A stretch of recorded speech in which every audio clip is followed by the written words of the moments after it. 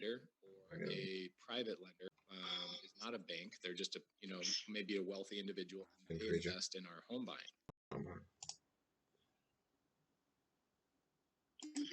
Them interest, we pay them which is like upfront cost just to success all whatever.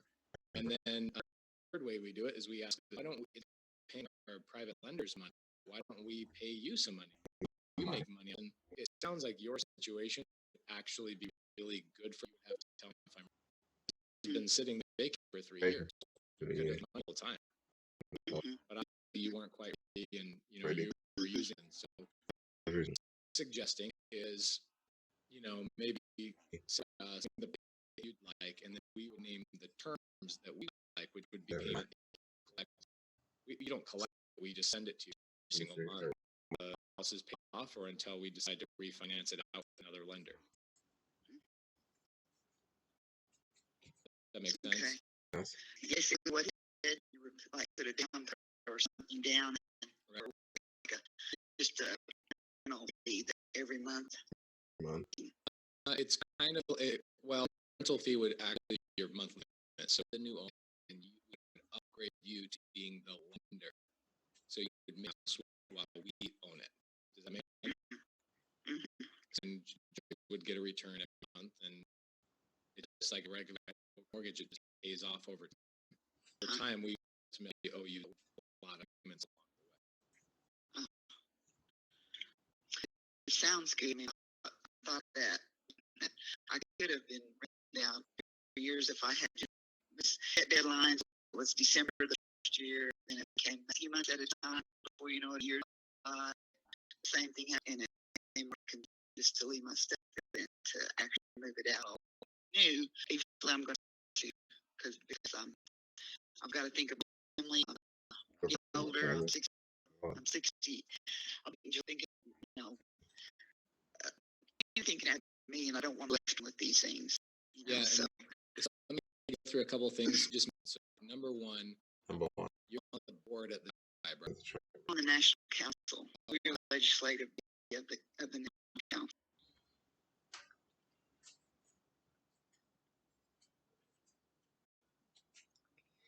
Baby, you.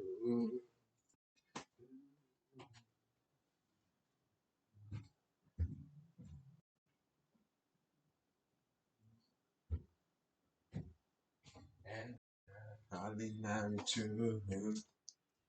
Baby, you. Baby, you.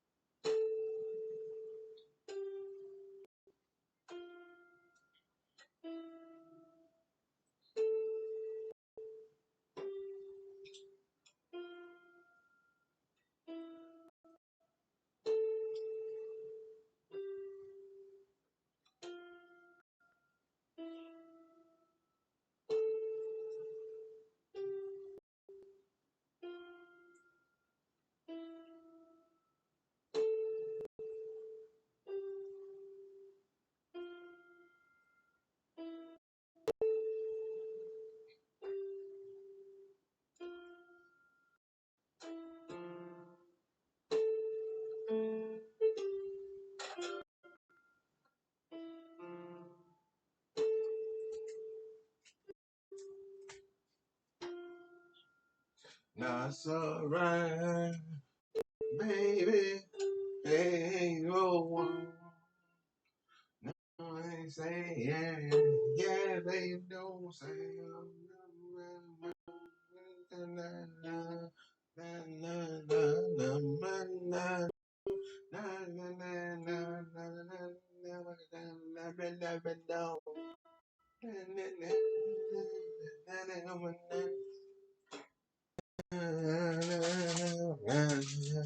You,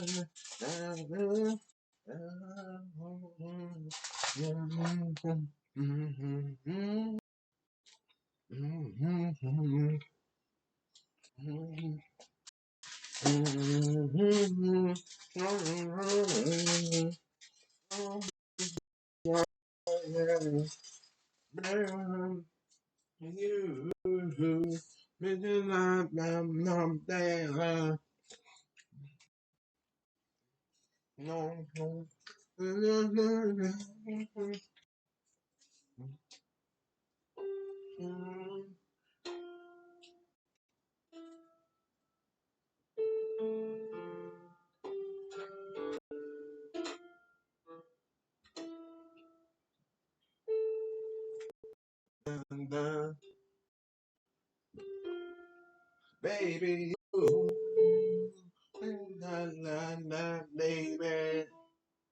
baby, baby, you, put your line, baby, baby, you, put your line,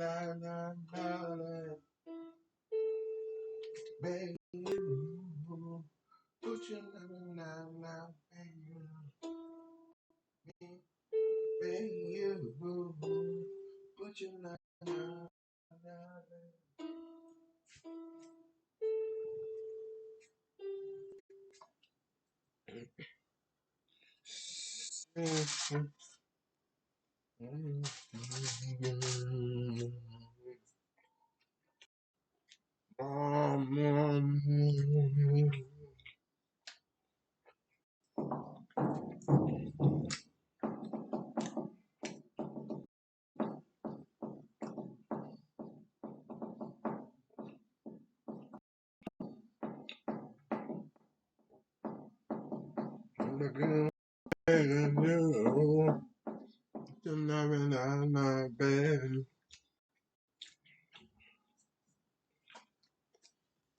It is a pretty big deal.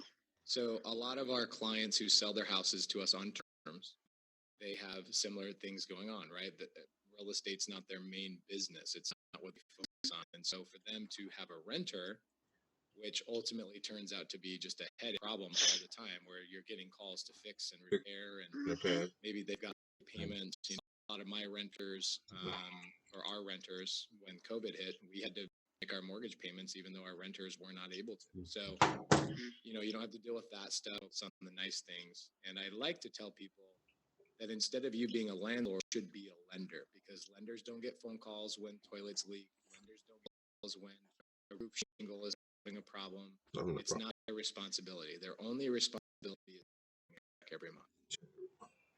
And then the other thing is, let's say you are 63, you've got a long life to live ahead of you, but let's say that something happens, you get abducted by aliens or something like that, right? And your children would actually start collecting your payment on your behalf, so they would inherit the monthly payment, worst case scenario. Does that make sense? Yes, yes, it does. So in a lot, for a lot of the clients that we've bought houses for the last couple of months, I would say this is as close to a perfect fit for you as it is for anybody else. It is for anybody else. But we would have to determine, and this is maybe the first phone call, to just kind of see if this was something of interest to you before we started going down that road. I would do for you, or I would suggest to you, is maybe we touch base later, and hopefully it will give you some time to think about, you know, a down payment and a monthly payment that you would accept. If we paid you the 165, which I'm not going to argue whether the house is worth 165. I've not been there, so I don't want to argue that on that. I think if I run the numbers on a cash purchase, probably $40,000 to $60,000 below that, which doesn't really benefit you. So I'd like to create a win-win situation where we give you the number that you want. We give you a down payment, and then we start making payments going forward. The person who does the paperwork, just so you know, is not us, and it's not you. It's actually a third-party company that we pay out of our pocket for them to do all the agreements, make sure everything's set up properly, and set up your monthly payment so that it's automatic. That's automatic. So when would be a good time to follow up and see, give you some time to think about it and then see if we can structure something to work out for both of us? Both of them. Okay, are interested in definitely this house. Oh yeah, for sure. For sure. Well, I just wanted to discuss with you a couple of the things that I feel you need to know. He asked me about the plumbing in the house, some things, if there was any problem. Okay. And do we need to talk about that now, or do you want to talk about it later? No, we can talk about it later. I think at the end of the day, I mean, we've been licensed contractors for over 10 years. The things that might be a bother or a worry to most homeowners, for us, they're like, not a pair of pants. It's super easy for us. Yes. So I'm not overly worried about that. The main thing I'm worried about is worried making about- sure you're taking care of the price you want and the terms that we work out. And if we can work that out, all the other little things are just little teeny details. Okay. Okay. Well, can you hold on? Let me get my calendar real quick. Yeah, no problem. Okay.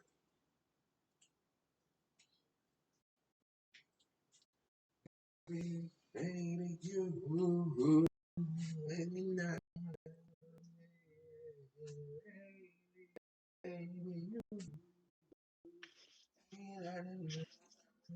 Okay, I'm pretty free the rest of this week. It's a holiday week.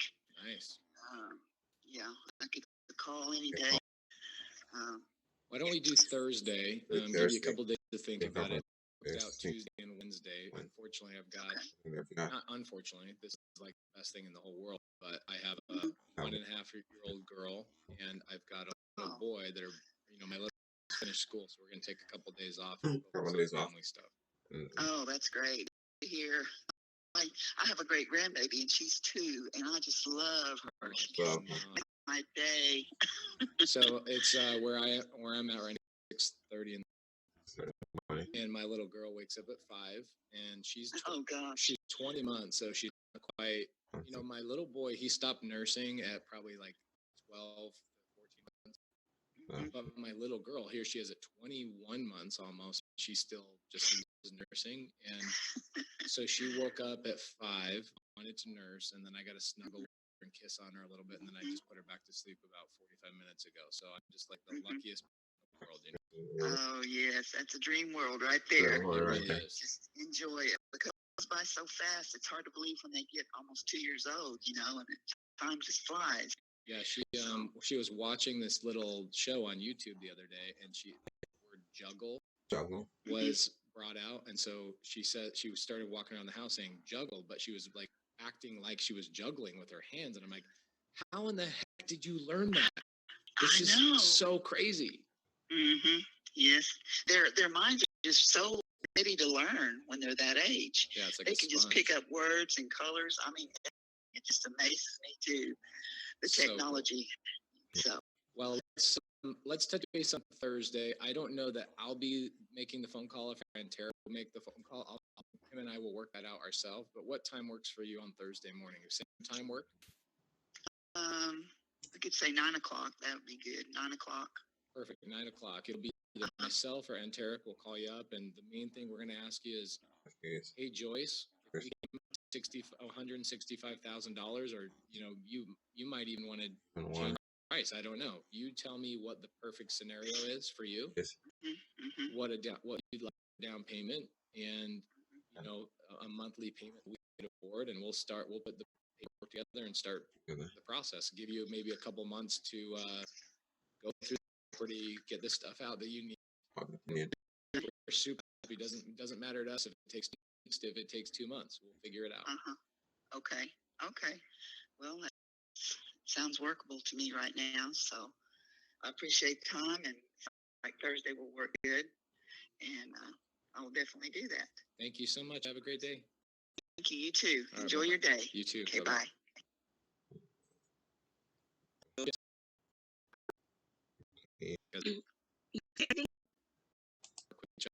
News come into the group. All right.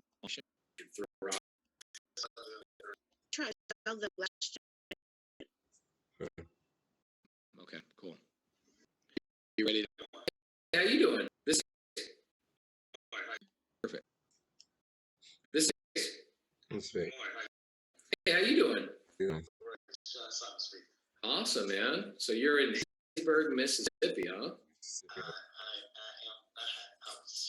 off in so that's all that. Wow, super interesting. Wow. Hattiesburg is a cute little town, really, really small, and funny that I actually live there. Really? Yep. Yes, I lived there 30 years. I used to coach there, so that's my bad college football. I got a Mississippi number. I'm sorry.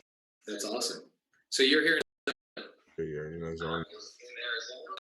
In Memphis. Wow, you're all over the place. I love it. I love it. I did some time in Arizona. At Arizona State. Oh, that's great. I live right by Arizona State. Oh, Yeah, I mean, I live here in Mesa, but I have my office is in Tempe. I could throw around one of the buildings. okay, nice. That's very nice. Well, you're living there. Nice. I can tell you that. Oh, it's the best.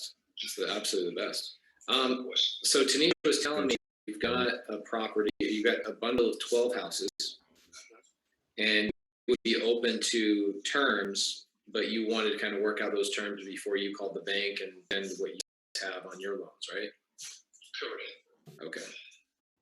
How are the properties performing right now? You have anybody not paying? But no. We have two agencies right now, but we got contracts on both. One of them just moved in. They had a fire. They brought this home. So they're in. They start paying next month, and then the other one we have a contract. Got it. Okay. So what would you need from us in order to move forward with selling the house to us? Do you need us to give you an offer? Did you and Tanisha already work that stuff out? Well, we talked about it, but we don't have the official offer number. And then the other question was we were talking about the terms of staying more. Oh, awesome. Okay, cool. So basically, terms. Hold on just a second. Let me see if I can. I was walking out of my office when you called, so hold on just a second. So, what do you not understand about terms before I start getting into the nitty gritty? I guess I understand that you're trying to take over the loan. I'm trying to understand exactly how that would work. Okay, cool. So we go through a title. The title company has all that paperwork, but essentially, what most people think is they're assuming the loan, which means my name is going to go on the loan, which is not what we're doing. I'm not assuming the loan. I'm taking over the payments. So what happens is your name stays on the loan. And so what happens is I take over legal ownership. So I get the title, the deed. I take all the payments, and then whatever we work out with you, in terms of down payment, any of that kind of stuff, so that you feel comfortable and you feel secure.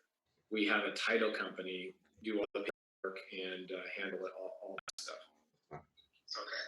So then what's my responsibility after the deal is closed? Let's say a payment is not made, or you guys decide you want to back out the deal after made the agreement.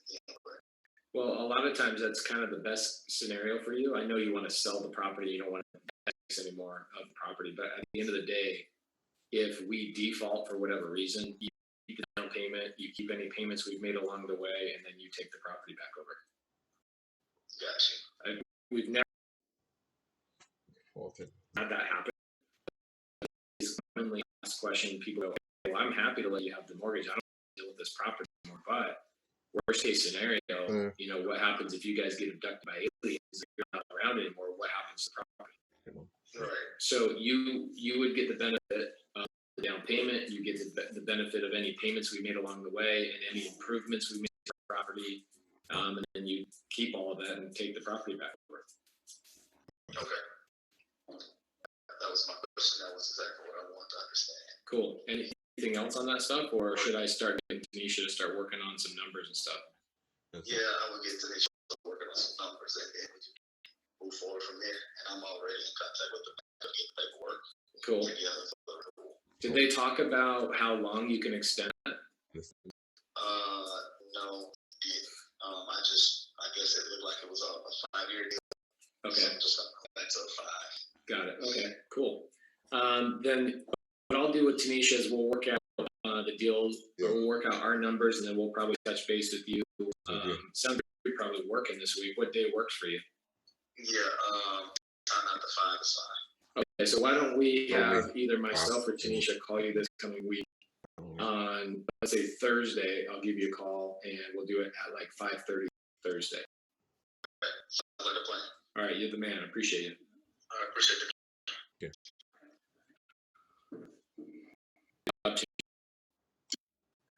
So, Paris, December 1. Hello. Is this Doug Mesa? I was just at your house. Hold on. I got a Family? okay. Yeah. You guys doing like a Memorial Day or something? Oh, no. My parents, man, I'm here with the nurse. And, Got it. well, yeah. Now might not be the best time for me and you to talk. Well, but just tell me who you are. I'm partners with Doug Mesa. He's been talking to you about the property that you are looking $180,000 for. Oh.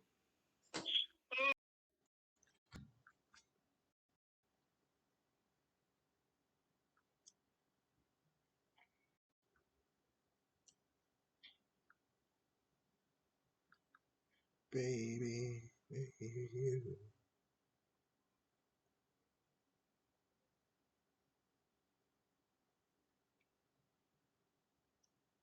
Hey, all my friends out there on the come up, listen to me. You having a hard time right now? Starting at the bottom. I know it's not going to feel like it right now, but you hang in there. You do whatever it takes. You get the education. You don't quit. Starting at the bottom. Once you get where you need to get, once you get where you deserve to get, once you get and reach your full potential, which is in you, it's sitting there, it's waiting for you to find it. I promise you, starting at the bottom, it's going to feel it's going to make the whole trip that much better. And if you're given it, you start at the top. It's on you. It's a different gig. And when you play through, I started at the bottom. My name's Grant Cardone, by the way, if you never followed this channel. I drop video like this all the time. Not just inspirational stuff. Hopefully you'll be inspired by this, but also you can have a takeaway or two. I grew up in a little town, Louisiana, if you don't know my story. And I've been told almost every endeavor that I've taken on. My real estate business, my family told me to leave it alone. I've been out on my own. They told me not to do that. I had a good job. I should just stick with it. When I went into a technology venture, I was told, hey, leave that alone. It's too complicated. It's disruptive. It takes a lot of money. By the way, that technology company, we did not make it. It did not. I was too ahead of my time. And so, but I don't regret doing it. The real estate business and my first business, I started those businesses 30 years ago. I was told don't do it on both of them, and they both became mega successful businesses. Real estate's got $2.5 million worth of real estate. We'll probably close another $500 million this year. My mother said, don't go into real estate. You're going to have tenants calling. I got 10,000 people that I take care of, 10,000 families. None of them call me. They call the management team. And my investors called me. My investors called me and said, thank you for the check-in. My company that I started when I was 30 years old, a little startup. I remember I had a half of an employee in the beginning. I was traveling 250 days a year, working my ass off. I did that for, I don't know, 8 or 10 years, maybe a little longer before I even went to 3 employees. Today there's 180 employees in that company. It's 350 in the real estate. I'm telling you that to tell you, look, man, it's tough. It's tough for you right now. Don't quit. It only gets tougher as you quit. It'll get easier. You quit, you got to start all over again. This morning, I went out, I was looking at, I got an offer on my other plane, and I took my helicopter to avoid the traffic. I'm bragging right now. I took my helicopter, not my plane, I took my helicopter to go look at another plane. It was literally 10 minutes away. I know it's obnoxious, it's glitchy, it's terrible that I would say that. There's people out there barely rubbing 2 years together. You might not, maybe you're listening right now, you're out of work. And I'm talking to you about helicopters and planes. Yes, I am. And I'm showing you this because the people around you that have not achieved this are going to tell you it's not worth it.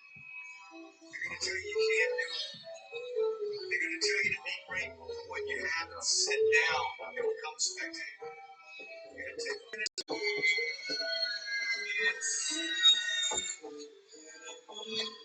it's just for special people and it's not private. Guess what? Every time I've seen a private plane, a helicopter, private helicopter, some oceanfront freaking mega mansion, my first question was, who is that? The second question, what did they do to get that?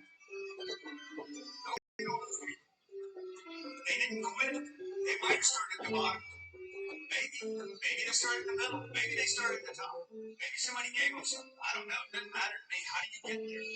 I know this. You don't get there by quitting. You don't get there by complaining. You're not going to get there by making excuses, and you're not going to get there by saying that somebody else is the reason for it or the next step. The deck is stacked. You know it. I know it. The whole goddamn world knows it. That is stacked can be. So read about the game. It's stacked against you, just like blackjack, roulette, baccarat, golf, basketball. Hey, look, you got to learn something. Okay, you got to learn something. If you quit, I can tell you this: if you quit because you started at the bottom, quit because somebody took advantage of you, you quit because the deck is stacked, or you quit because you went bankrupt or ran out of money. Guess what? You're never going to make it. You're not going to make it. And if you're like me, you're going to quit for a moment and then wake up a couple months from now and say, God damn it, I got to get started.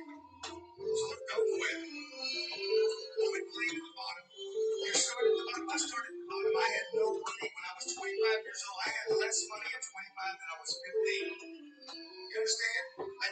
I had more debt when I was 25 than when I was 15. But at 25, I had to start taking care of myself. I started paying my rent. I started making decisions with the little bit of money I had. I started making decisions whether I was going to pay college back or whether I was going to even finish college.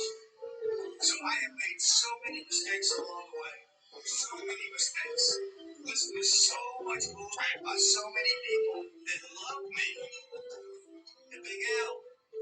They love me, and because they love me so much, their opinions will get clouded by their love for me because they don't want to see me get hurt, disappointed, discouraged, beat up, or maybe file bankruptcy. What they disregarded was the fact that I needed personally. Maybe you do. You let me know in the comments below. You can subscribe to the channel, hit that little bell, and come on and show you this video. Maybe the next video you'll like more than this or less. I don't know. I know that you need somebody that wants to help you, and I want to help you become up. See, what my family, the people that love me, didn't know is there was a geek inside of me. Not to have helicopters and planes. I never imagined. I never ever dreamed that one day I would have $2 million which less than 3 feet. Never. Or grab a Rolls Royce or have a helicopter. None of that. I just wanted to get off the bottom, man. So I just wanted to not worry about money every single day of my life. All I wanted was to be able to be proud of myself, take care of my wife, my family, if I ever had a family, take care of my mom at the time. But mostly it was I wanted to be proud of myself. And I wasn't proud of me. I knew I could do more. And yeah, I was starting at the bottom. Yeah, I was in debt. Yeah, I had no money. Yeah, my dad died when I was 10. Yeah, my older brother died when I was 20. Yeah, I was dealing with all these losses and tremendous amounts of depression, fear, angst, up and down kind of behavior, like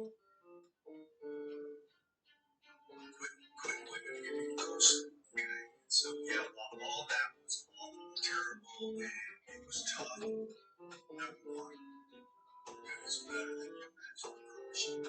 Ladies and gentlemen, 17 years old, 27, 37, 47, 57. It took me so long to get this thing to figure it out. I was 51 before I really started making it. Okay, before I started kind of like making it intellectually, not in the physical universe. I hadn't made it yet in the physical universe. It started really clicking for me. And it was really only in the last 3 or 4 years that bang, something just happened. And I did not know that. I did not know that. Just keep getting a little better every day. Just a little tiny bit better every day. And you don't quit and you don't go backwards. You make excuses, blame people, like when the media, the gossip, and bullshit, and the opinions. Let me tell you something. When you put together 10 years, a little bit of advance every day, a little bit. One day you look up and all of a sudden, the advance you have made is so massive where you start. You can't even believe it. You can't even believe what you have done. I'll say the last thing about starting. Starting at the bottom. It's terrible. Once you get where you want to be, starting at the bottom. Greatest blessing. Greatest blessing. Be like, you know. Nobody else knows. Nobody needs to know. You started at the bottom. Now you get there. Wherever there is for you. It's different for everybody. You're gonna know, hey, I did this, despite that. It's so beautiful. Every second, every minute, all the punishment, discouragement, persistence. God bless you. You're doing great. I hope you get wherever you're trying to get. I hope you get there. And whether than I've got, I know you can. And if you know you can, and you think you should, guess what? You got to. Okay. Hope you enjoyed the video. Again, comment below if you would have liked what you take away from this. Share it with a friend. God bless you. Be great. Till next time.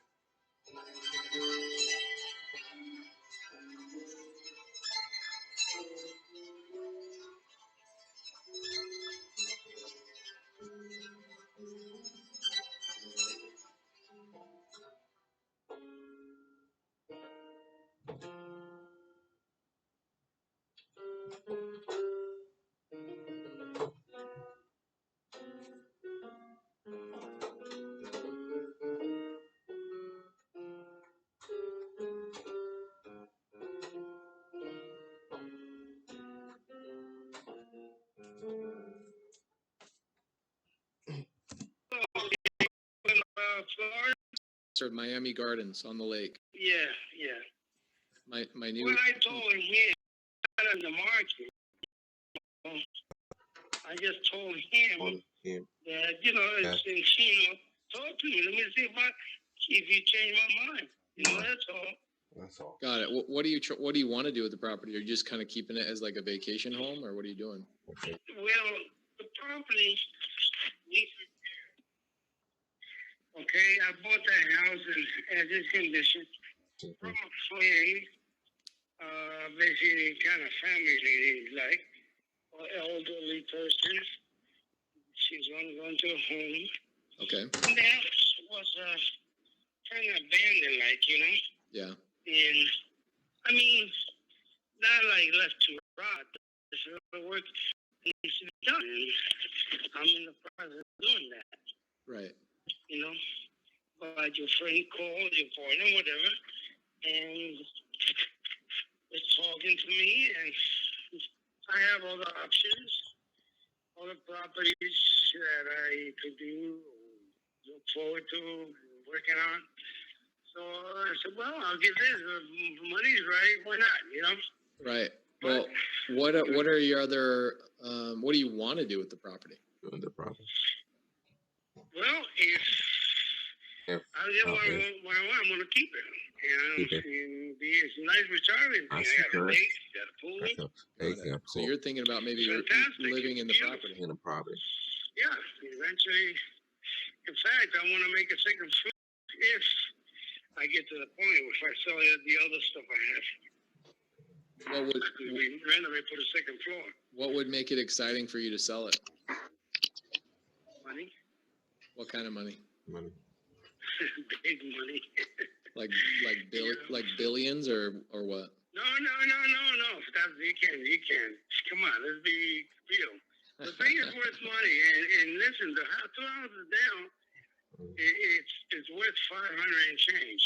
Okay. It's the one in the corner.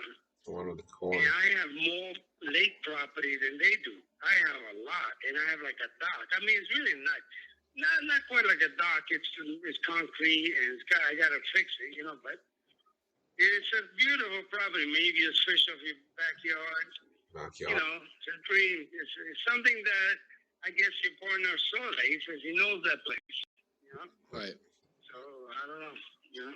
Okay, so And jet ski in the back. it sounds like you're never going to sell it. Well, no. Well, you haven't said anything about it. I give you this. I give you. I don't know. You know. Well, I mean, I usually look, do. I bought that for my parents, my mother, Got it. especially. Okay. And we're here with the nurse, and she's out doing, you know. So I don't know what's going to happen. What's gonna happen? Right. Okay. So you know, I even bought a walk-in tub that's in the back. In the back. I've installed it. I tore the bathroom apart to do it. Watch. But because she's been ill, I've been coming here. I'm in New York, you know, and every time I'm doing something, I gotta hurry up to get that down here, you know. So, Right. No. So are you thinking about right having now your? with this COVID and coronavirus thing? Oh man, everything's. So I don't know. That's what the door on you, man. I don't know. You know. When should I follow up with you? Follow up with you. Well, like, what is it that you guys? Are you guys investors? You want to invest in property and fix it and sell it, make some money? I mean, then you gotta be willing to let me have some of that money. Right. Well, I'm not an investor. I'm a professional fisherman, and I want access to your dock. You're a professional fisherman. Come on, you're on the lake. You be down in Florida Keys or on the Gulf. I'm just kidding. That's what I would love. I know. But that's what I would love to do eventually. That's why I'm looking to Miami. I have an apartment down there too, you know, but underwater. But you know what, man? There's nothing. I've been living all over. I'm in Georgia right now. I have a house on land, and I have an acreage, and I love the water, man. You know, and anybody who loves the water is the perfect place. And you're right there by the stadium. Everything's getting perfect. Right. You got the three highways right there. I'm in the perfect spot. So I know, you know, it's saying money is the culprit right now. That's the motivating thing. Right. Who knows? That's why I'm leaving it open. If you guys make me think, and you know, just explain to my mom and goodbye. Were you thinking about having your parents move into the house? Yes, yes. That was the whole idea. My apartment is on the second floor. My parents are in wheelchair, you know, and I could take them up one time, and that's it, and then take them down whenever I have to. And in fact, they don't ambulate, you know. Right. But that view and that lake, man, is fantastic. So. Is this a cell phone you're calling me from? Yes, sir. I'm gonna send you a picture. Okay. She wants me? Okay. I'm going to send you a picture of the back. Listen, so I'm going to, do me a favor, text your information because the nurse is calling me. No problem. Text me your information, the phone, and your name and so on, and I'll get back to you. Awesome. Thank you. All right, take care. Thank you. All right, on that one. So here's what I would do with this guy. This there.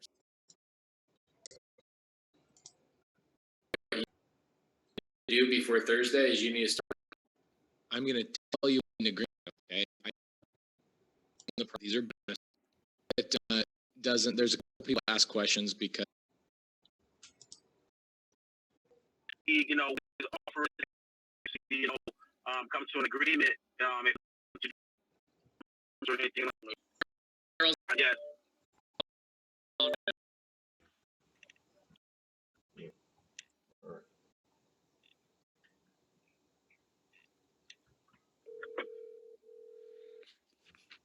On site, how can I help you? Hey Don, this is Pace Morby. I'm partners with Daryl. How you doing? I don't know who Daryl is. Daryl's been talking to me about your properties and your business the last couple of days. He set up an appointment with us to talk today. Oh, okay. Yeah. How you doing? It sounds like Daryl left a pretty big impression on you. No. I mean, it's a little pesty, but that's his job. Oh, hell yeah. That's right. Pesty's our middle name. So he said that you have a handful of properties and you actually have a business that you're contemplating selling. Do you want to fill me in on your guys' conversation? Well, my business, well, this is the bottom line. I have a couple patents I'm going to push through. Okay. I'm 55 and I'm pretty good shape physically, Okay. but I mean I have a vertebrae problem. So, and the work that I do is emergency roadside assistance on heavy tractor trailers, and I have portable shops to go out and to take care of these items. It is a good commodity. It's never ending, but I'm fed up with it, you know. Right. And I just want to work on my business planner, and you know, I want to do things like I like to have a small yacht and that kind of shit. So, you know, that's Love the kind of stuff I'm working on. So you're looking to sell your roadside assistant business so you can focus on your patents. Yep, I want to focus on that on spring water. I got spring water here on the property, so. Oh, that's a great business. Oh, that's the best business. There's a whole bunch of hedge funds like pouring money into spring water. Spring water. Well, that's because only 1% of 71% is drinkable. That's crazy. So yours is obviously drinkable. It's beyond that. I have the best water in the nation. So you guys get water coming straight out. You can like bottle it as is. You don't have to even treat it or anything. No, you have to treat it. It's just like anything else. I have non-GMO chickens here. As you can hear the rooster in the background, I'm actually on my porch right now as I'm speaking to you. It's kind of like my outdoor office. I like it here. And I have the best eggs there are, but I can't give them to a restaurant because they have to have the steroids and everything else in them and antibiotics. Got it. You get it? I got it. I totally get it. So you still have to filter it. There's not going to be no treating to it or anything, but you have to lab assay it once every 2 weeks. You have to take tests, and it has to be laboratory assayed and stuff. It has to be safe for the public. And you know, I have all the this property I have up here. It's the glaciers. So we have Canadian rocks and sand from the beaches and everything here. So it's sifting the water on a consistent basis, and there's no real microns of soil that's going to, you know, disturb it. So what it's doing is cleansing itself, almost like a carbon type of deal. And you can drink right out of my spring creek and never ever get sick, but you still can't sell it to the public. Love it. Like that. So, you know, we got to set up. I got some commercial buildings and stuff to set up. And What are you doing? Are you raising capital for that, or what are you doing? Well, I'm trying to do this without investors, but I do have two untapped billion-dollar investors that are extremely interested and want to do this with me. Got it. But I don't really want to give 51% away. You know, I want to go green with everything. I got some solar in the works and some other stuff, but there's only one to me. Right. And that's why I want to sell the business, because it'll give me the equity I need and the capital to be able to do a few of these functions. One starts the other, so to speak. So okay. So I know a couple. I'm probably not a good fit for you on the business. A couple of business brokers. Have you sat down with any business brokers there locally? no, not at all. I haven't even advertised. I just told my attorney, and that's it. And he knew a couple people that were possibly interested and stuff. Money's not there like it should be since COVID-19 hit, and you know, it's at a standstill. I've got a couple of business brokers that would look at the deal and then send it out to people. I mean, it's crazy the world that exists inside of like guys like you and me. We go out and create businesses. We rarely go out and buy a business. You know what I'm saying? But Yeah, there's that's so many people that would rather have you have done all the hard work to build the business that would actually buy your business. Do you what if I send you a couple of business brokers? You'd be open to that? Yeah. Just tell them to give me a call and stuff and see what they have to say. I mean, this will guarantee you $500 to $1 million a year. Just that I'm wrapping up business this call alone. and I'll be done. So it's not small business, but like I say, it works well. Okay, cool. So you have some properties you're looking to sell as well, or just the business? Well, no, he's been asking me about my properties and stuff. I have an income property that I might liquidate. I'm not sure yet. I mean, if I get what I'm asking for it, you know, yeah. But the property I'm on right now, I mean, I really like it here a lot. Got it. Okay, so the property you're looking to liquidate sounds like you got a number you have in mind. This is a conversation for another day. But it sounds to me like you've got a number you specifically want. Yes. And usually when I have a seller that has a number that they specifically want, it's usually higher than what most people are going to want to pay for it. Well, really. This building it has tenants right now, That's right. Okay. and it has 3 apartments in it. And the nicest I mean, it's got rock walls inside and everything, top of line appliances, everything comes with it. Love it. You know, each one has Samsung washer and dryers with a steamer function, everything. Double door, stainless steel refrigerator, stainless steel this and that and other thing. I mean, they're all top end because I lived there before I built this house Love it. that I'm living in right now and replenished it. So I wanted the best. But now, like my other friends that rent, they're like, oh yeah, now you're renting out Taj Mahal. I don't really care because it's going to make money. Right. So Is it currently cash flowing? Yeah, there is, absolutely. Awesome. So if I would take pictures and show you, you'd be like, ooh and ah. I mean, honestly, I would say this is immaculate, probably, right? It is. Got it. Okay, cool. So I don't know if we're a good fit for you. We buy properties 2 different ways. We buy properties with cash, as most investors do, and if we buy a property cash, what are we expecting? We're expecting a lower number, right? And I don't think that's a good fit for you. That's what I was telling him. I said, I don't know if it would be a fit. I don't think a cash purchase would be a fit. Would you be open to doing seller financing? Do what? Do seller financing, where you finance us and you play the part of the bank. No. Got it. Because you want to liquidate, right? I want to liquidate. Yeah, I told you what I need to do, so that's not going to be fitting for me. Got it. So, I mean, I was going to put it on the market for $400,000.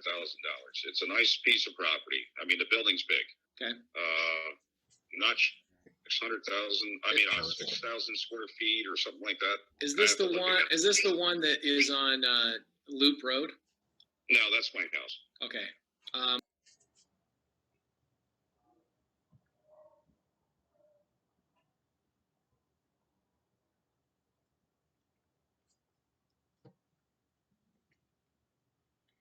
Baby, you.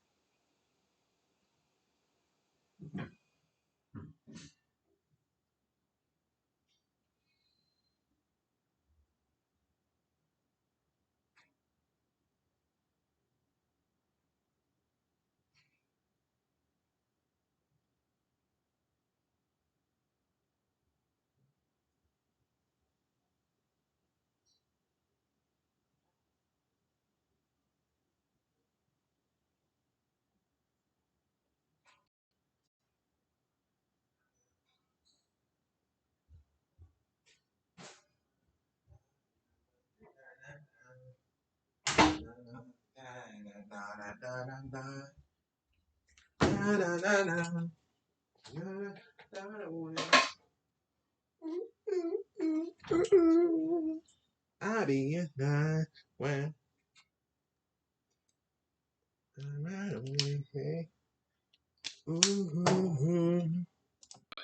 Hartsville. Got it. Okay, it's the one that's 571 Old 22. Yes. Got it. Okay, so you would put it on the market for 400, cashed out, take that cash, and then go spend more time on your patent, so you could ultimately focus your time and energy on that. Yeah, it would be sold if I would put it on the market because of the condition, and how well it's thought out. Got it. So Okay. Let me take a look at those numbers, and I'll probably end up getting another call with you and chatting with you Great. about that. And it also has a built-in 6-bay garage on the other side that could be converted into another apartment easily and still leave 2 bays for storage. So that's a nice thing. I just didn't get that far yet. Love it. Okay, cool. I've got a call with Daryl tomorrow, so I'll chat with Daryl about this deal, and maybe we'll touch base with you in a couple days. Are you possibly interested or not? Yeah, I'm always interested. Well, in the meantime, what I'm going to do is I'll send you a couple of business brokers, I think, or at least introduce you some buyers potential for your roadside assistant business. Yeah.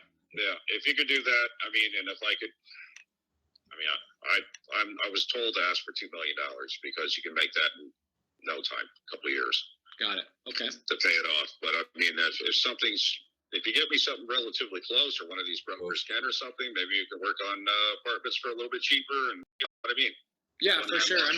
For me, I wouldn't be interested in the business because all I do is real estate. But the business brokers would take the relationship and help you out, and I wouldn't have any involvement. I'd just do the guys I know. No, I'll still help you if you help me. Awesome. Okay.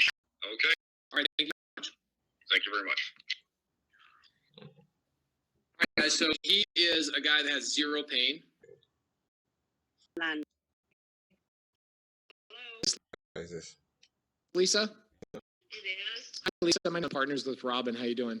I'm good. How And I'm really that's quite all right. on a call. So I'm going through all of our properties that we're looking at, and Robin and me and your property there. Yeah. And I wanted to touch base before I started kind of understanding the deal and seeing if it would be a good fit for you guys. Yeah. You guys tried to put on the MLS. How'd that go? How'd it go? I had 2 different contracts on it. Oh, dang. Awesome. What happened? What happened? This one,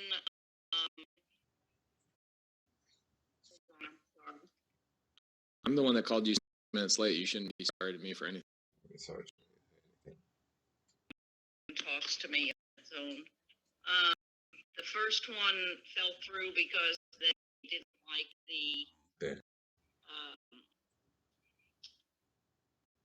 didn't like the inspection. Okay. And the second one fell through was the appraiser decided he could put a price on it. Is it a historic house? Because he said there was too many potential issues in older home that he could not determine. Right. You know, it was crazy. It was crazy. It was illegal, so far as I'm concerned. I don't care if he had put a price on just the property itself of $25,000. There had to be some price that it was valued at, and he was trying to value it without knowing what any issues were, what those issues would cost. Anyway, it was crazy. What a knucklehead. So that fell through. Okay. So did you and Robin get a chance to talk about maybe allowing us to buy on terms? Right, yes. Catch him up to speed on that. I think her note, she hasn't done her on my sheet yet. Well, I mean, she talked about a person in 5-year terms with a balloon payment. Okay. Hesitant because she was asking me a lot of personal questions, and I know you guys from Adam's house cat. And so I felt very uncomfortable answering. You Okay. know, do we know what is PI and I mean, what is the TI. controlling interest and Yeah. and things like that. And I want to know. I would rather hear a scenario of some sort. So tell me, let's provide a scenario. So let's say, what do you want to sell? 200? Right. Let's say a couple of things, and then we can maybe set up another call another day after you think about it. Probably be buy for 200. I pay closing, so I'd be at what 201, 202. What? I give you a percentage down, and do you have a mortgage? Obviously, you have a mortgage on the house. You're talking about PITI. Do you have a mortgage on the house? Right. Yes. So, depending on how much equity you have, we would basically buy it either on a wraparound where a mortgage in place, and I pay the mortgage. Oh, don't be. I got 3 dogs. So, I pay mortgage plus I pay an installment payment towards your equity until the balloon. So we would obviously need to know what the PITI is so we can make that payment and then also make a payment of equity on a monthly basis. Okay. Makes so, sense? yeah, so I would still be paying the insurance and the taxes. No. I take care. Okay. What we're essentially doing is we're removing you as the owner and upgrading you to the lender. Right. Okay. So you would have how much equity do you have on the deal? I don't care if you have $1 million. It doesn't matter to me, but just a scenario. Yeah, positive, probably. Ballpark is 50,000. okay. So what we would do is we basically create a note, and basically we'd create a promissory note, $50,000, and then we would put a monthly payment towards that $50,000, and then that $50,000 would balloon at the end of 5 years. Not only would we keep that equity today, you get a monthly payment on it at the end of 5 years, you'd get paid off whatever we still. Okay. Does that make sense? So you essentially have 2 payments. You're paying the mortgage company, Yep. and then you're paying. Yep. And does your mortgage payment have the insurance all bundled, or would I have to pay that outside? Okay. No, it does.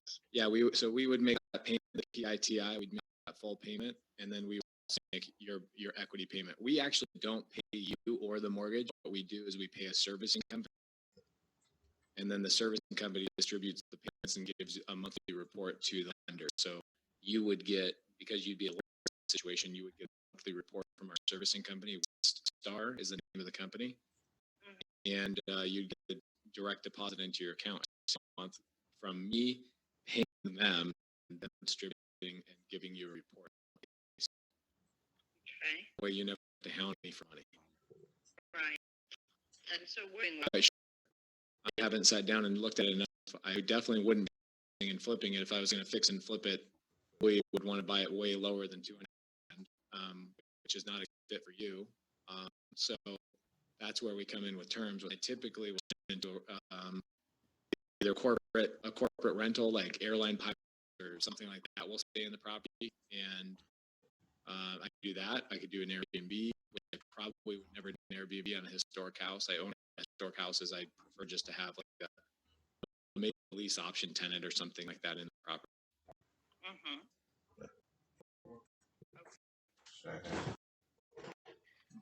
All right.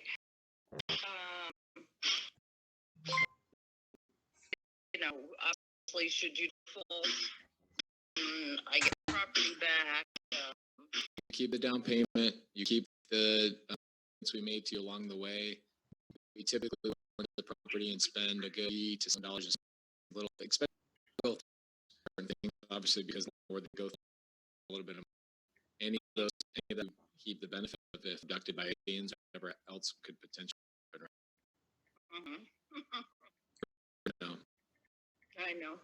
I just told a seller I just talked to about 20 minutes ago. I said, 2020 has definitely been a crazy year. So what could happen? Aliens could come down off the earth. You never know. Right. where the down payment, also any payments that we make, and then any monthly make along the way is your security. All right, and then so what happens if you do default and there's one living in it? And, you know, then who goes through the process of moving those people? That's such a great question. Only somebody that is in real estate that question. Great question.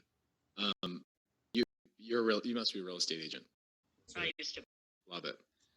So you would have the liability of any lease that I have in place. So obviously, if I default, same thing. If I buy a house off the foreclosure block, we live in the property, I inherit that tenant because they have tenant rights. Nice. So I would have to go through a process of either. I don't. If I choose, or I would have to go through the court process of evicting them. You wouldn't evict them unless they weren't paying. But, this has never happened ever for me personally in our company. I don't. What I probably do, we don't have anybody that is any of our properties that are not cash flowing. So for you, you're probably looking and go, well, you know what? I'm cash flowing. I'm getting payments. Okay. I'm just going to leave them in here until the term, and then I'll resell the property, keep the down payment I got, all the interest I collected, the cash flow I collected. I think in that situation, I think the only thing you would have is a little bit. What up, bro?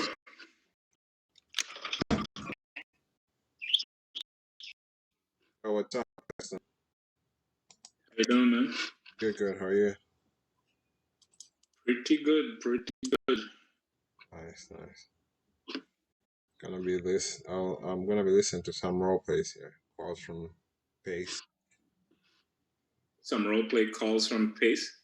Yeah, seller calls or role play calls. Seller calls. Okay. Yeah. You're pretty late. No, I've been here. Okay. You're hiding? I'm writing out some things for a meeting that we have in a little later today. Kind of like full plans for the business and everything. So I have a meeting with my team. So I just want to be very clear when I get into that meeting. So I'm gonna go back off for a little bit to do that. But I'm here. No problem. I'll be muted too. Somebody hops in or make some calls, but I'll be learning. I'll be listening to the calls. All right, yeah, just holler at me if you need anything. I just made you co-host, but I'll be here. No worries. All right, cool, man. You guys ever defaulted on a property? We've never defaulted on a property. Oh, no. But Go ahead. a little over 10 years. We own a little over 200 rental properties, and we're in about 12 different markets. Sizable company, sizable war chest of cash. Yeah. Well capitalized. A lot of really good things, at least in our credentials. I guess I should say, but we've never defaulted. The only thing that would make us default. I mean, we've been in situations where we thought we would cash flow a certain amount of money and it doesn't. But at the end of the day, what we're trying to do is accumulate properties that amortize. So this one's going to be amortizing, paying it down. So even if I didn't cash flow and I broke even on a monthly basis, I really wouldn't care. My goal is to pay down notes and at some point have a retirement savings, right? So no, we've never defaulted. Well, I mean, you know, it sounds interesting and promising. Yeah. What would the next steps be? Next would be for me to underwrite the deal, see if we can actually come up to the terms that you're asking. Is that you're looking for 200, and you said that you were looking for 10% down. Yeah. I don't know anything about your interest on the PITI that you currently have.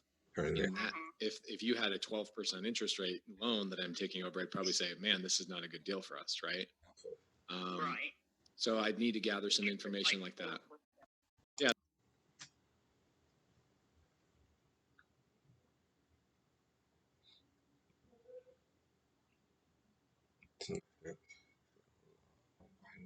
This is the best. We're going to do some deals together. Exactly. I'm sorry, but the person you called has a voicemail box that has not been set up. Yeah.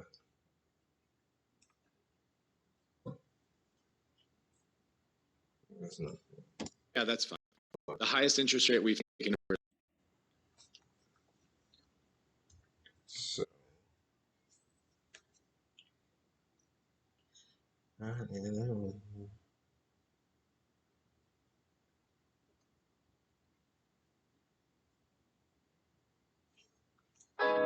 Only two things can get you through this, man. That's patience and persistence. We all aspire. We all have the same emotions. You know, no matter who you are, where you're from, we all have the same emotions. You know, we all want to be successful. You know, we all have the same fears of failure. We all have feelings of abandonment. We all, you know, want love. You have to have such a strong belief in yourself that you can quiet out all the outside noise, because that's you're gonna need that every step of the way.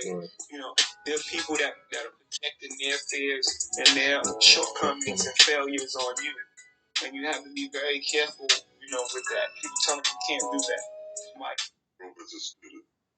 Yeah, that was something that came across loud and clear in your book. We were talking about that briefly before we started rolling, and I thought it's so smart. This idea of if you want to become a great speaker, you must first learn to become a great listener. What are some of the tenets of that? Like, how do you become a better listener? Think about it first naturally, then spiritually. If you lose your ability to hear, eventually it will affect your ability to speak. Because there is a correlation between what the ear hears and what the mouth articulates. On the impetus of that ideology comes this premise of listening. Every great orator is a great listener. And I think we have lost not our ability to speak, not yet, but we have lost our ability to listen. Because the only thing we do is pause while we formulate our next approach. Okay? And that's not that's strategizing. That's right. But if we actually take the time, most of us all want the same things. No, most of us want the same thing. Most of us want to be loved. So that's all.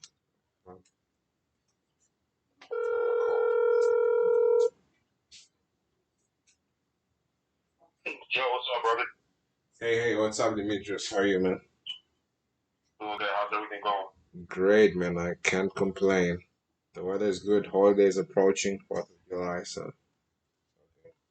Yeah, absolutely, man.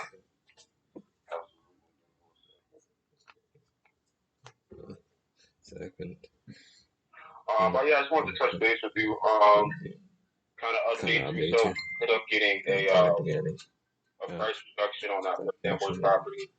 So we should be able to move that a little easier. We actually, it's a cash deal now. So. Oh, cool. Straight up assignment. Yeah. Okay. Yeah, we got Go ahead. Sorry. Yeah. So we're getting it at a price that makes sense for an assignment. We have. Hold on 1 second. Price that makes sense for an assignment.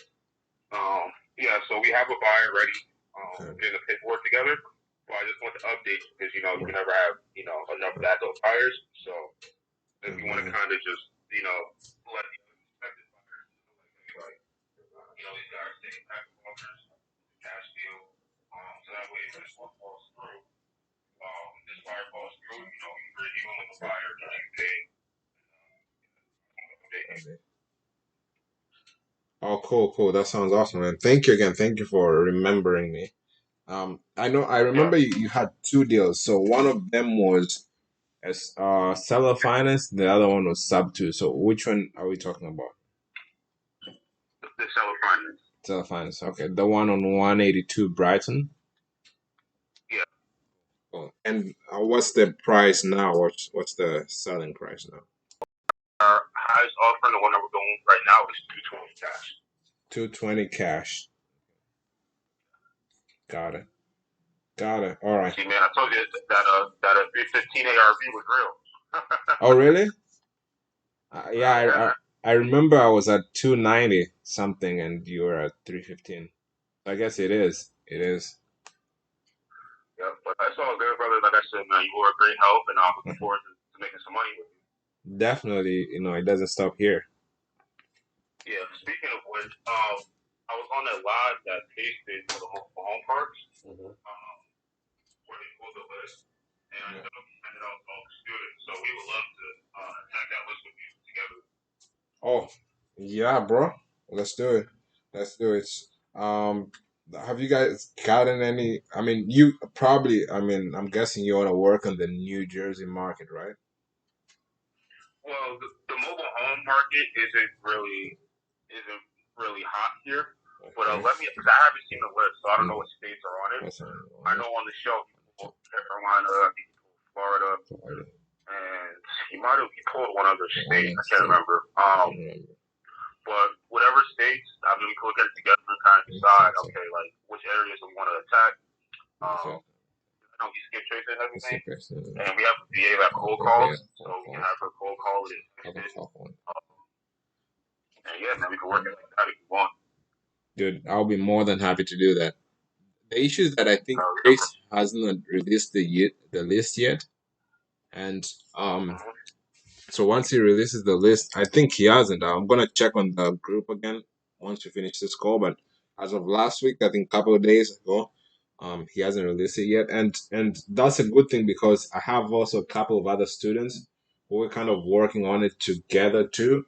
So my thoughts was like we can create like a team and all of us, kind of work on this, like we move in the market together, and then in that sense we'll have same buyers and stuff like that. We'll have same list for him, and then yeah, we look for deals. Either if it's like we decide a strategy of cold calling, then we can just kind of like split the cost of that and then handle the list together, or do it separately in different markets in different ways.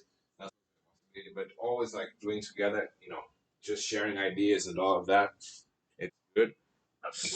Yeah. So I'm gonna add you on the group that we have. Since the list is not out yet, I'm gonna add you on that group, and then once the list is out, I'll just send a text there, and we can get decided. We don't have to stay on the same market. Maybe like two of us can do different markets and stuff like that, or we can all stay on the same market. Then we can just share ideas and all that. But we initially decided on doing North Carolina, and because the one guy who's in the group was in North Carolina, and saying that it's quite good on mobile homes.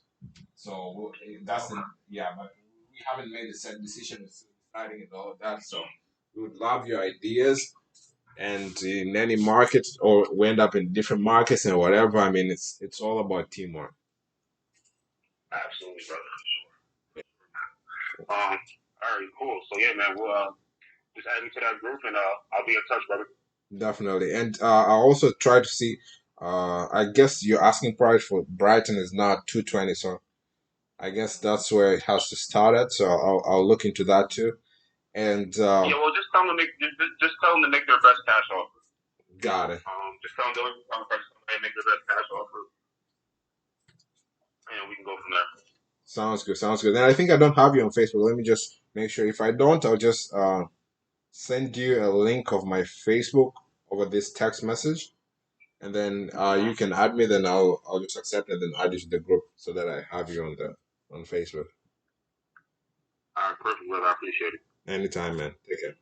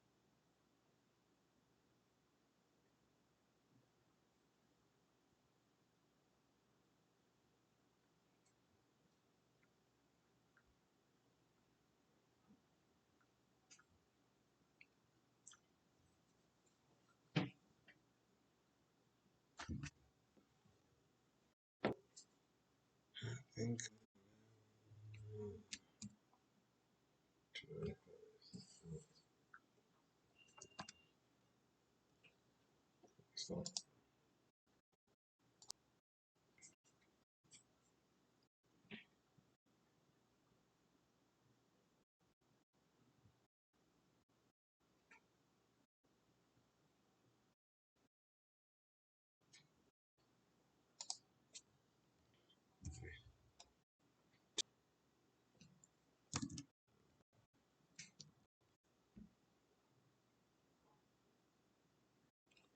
okay, so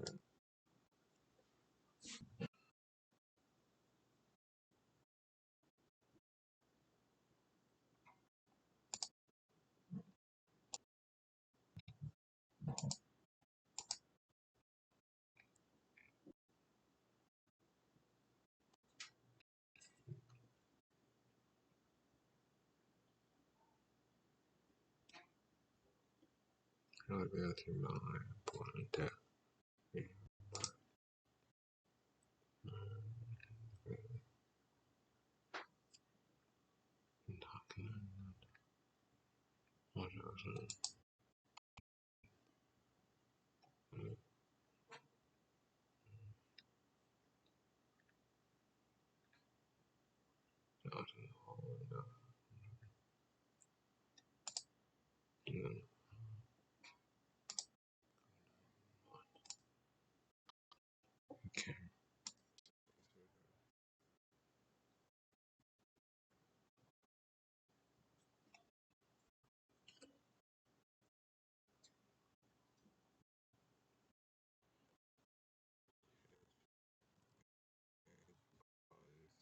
One.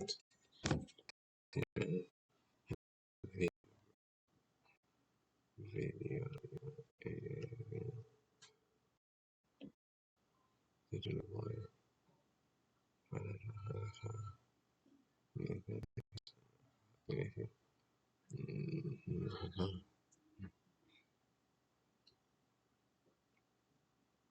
No, I'm sorry.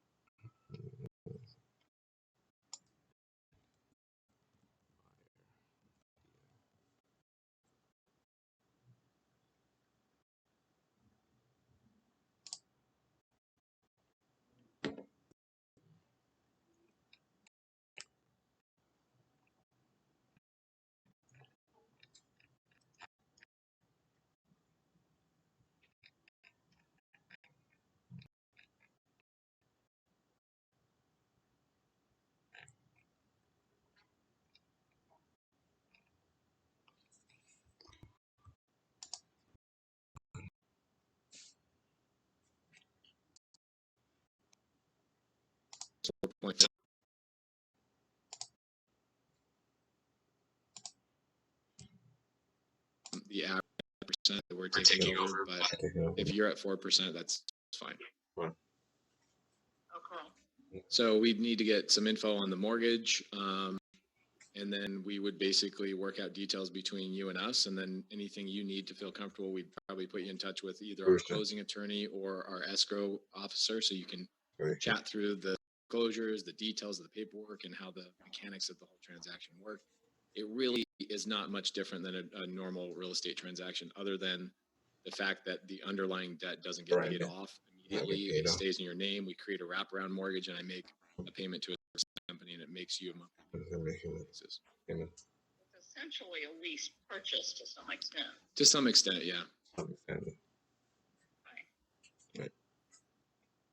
All right, so you need from me details on principal and interest? Yep. If you have like a mortgage statement you got in the mail in the last couple of months, that's all I need.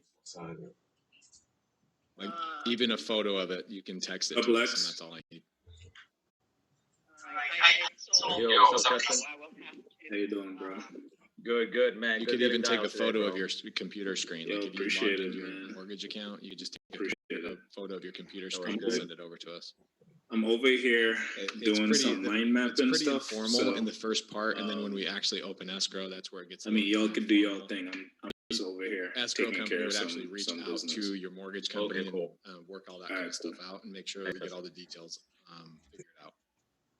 All right. And I guess, so there's no output of funds by me at all? No, I pay closing costs. Yo, And I Joseph, you don't there? charge fees. We're not a real estate brokerage. We're a real estate investor. Yes, sir. From Nitro. What up? How are you doing? Good, good. What the hell is that? Oh, that's a. My guy almost fooled me. Was good, That's right? cool. Yeah, you should. I mean, I thought it was real. I know, it looks pretty real. The Definitely. technology is. I would have never thought we would have had this. It makes me look more like Hispanic, like I'm Mexican or something. Yeah. You ready to make calls? Yeah, yeah. All right, let's get it. I got customer problem. Correct, sir. Yeah, that's why whenever you leave your time, so early to my time, so. It's 2 for you. Yeah, it's almost lunchtime. Cool. We're gonna start. We're gonna start with. I think yesterday you sent me this message as a chat, so I didn't know which seller was this for. No, I did that for Keston. Oh, you sent it. Keston was like, the guys help me with some motivation. So I wrote it on the chat. Oh, got it. I understand. Yeah, now. yeah. Keston was doing today. He was Daily dial. Yeah, he was doing daily dial today. Which were you there? It was pretty good. No, I was not. It was good. Keston had so today was painting the picture, right? Getting the paint. So he gave you all the motivation of the person. Okay, the person has cancer, and the kids has 4 properties that they're. Oh, I get the point now. Yeah, yeah. So you don't have to dig for motivation, but you just have to paint the picture. Right, you got to paint the picture. Yeah, exactly. Oh, I thought that was pretty good.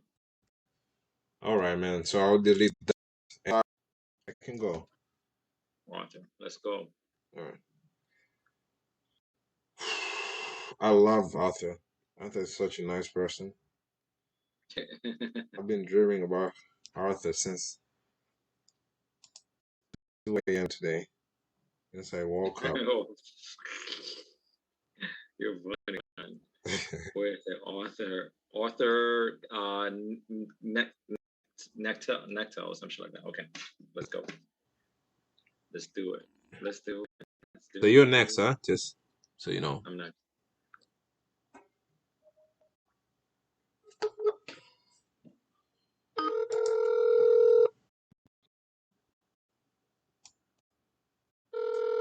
Hey, is this Arthur?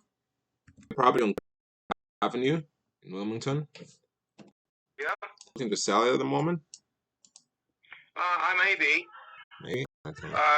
Can I get your phone number and name and within the next couple of weeks probably?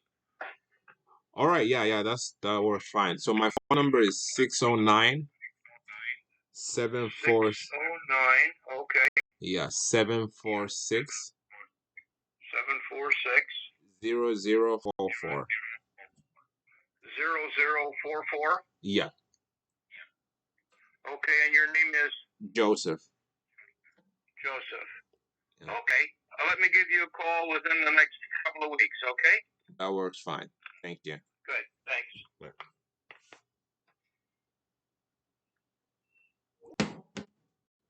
Oh, I'll call him back in 3 weeks.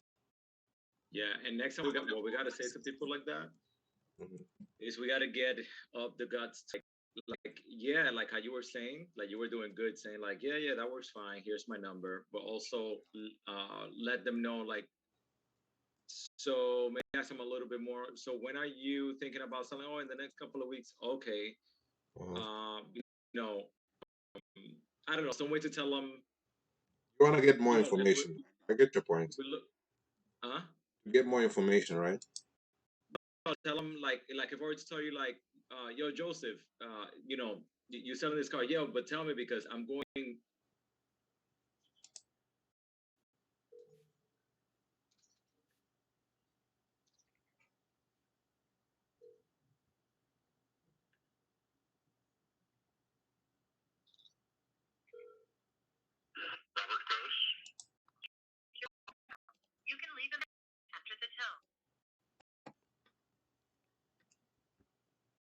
Robert Groves. Okay, so this is maybe the husband.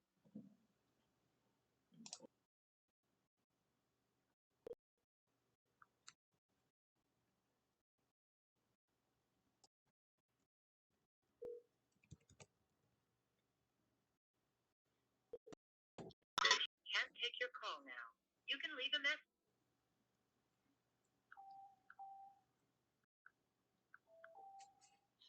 623-266. Joseph. Sir, can you hear me? Oh, sorry, my bad. Yes. Sorry. I think what we should do is that we should both, like, I would know because we could tell, which just put your little green thing on the name that you're calling. Whoever unmutes it, and if not, I don't know if you want to do it. We could go faster, or do you want to listen to each other make the calls? I prefer one by one, honestly. It just gives me time to break and stuff. And I mean, if you're ready all the time, I don't mind. Yeah, it's fine. It's fine. Yeah. Okay, so this one went to voicemail. The one with Jezreel. Okay. What's up, Lex? And who's that? Mina? Yeah, man. How's it going? I'm not looking at the screen. It's going well, man. Awesome. You have a mustache now. Yeah, I grew it overnight. I am, I have those genes. You like it? You like it? Is that real though? That's not real, is it? Is it real? Nah. Leave your message for I just 623-252-32. Hold on. I got somebody on board for sub 2 yesterday as far as a seller. Well, we're gonna have to follow up. Oh shit, that's dope. Yeah. And Tiro was telling me that you had a good call yesterday. That's awesome. Yeah, keep trying, man. Yeah, thank you. That's good. At this, right? Yeah, hopefully we close, but we'll find out. It's empowering to know that you're not like just you could be also yourself, do it yourself, and not like, hey, you guys, Mm-hmm. Keep rolling, guys. Keep rolling. I'm listening and I'm learning. Keep on the good work. What's up, Mina? What's up, man? How are you, brother? Good. Are you still selling drugs in the prison? Oh my God. That's right. Okay, I'm right. I'm actually there right now in the break, so I won't be able to talk much. So bear with me. I'm just listening through. All right. Keep up the good work, guys. You too. Keep up your good work. He's just listening to something good vibes. I'll see you later. Lex, right. Party, man, after 5. Maybe after party after 5? Yeah, man.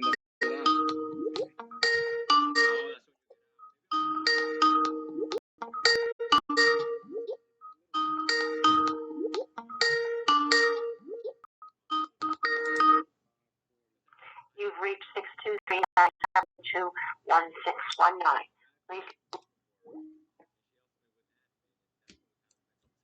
Dinner, and then I try to be in bed by like 8:30, plus I have my dog 8:30 because I'm mentioned to waking up at 4:30 so that I can wake up and she can help me with my administrative stuff. I said, I don't like doing it. Cool, man. Don't worry about it. Yeah, man. Keep hustling, man. Keep teaching. I'm listening to you guys. Keep up the good work, all right? Thank you, Mina. Thank you guys for that. All right.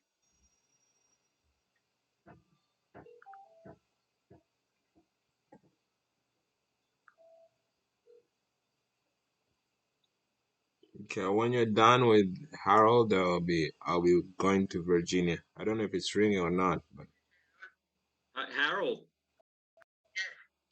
Hi, Harold. This is Lex. I calling about a property on Winton Ave that you spoke to my partner Tiffany about that you might want to sell and sell. I'm not selling it.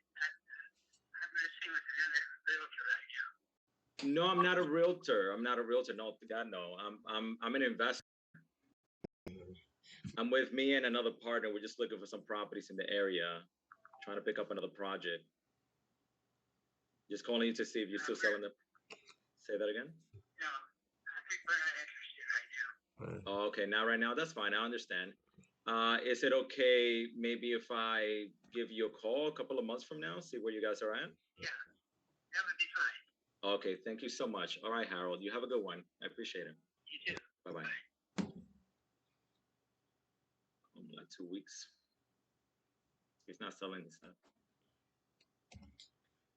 Got it. I'm gonna call the next Virginia Velasquez. Joseph, bro, with everybody here, but I appreciate you a lot, man. I'm really grateful to have you as a friend and as a partner. Let me call your list. Hey Virginia, how are you again? Good. My partner asked me to reach out to you about your property on Villa Street, but us potentially buying the property.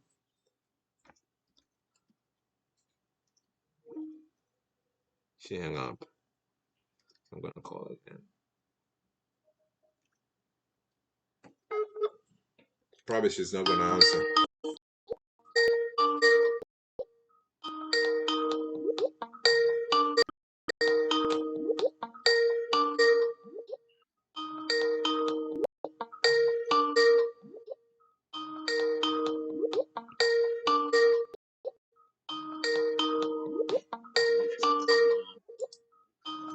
Okay.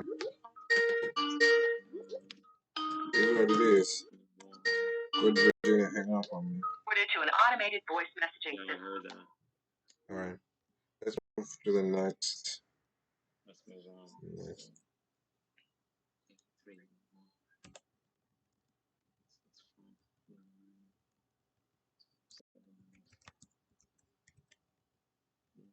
Linda.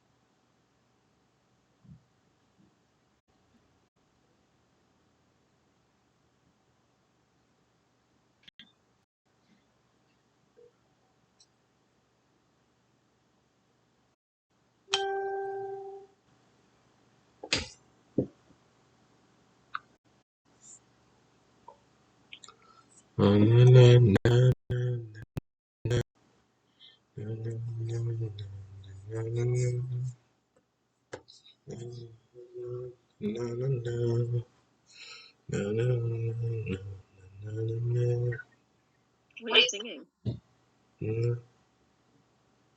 Oh, that's me. How you doing? Good. How are you? I'm okay, thanks. I figured I'd pop in here and see if anybody was in. Yeah. It's me, Lex, and Keston. Keston is working on his he has a project he's working on. Yeah. I don't know. Tanisha's too fast. I think Tanisha is. I think she's a robot. Yeah, no, She's I'm AI. not. It's like artificial intelligence. What's up, Lex? Like my mustache. What happened? I got a mustache now. Oh boy. Oh, yeah, I can see it now. They put it on. You could do this now on Zoom. It's crazy. I was like, I'm like, your eyebrows got real thick over the last 2 days. That's Hey, is this John? Pardon me? John? Am I speaking? This is Joseph. Is this a fishing that you're on, or what? What? No, I spoke Do you to. know who you're? No, I do not know who I'm speaking to. Sorry. You don't speak English? I do. Okay, well, so do I. Why are you calling this number? I'm looking to speak to John. Okay. And who are you with besides yourself? Besides myself. Representing an individual? What? No, I'm calling personally. I'm a rental house investor. I buy rental properties, so I'm calling about your property on West Plate Avenue. Yeah, it's one of my rental properties. Okay. Are you looking to Okay. sell? No. No. Oh, it's for an investment property. It makes real good money. Why would I want to sell it? Sometimes people want to move on to something else, so. I've moved on to there ain't nothing left in the world. I've been exploring Central America, the ancient Mayans and the Incas and the Aztecs for over 40 years of my life. So, Got it. Yeah, and so my rental properties afford me to where I can go wherever I want to go in the world. Hopefully, someplace that don't have coronavirus, and enjoy my life. True. That's what we're trying to do too. We're trying to acquire as many rental properties as we can, so we can be in the same position as you are. It's paid for. I own it free and clear, as I do my other properties. Okay, and I make real good money off of these rental properties, and so I just not going to sell them. But I appreciate you calling me. You sound like a gentleman that would be easy to do business with, and I'm interested in selling it. It'll probably go to one of my daughters when I die. I don't know. I see. Okay, not a problem. How many properties do you have? Are you planning on buying some more? I got 12. Oh. Do you want me to add you on a potential buyers list in case we have a deal to pass through? Wait a minute. I'm sorry. Say that again. What?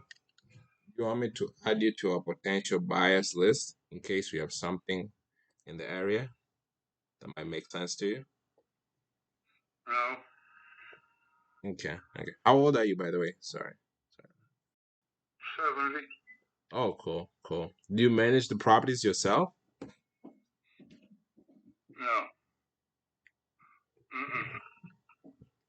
No, I've got a son that does that. Oh, I see. All right. It makes sense. I mean, it's all good. Okay. Cool. All right. So thank you so much for your time, though.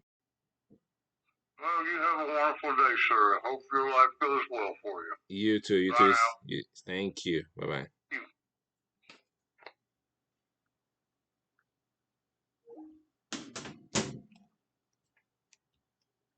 He wished you a good life. That was cool. What's that? He wished you a good life. It's very nice. Yeah, he's a nice guy. I mean, at first he wasn't having that though. So he said, "Hey, yeah, I want to, we want to be like you, get rental properties." Yeah, man. Yeah. Yeah, you did a good job keeping him on the phone because his tone in the beginning was like, "Why the F are you calling me?" Yeah. And so that was real good. I guess because the other guy cursed me. He hung up on me, the lady. So I was like, Oh, you remember the lady I told her I'm looking to buy a property and she hung up. I called her again. She didn't answer. So. well, yes, I got the guy that fuck you, you motherfucker. I really need to knock on some wood because I'm not cursed out at all yet. I found several buyers though, from my phone calls. Because Tanisha, you know exactly what to say because you're an AI. So every time you got the answer. So that's why. I'm on to you. I don't know about that. I've just learned in my regular job how to not have people yell at me. And so you almost sound super, see, I can do it because I'm a girl. So it's a little bit of cheating, but you can sound slightly like super innocent where it sounds crazy for them to get mad at you. Yeah. Oh, no. My wife does that to me when she like, you know, if she's like, Lex, listen, you need to follow a calendar. Otherwise, she's like, babe, you think you could give me some rubbies? And I'm like, okay, you know. See, there you go, sucker. Yeah, we fall for it all the time.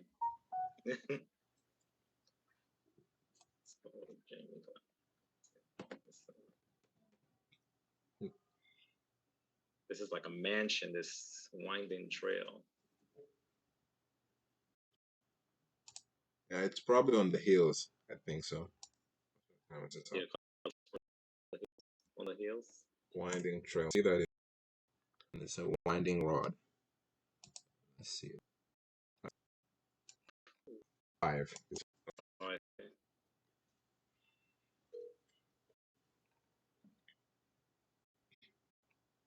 What am I calling it?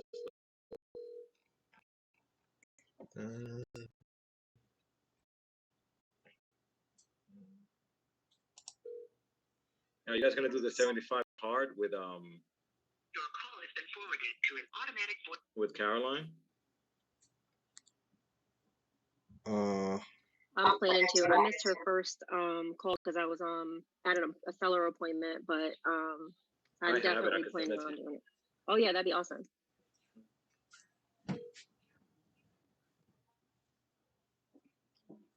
I didn't know what that was, and I'm asking Jason Lombardi. I'm like, Jason, what is that? Was 75 hard? It's like, oh, you got to get 75 hard-ons. You down? I was like, what? It's like, he probably did say that. No, he said that. He did say that. I love Jason. Yeah, I'm hanging out with him tomorrow, which is cool. When I moved to Florida, he was the first person I visited. I'm in Clearwater. He's in Venice. It's about an hour. The drive is beautiful, but I said, dude, I'm gonna go see you now. And I went down there and I hung out with him at his house. He's super cool. Super cool. Well, that's why I keep saying he's a teddy bear, but on those daily calls doesn't sound like it. But we talk sometimes for like an hour or two, and it's night and day. I love Jason. Hey, is this? Yeah, Randall. Calling actually about your property on Maricopa Way, Sacramento. Are you guys looking to sell the property right now? It's already sold and people have moved into it. Oh, awesome. All right. Thank you so much for your time, though. You're welcome.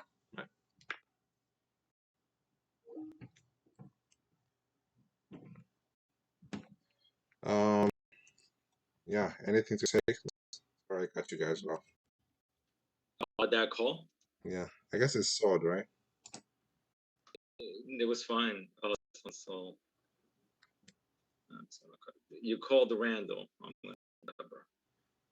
And yours, no answer? Or...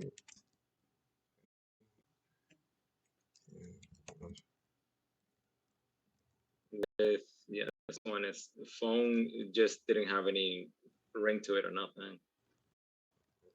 This one with Deborah.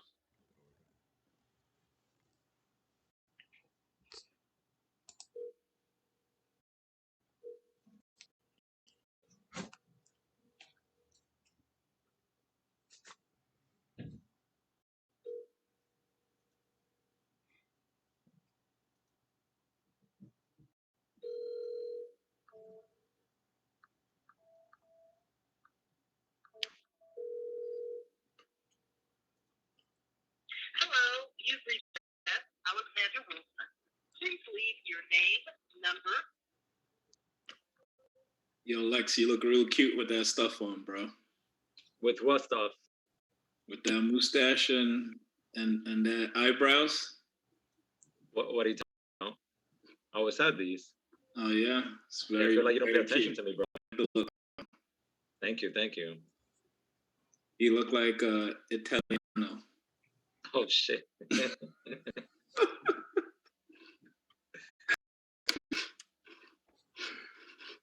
Kesson, I was just typing a message on the Daily Dial link for Facebook this morning. You would be very proud of me. I super painted the picture to a seller I just got off the phone. Oh, word? Yeah, like super painted everything back to her that she said. Got her down on price, and now she's considering terms. Wow.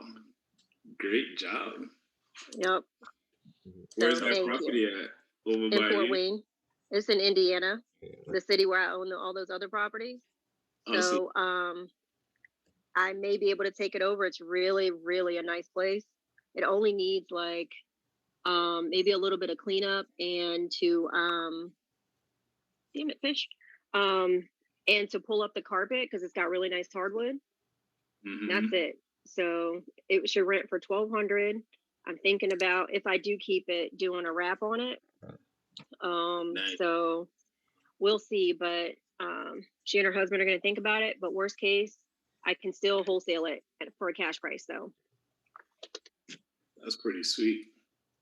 yeah. So thank you, because I super painted that back to her. That's so awesome, man. Yeah. You're doing the work, but that's great. Yeah. Lock They it were up. a Lock it up. super tired landlord. I mean, when I say tired, she was like, we are not dealing with this property again, and I'll just leave it vacant before I put another renter in there. I was like, yes, perfect. That's everything I need to know. Exactly. Just give it away, don't you? Yep, that's where I switched over to terms, because right now it's been vacant for 8 months. They're getting no money. I'm like, man, you're paying all the utilities, and you have to. I'm like, you just broke your back, and you've got to walk over there and deal. She was like, yeah, this is crazy. Oh man, nah, that's great. Yep. But I was just checking and I was passing by. Well, I looked up and I seen Lux's cute face. So I'm like, what the hell? What this dude done did to himself? But I'm gonna be back again. I'm trying to take care of some stuff over here, so I'm gonna be right back.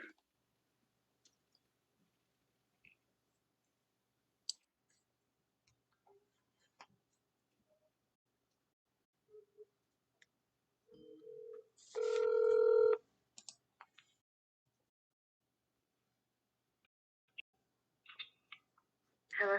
Hello, hi, is this Caroline? Can I ask who's calling? This is Joseph. I'm calling your property on RC Allen Drive in Columbus.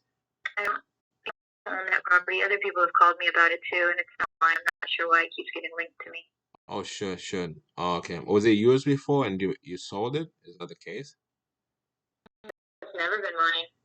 Oh, that's weird. All right. I've never even seen the property. Okay. I guess maybe it's a different Caroline. Yeah. So, okay. Thanks. All right. Thank you. Bye. Tanisha, so I tagged you on the post, and that's the link with the path. Okay, perfect. Thank you. Appreciate it. Thank you. And do you have a scene? I started watching it a little bit yesterday. What do you have any idea what this is about? Yeah, so I do know that Caroline was talking about something about journaling for 75 days, like several action steps, and then she's talking about not drinking alcohol, like a whole like health and accountability and some other stuff talked about on the front end. I didn't hear her go into super detail about it because I just got. But I do remember that's kind of what she was talking about in the beginning. Right.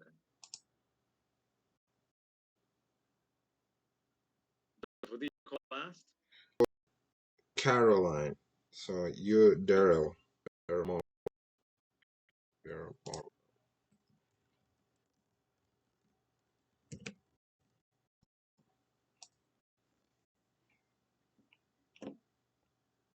Missing Munina is in vacation. It helps him in the morning role play. It's been me so much.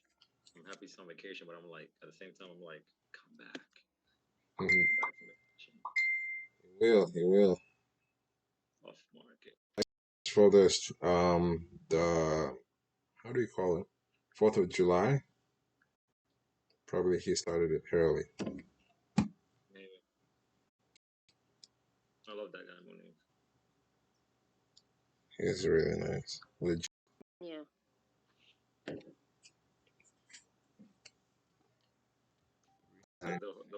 The whole crew. And Tanisha, I don't never really talk to you for extended periods, but you're always just helping everyone with the links.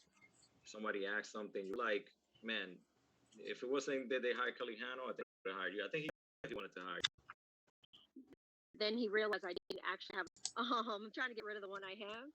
Right. But I have to consult on certain things, but body for, and it's because he all stuff. That you might somebody, yeah, you're there. Yeah. Simply go make a jump. Okay. Provided me. Yeah. Yeah, I come from another mentorship with Berber, Clever Investor. I paid 30 G's for that. And this is like way better. My neighbor told me he paid 30K for a mentorship too. Cool. I think his was like a wholesaling one. I don't know which one it was though. Oh, Kesson said that? No, my neighbor. Oh, okay.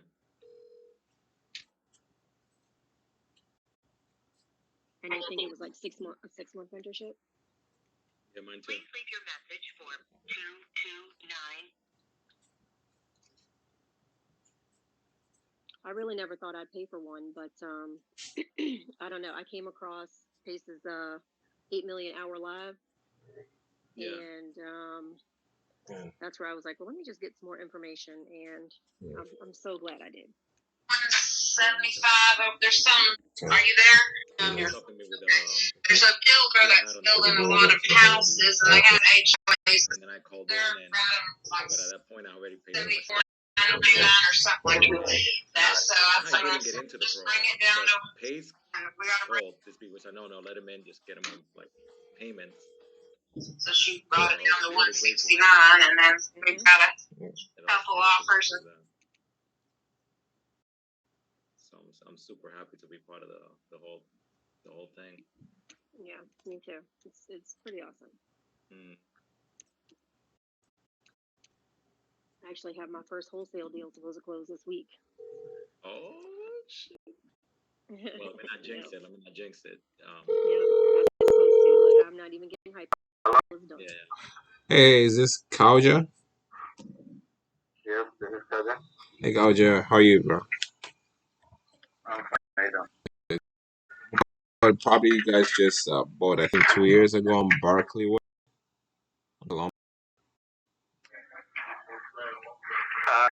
Hear you good. What did you say? Yeah, about the property you guys just bought recently in Barkley Way in Columbus. Yeah. Are you guys looking to keep that or maybe back? I already sold it. I just sold it last week. Oh, sure. All right. Pretty late. Do you have any more? Last Tuesday. Got Yeah, it. I have one on 48, 30, 17 F. 48, 30, 17. 17th Avenue, yeah. Okay. Is that 48307 or 48317? 483017. 30. Okay.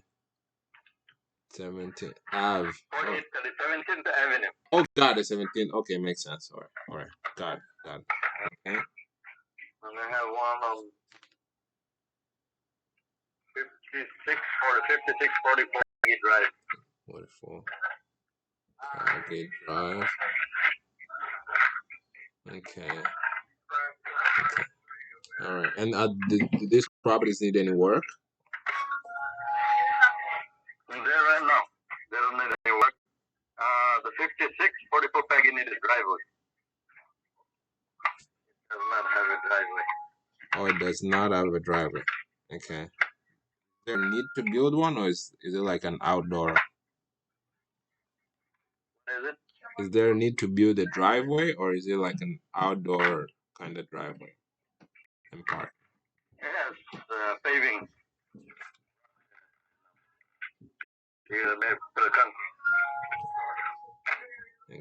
Okay. And what's you guys' plan with these properties? This one, on my property, this one is rented right now. It has new roofing. The roof probably 2 years ago. New HVAC system. The heating system is new. Water heater is also new. Yeah, water heater is also new. And inside carpeting, everything I did it for rent. So. Got it. And this is 5644, right? 5644, yeah. Okay. And how much are you guys asking for it? This one, I'm looking at 95,000 right now. 95. Okay.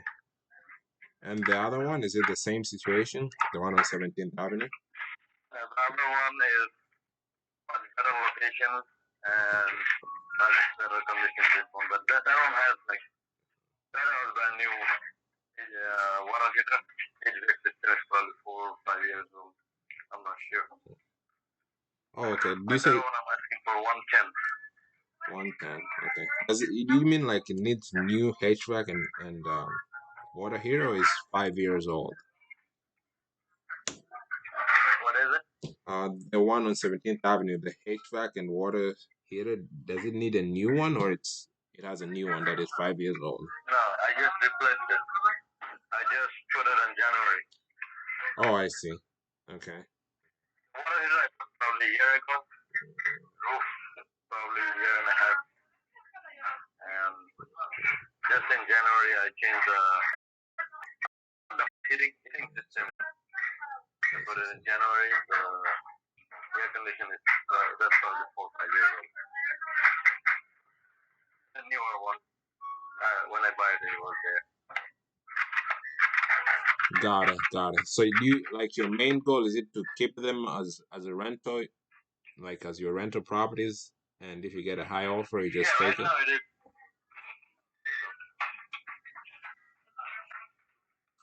Okay, cool. But I'm open to sell it. It's kind of far from.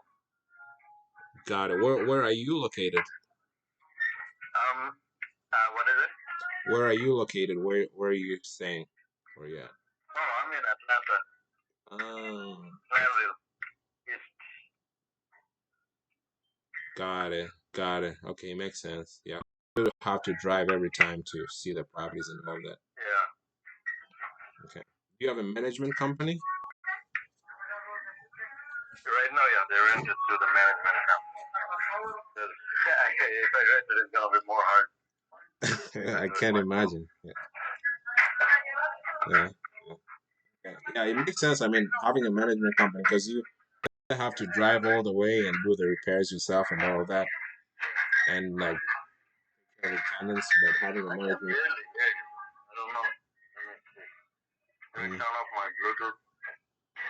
No problem. Hello? Yeah. I'm here. Yeah, it's better. Yeah. I say, like, if you have a management company, it's way easier because you don't have to take care of everything. Basically. Yeah, but I was thinking it's not enough houses I have over there, even with the management company. Yeah. If I have like 20, 30 houses, it doesn't matter. Got it. Is it, how much do you pay for the management? I was thinking at one point, no, go ahead. Go more that way, but right now it's price is higher. So. And most houses this hotel, they're very, very messy. I'm still looking for the houses around there. Got it. So why did you choose that area? Why not buy in Atlanta? Depending on the money. On my money, that's where I could invest. I tried near me, but I couldn't even buy one house. And mostly they were given to people on live, not for investment. Oh, got it. So I guess they can sell it for more money. Okay.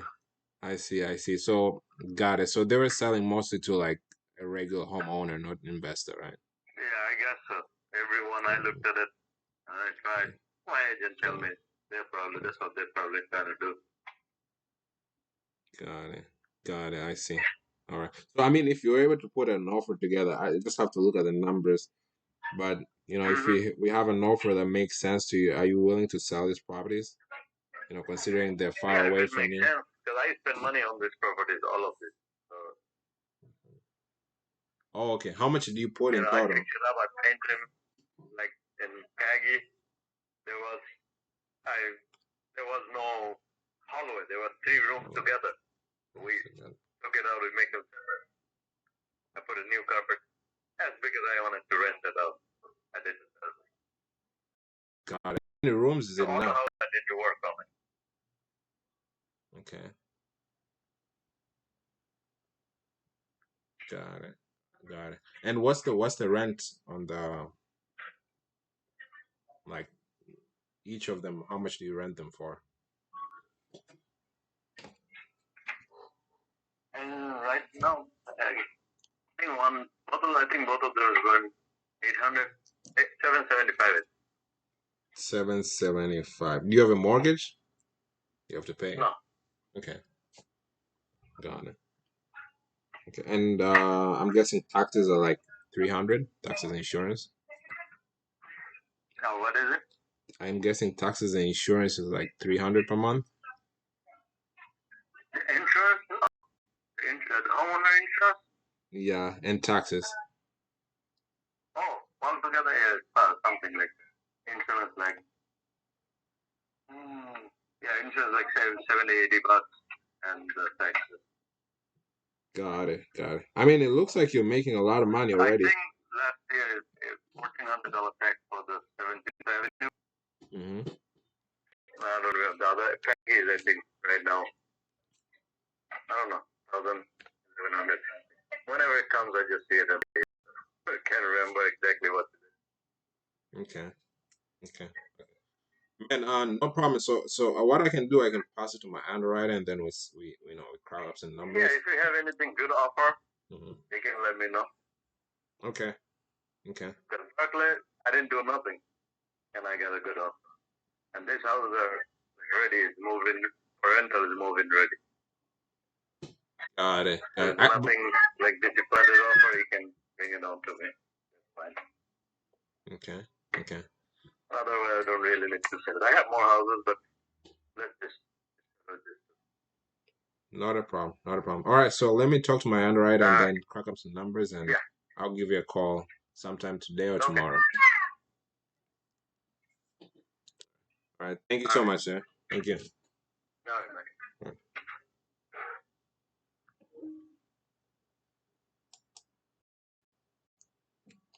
Sorry, I muted you guys. Complex. Really good. Yeah. This is the property that you call, the one that you have up? Do you want? Yeah, this is the one that you just called, the one in Barclay Way? Yeah. He sold. Yeah, so he told me a lot of stuff. He sold this one, but he has 2 more that they're in Columbus, and he doesn't want to. He lives in Atlanta, so I guess the fact that they're far away and stuff like that, he could sell them.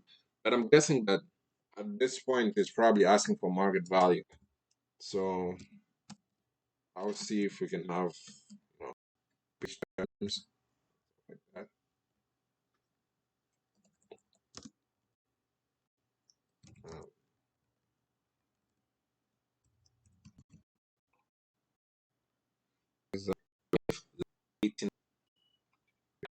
Now, so we're down to the leads that say good yes leads. What does that mean?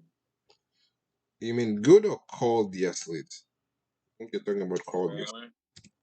Oh yeah, cold yes leads. Yeah, so I think we talked to them before, and they were interested in selling, and that's the situation we're at. We are at. Gotcha.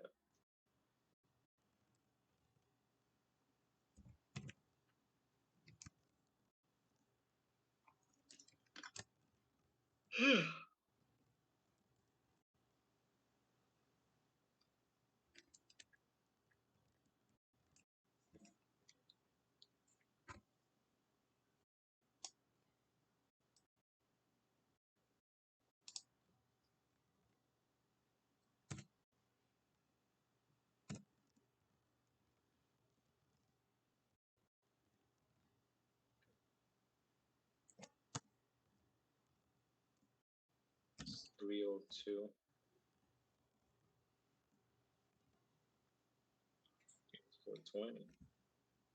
Yo, Philip, are you here?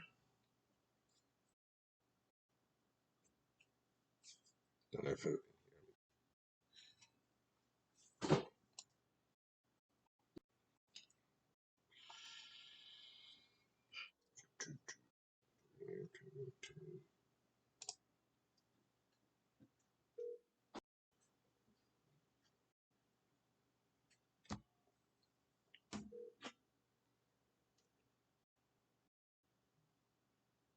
Oh shit.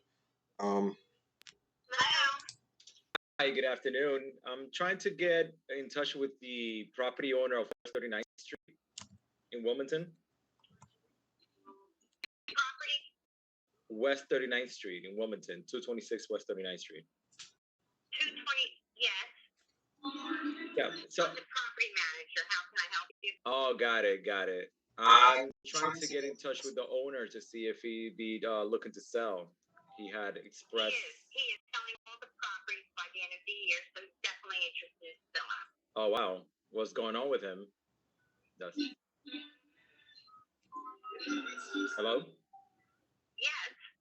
Yeah, that's how many properties is he looking to sell?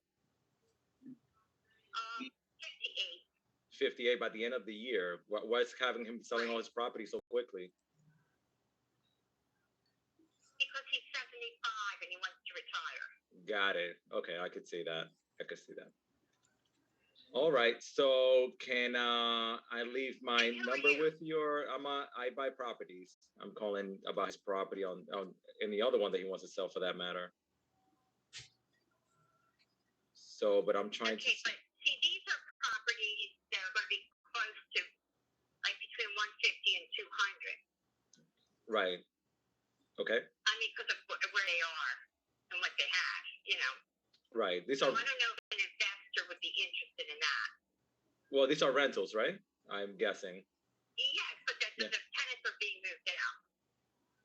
The tenants are being kicked out or moved out? They're moving out. Well, no. We're giving them notice to move. Okay. I mean, because we could buy with tenants in there. I mean, you guys could actually sell those properties. Why is he having to move? Okay, so if you bought it with the tenant, the price is still going to be, you know, in the upper 100. I mean, I don't know that makes sense for an investor. Well, the whole thing, what would make sense is, I mean, the rent has to be at least, you know, for what the market, right? Because we have to make some money on it. So if it's on the market, I mean, then we'll have to run out the lease and then get tenants in there. That's one thing. Month to month. I get it. The tenants have been there for years. But if they've been good tenants, no, like not paying because of COVID or loss of jobs or anything like that. No. Okay. I mean, the tenants have been there for years, long before COVID. Right. So you guys are giving them notice because you guys want to sell the properties. Yeah. Oh, okay. We've already given some tenants notice, but coming, you know. Okay. Is it the plan to like maybe put a lipstick on the properties to resell on the market? I'm having trouble hearing you. Is the plan to? Can you hear me now? Hello?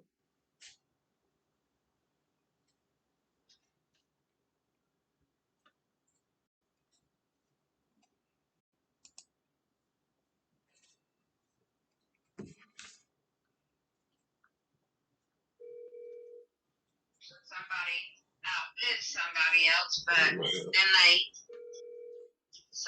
don't like that. Down the street, pretty far down the street, there's a cemetery that kind of scares people off, I guess. And and then didn't have a garage. Nice. Flex again. He wants to guy disconnected.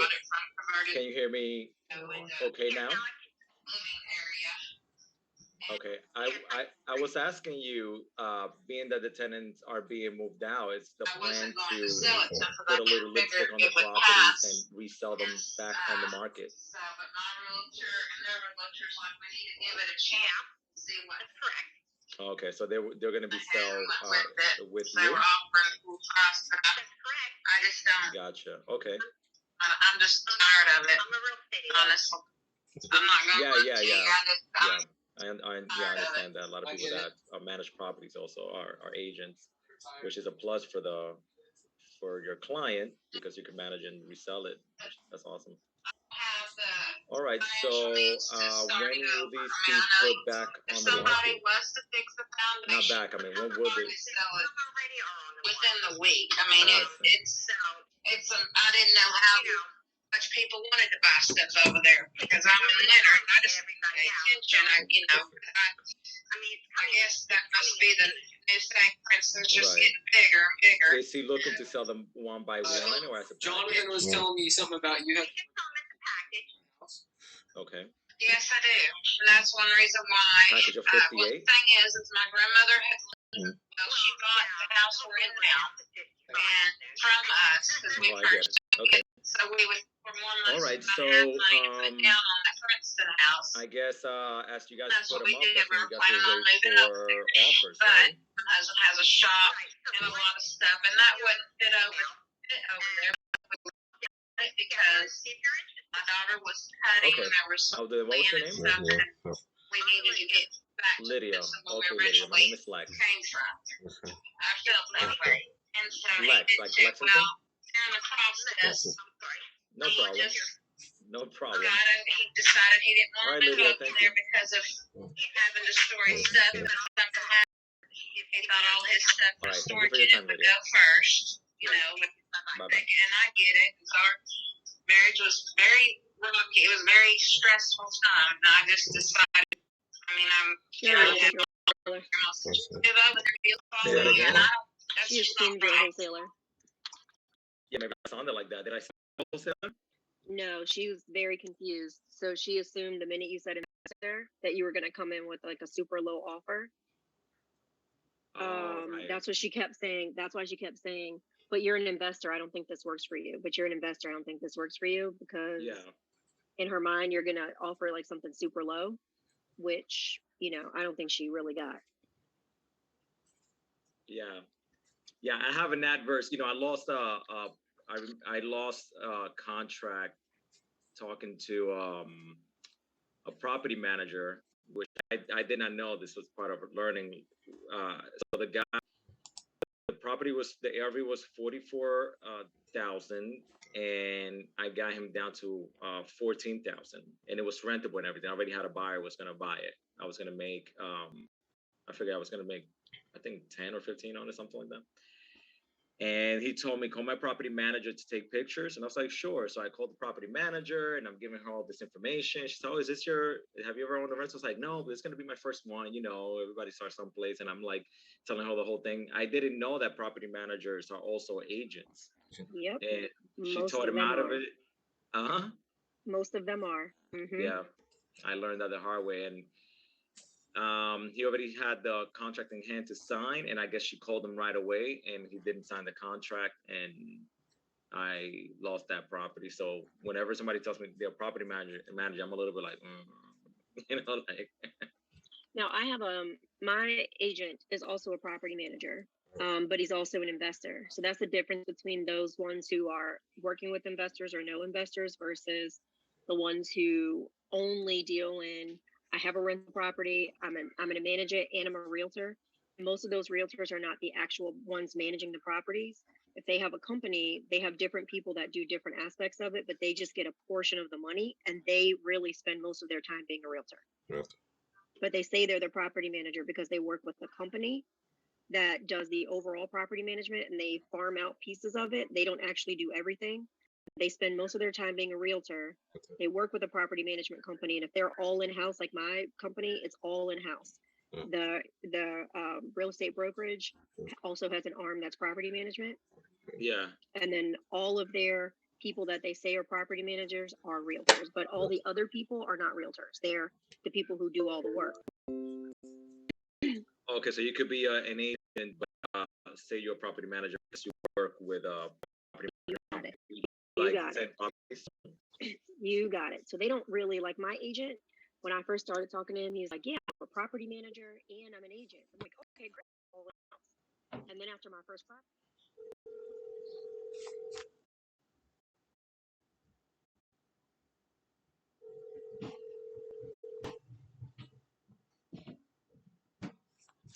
he can say that he's a property manager because he's part of the property management company and they do it all, but he spends most of his time being a realtor. When there's a problem at my property, he's not the one that goes there. Oh, okay. So that's like a side hustle.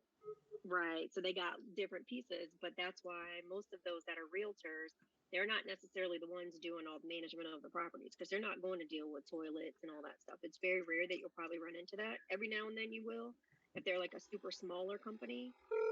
But they're starting to grow. They have their own little in-house stuff and they're just getting a percentage of it. Please leave your message for a ton of like investors who are coming on super low prices, but she kept saying that. She said it multiple times. Oh, you're an investor. She was already looking at traditional in and lowball in a property that needs work, and that's why she kept saying, "This one, it doesn't need anything. It's great. It's going to go on the market, and that's it. So this won't work for you." Right.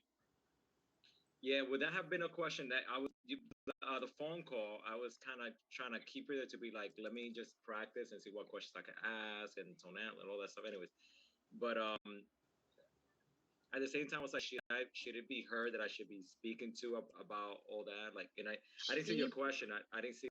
But would that have been a question to even ask her? Like, what is it gonna do with all that money? Do you know? Because isn't she like a gatekeeper? I'd ask her. Yeah, she's probably the gatekeeper. Kind of like your person was the gatekeeper, right? So when your person said, "Hey, go talk to my property manager, get them to take pictures," when you started giving them a ton of information, if they're a realtor, they would have asked them, "Hey, did you already sign a contract with this person? What'd you get it under contract for?" Because for them, they can make money off the contract at their 3% minimum. So what you could do, and this kind of goes in line with some of the stuff that Jonah's talking about with realtors, is I would ask her, "Hey, he's got like multiple properties. How long has he owned these? Have you been managing them?" So you kind of get into her business too.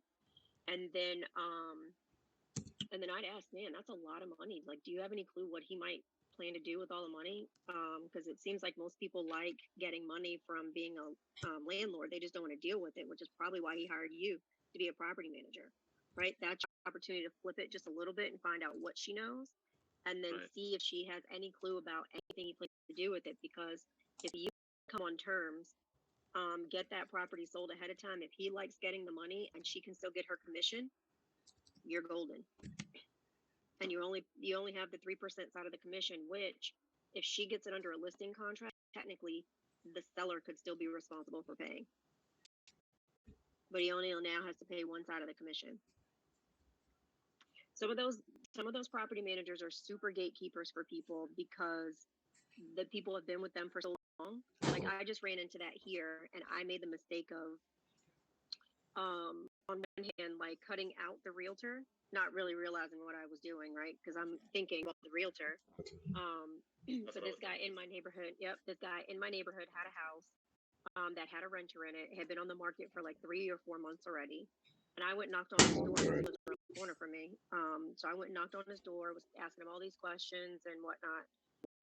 And I was asking him, "Hey, when does your listing agreement expire and all this other stuff? And I can do this without the realtor," not realizing that I probably screwed myself. He actually trusted this person because they were also his property manager or property management company. So when I called the agent, and I was talking to him, and he knew nothing about terms, and he knew nothing. He only knew about selling on the MLS. So I was like, "Hey, the guy sounds like he's really ready to sell, but it sounds like you guys can't sell it because there's a tenant there, etc. That's why most people don't want to buy it." He was like, "Yeah, that's where it struggles because people want to move in it now and they can't." And then he claimed that he worked with investors. Like, yeah, I work with investors, and a lot of them are complaining right now because they can't get loans. Right? So I'm having this whole conversation with him. But I know I had already messed up because I somewhat tried to cut him out the deal in the beginning. What I should have done after I went and talked to that guy was say, hey, I'll be happy to talk to your agent, and brought them in on it, and then had that maybe group conversation and seeing if I could have gotten it, because the guy had a mortgage on the property, but clearly he didn't about having one because he had already moved to a new house. He had built a new house. So him paying the mortgage, all this would have done was just taken that away from him. And then he would have got the rest of the payment every month on equity. And I could have kept the tenant in there. But because I messed up with going to him directly, trying to cut out the agent, but he had full trust in them, that's where my problem was. Like, I realized that after the fact. Right. Okay. Yeah, I could see that. So this is the same with this lady. Like, you have to somewhat include her. It's just sometimes I see like you little place. I'm like, no, I don't work with agents. And other times I see like, yeah, they work with agents sometimes, and I get confused because I'm so new that I don't know. Hey, Philip, what's up? Time to get an agent to like come into the deal. You wanna make some calls? To get them out of the deal. So if somebody has, you wanna make some calls? Most of the time, especially if they have multiple properties and an agent, yes, they're probably going to go with them unless they super hate their property management company. No. Because this lady probably has worked with him for a long time, especially if he has that many properties. He probably just trusts her to go with it because she's already been dealing with the property management side where they take care of all those. So then the next thing is that's probably going to be the person he trusts to get the houses sold because he doesn't have to deal with it. Right. And she says there's some in the market already. She said, well, hopefully by that time we'll be down to 55. Hopefully, right? Yeah. So I caught where she said hopefully. Yeah. Will it change tomorrow? If she gives you information about those properties, It'd be different probe tomorrow. into her a little bit and find out if she knows anything about, hey, what's the plan to do like after he's done with all these? That's quite a bit of money, it seems like, to get. Like, is he planning to move like to Florida, like going over, like, what is it? Do you know enough about him to know what he's planning to do? If you can ask her that, she might actually tell you. She started laughing a little bit, like as you started loosening her up some. She was already trying to get you off the phone when she said, "Oh, you're an investor, this won't work for you." Not a problem. Yeah. Okay. And at minimum, you could probably build a relationship. If she's got other people that have properties that need to sell, and for whatever reason, they don't work for a regular listing, it's kind of like hey, let me be your kind of back door. Here's some of the stuff I do, and I do buy. No problem. I just had to do it. She was even shocked. All right, cool. Not a problem. I know. Yeah. She was shocked that I said that. Like, it just tells you the scope of her business on what she knows already. So you could be, as Jonah likes to say, the hammer in her tool belt. If she's trying to get stuff sold, still get a listing fee and be able to get some properties. Right. I would keep it in your back pocket just in case. You never know. Yeah. No, that thank you. That's good advice. Thank you. So I am gonna send her. Because I'm not gonna send her my email, but I am then. Yeah, you never know.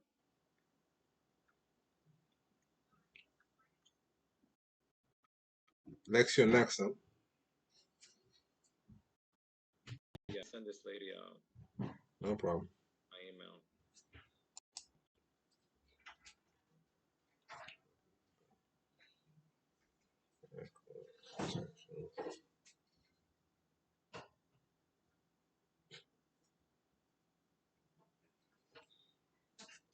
Talked to Ron yesterday. Right. Properties. Way number one is the way F, two of us.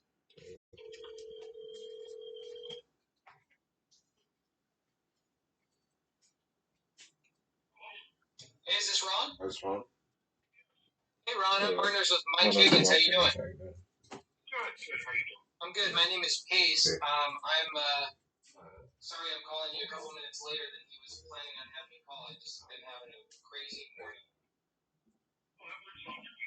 Cool. So I get to be the one that determines which deals we spend our money on and all that kind of stuff. I'm kind of the pencil pusher of the two of us. And he left me some notes about what you guys talked about yesterday. I think they're kind of incomplete. That's why I wanted to get on the phone and just kind of get caught up to speed with where you and Mike left off. did you guys leave it off? Well, we were just talking about there are ways that you can make an offer for cash, or the other way would be kind of I wasn't really clear with the content depth. Okay, so yeah, what he mentioned is there's two different ways that we buy properties. Way number one is the way everybody's going to try and buy a property, which is with all cash offer. I hate to say it, but we do the same thing. We come in as an investor, and with a cash offer, we try and buy significantly under the market so that we can actually try and make a profit. For anybody that's a real estate investor, they know, even if you buy a house sometimes $40,000 under the market value, sometimes you still lose money just because of all the costs, fees, and renovation and all that stuff. So those types of prices don't always work for homeowners. And so that's why we have another way of buying properties, which is on terms. Did you guys talk much about terms? No, we didn't. Cool. I know I know Mike usually tells a story about a car he used to own, about how he sold it on solid finance. I think that you remember that story. He typically tells that story all the time. Got it. Okay, cool. No problem. So the way that we buy on terms is we come up to the seller's price. I think you've got a price you're looking for.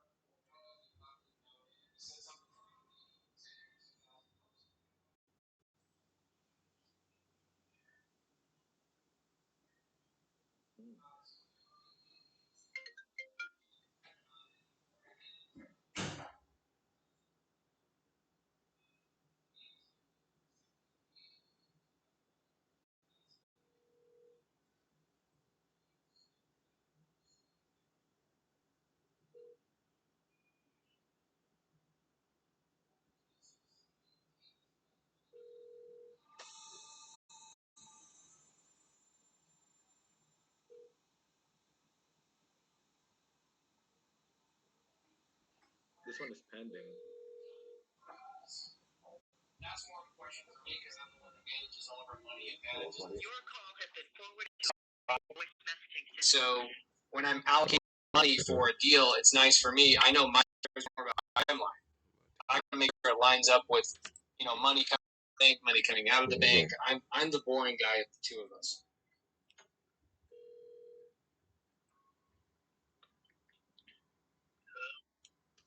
Hi, Robert. Yes. Hey, Roy, my name is Lex. You spoke to my partner Tiffany about a property on Lincoln Ave in Wilmington, and she tells me that you might need or want to sell the property there. It's already under contract. Oh, that's great, man! Congratulations. Good for you. Thank you. How long did it take a long time to put it on the contract? No. I get 4 or 5 calls like this a day, and someone ended up buying it. Oh, okay. You get bombarded with calls like myself and texts and things like that. Yeah, and real estate agents who want to sell it and everything else, so we sold it. Oh, got it. Is that what prompted you to sell since everybody wanted it? You said, I'm gonna sell. No, we're done. We were done with it anyway. We were waiting for the right time, and now it's the right time. Oh, okay. Why was it the right time? What was going on? Market. Okay, yeah, that makes sense. Yeah, it's a hot market. We've never seen a market like this. Like I've seen at the right time. Yeah. All right, man. So with you maybe. Yeah. Check to see if everything closed. Good. Do you have any back? Yeah. Take care. All right, man. I appreciate you. Nice call. I guess he's already has a contract, so you just have to check with him in July. Maybe it falls. Yeah, says he's gonna close the end of July. Oh. Okay, I'll go to Edward. Nice call, man. July. It's just like about also following up because this I will have to follow up with this. Yeah. True. That's why I said the money's it's on the contract. Posted by the end of July, it's on the contract. And I'll try one more time. Because the market is.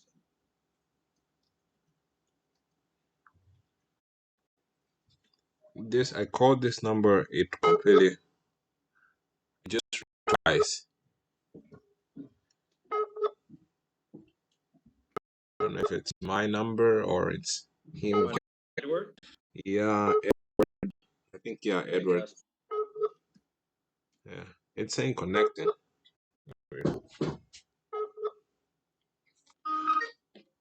Oh shit. Never mind. I'm feeling like more and more better in calling. Still nervous, like nervous there, but better.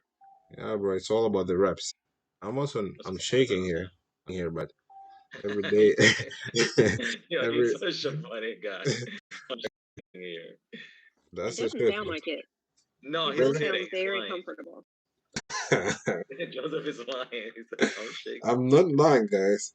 I mean, shut up, Joseph. It's just bad. I always try to avoid making calls. Yeah, I get a little bit of that. I guess you're always like Pace says, like, oh, Pace even says I get nervous too, but I understand now that fear is just fleeting. That's what I'm understanding now. Like I don't let it stop me so much. The first call of the day is always like a little bit like, okay, let's just get into it and do it. But I wish I have more for like women have this more where they have like the tonality and the friendliness and they know how to like the acknowledgement, like, sure, well, good for you. Oh, that sounds great. They have always like my wife she's so good on the phone. But yeah, I agree with you on that. Yeah. Like, do you hear that girl Heather today on Daily Now? Yeah. Yeah, like aside from what Cousin told you, sound a little self. Like, damn, she's like off the bat, she's like sounding. Hey, is this Edward? Yes, it is. Hey, Edward, how are you? This is Joseph. I'm actually calling about your property on Lancaster Avenue. We spoke about it a month ago, and you asked me to follow up, so I was checking to see if you guys are still looking to sell the property. No, wasn't looking then. I'm not looking now. It's can't replace the properties in this market, and the cash flow is just too strong to give up. Okay, got it. So I guess everything is going on fine. Yeah, so we're not selling it. We're actually out looking to buy. Oh, that's cool. Which area are you guys looking to buy? In Wilmington? Delaware. Delaware? Yeah, Newcastle County, Delaware. Wilmington. I'm born and raised in the city, and about 15 properties there now, so I'm not keen on buying anything there because the city is a bunch of collection of idiots, and they make it hard for landlords and investors. Yeah. So more selling than buying, and it's just an easy place to get shot anymore. True, I agree with you. And especially right now. Newcastle County, Wilmington, North Wilmington, anything in the county I'd look at. And, we just missed a property for $220 that would have made a great rental, and we found out about it a couple of days too late, and we told them if the sale fell through, we'd pay cash, but it got its financing and went to settlement. So I'm actually in the house now, but it's we don't think we're going to sell it when we're done. That's in Newcastle. We just flipped one in Cleveland Heights, which is just outside of the city limits, and got to put it on the market and got $180,000 real fast. Oh, sure. Is that 180 in net profit or? It was just the gross sale number. Net profit was probably we paid less than 100 for it, so it was just a good that's profit. sweet. Yeah. We were going to keep it for a rental, but when we fixed it up, it was just too nice of a property to turn into a rental, so we flipped it. Got it. It looks like you guys flip a lot too, right? When they become available, the transfers in my name, we move things around for tax purposes. So we got properties where we're out of corporation names and into my personal name. So I'm getting a ton of these phone calls because my name shows up with a lot of properties. But again, the property you're calling on Lancaster Avenue, I'm getting $900 a month. So if you gave me $100,000 for it and I put $100,000 in the bank, it wouldn't bring in $5 a month in interest. So how do you replace the cash flow? Which it's just not. Very true, very true. Is it like because at the point you're making 900, and I'm guessing taxes and insurance about 100 and stuff, 100 to 100. So you're net profiting like 700. Yeah, taxes and insurance are way under that. We pay them on a yearly basis, so we don't even calculate them in. But it's 700, 750 net on a monthly basis if you look at it that way. If you take out the cost, and the tenants have been long term, so we've kept the rents the same. Our rents are actually pretty well below market rate, but we're not interested in upsetting the apple cart. The Lancaster Avenue property. Jesus, I haven't had a vacancy in that property in 12 years. 12 years. I mean, before that, and I'm on my third tenant there in about 12 or 14 years. So before the old tenant moved out, a new one moved in. So it's just it's a decent location, and it's a high demand area for low income people. And the tenant that's in there now works for the city of Wilmington, and let me see, he's been there 6 years. Yeah. Pays cash every month, no problems. Takes care of the property. I haven't been in the house in 6 years. Do you have like a management company? Huh? Do you have like a management company that takes care of everything, or it's just that the tenant is very good? I have a management company that takes care of the 4 or 5 of the properties. I had 2 management companies. I fired one, so I'm collecting the rents on a couple of the properties myself. The ones that have been long-term tenants, but they have a tendency to pay in cash, and they want somebody to come out and pick up the money. Property managers aren't good at doing that. They want somebody to come into their office, make payment, do all this and that, and they have a tendency to be short-sighted with tenants. They say, "Oh, the guy missed his payment. Here's a late fee. Here's this. Here's that." And next thing you know, they tell you they want to go to court and kick them out. And I have had long-term success in 40 years with dealing with these folks, and sometimes you just got to work with them, and it pays extreme dividends. True. It's all about having the relationship with the tenant. So if they like you, then yeah. And on the part of like property managers, like most of the times, I mean, it's good having a property manager because it takes care of the headache, but it's basically just an office, There is not that much connection. Well, the thing is, a property manager will not pay attention to a property like you will. I agree. If a problem comes up, they want you to pay to cure it.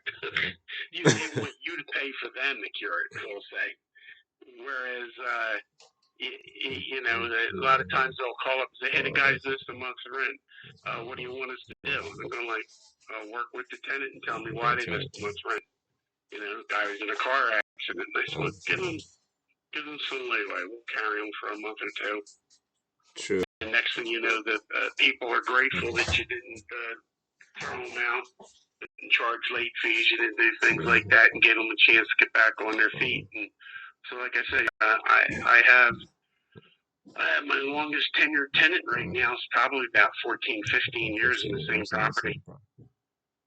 Okay, you sound like a really nice person too. I guess that's why it all works out. When you're dealing with nice people, you can be a nice person. If you're dealing with somebody that's not nice, then the attitude, the way you treat them changes, and the attitude changes. But I've been a collection manager for a major bank, and and a banker for years before I got into the real estate business, and so that part rubs off.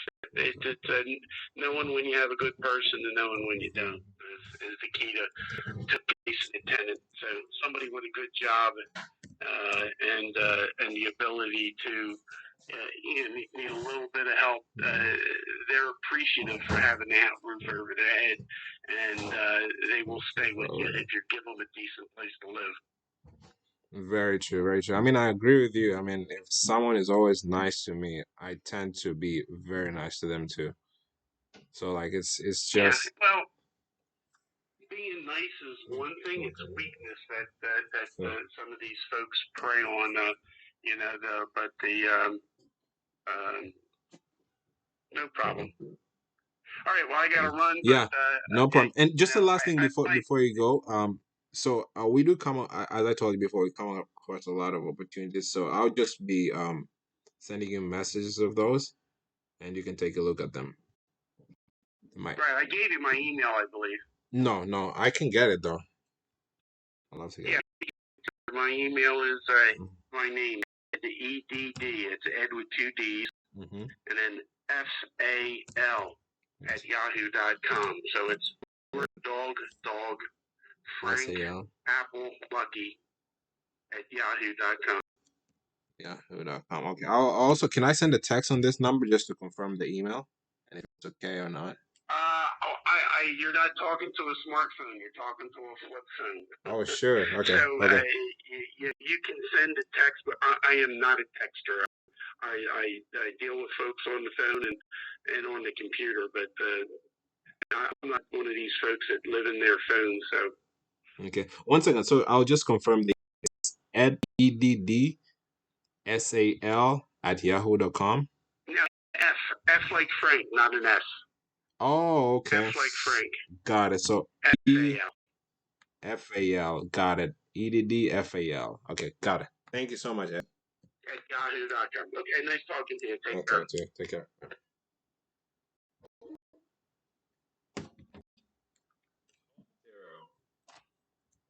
Yes, sir. Very good. Very friendly, good compliment. That's a nice person. Yeah. I mean, not everybody's like that. Even though he hates property managers, but okay. That's what Tanisha was talking about.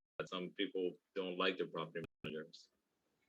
And you still have to pay them if you do a bad job or not, so you still have to pay them. Anyways. Yeah. Cool, man. I'll add it to a buyer's list. I like that you said, you told them it's the tenants, that say yeah, and then you said you made him right also about I understand, when somebody is nice to me, I'm nice to them back, so I can understand what he was saying. That was really good. Yeah. Really. I'm gonna steal that. Yeah. Copyrighted, so you have to pay a fee. Don't do that. You're gonna try to make a wholesale fee from me. Okay, so you're Suresh Kalman. Okay, so Edward Lancaster.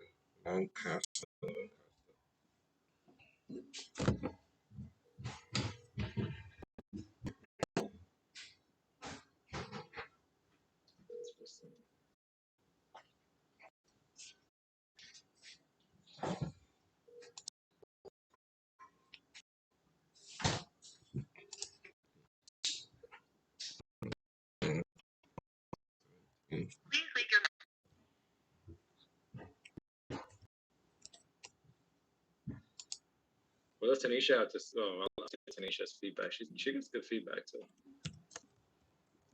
Yeah.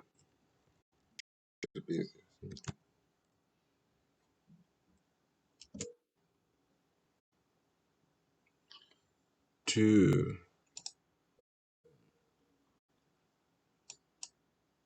Okay, Roy. Hi, is this Miss Sharma? Yeah. Hi, my name is Lex. I'm calling you because I think either you or your husband Suresh spoke to a partner of mine named Tiffany, about your property on South Harrison Street in Wilmington. Okay. Yeah. Yeah, and she was saying that it sounded like you guys were considering selling, wanted to sell.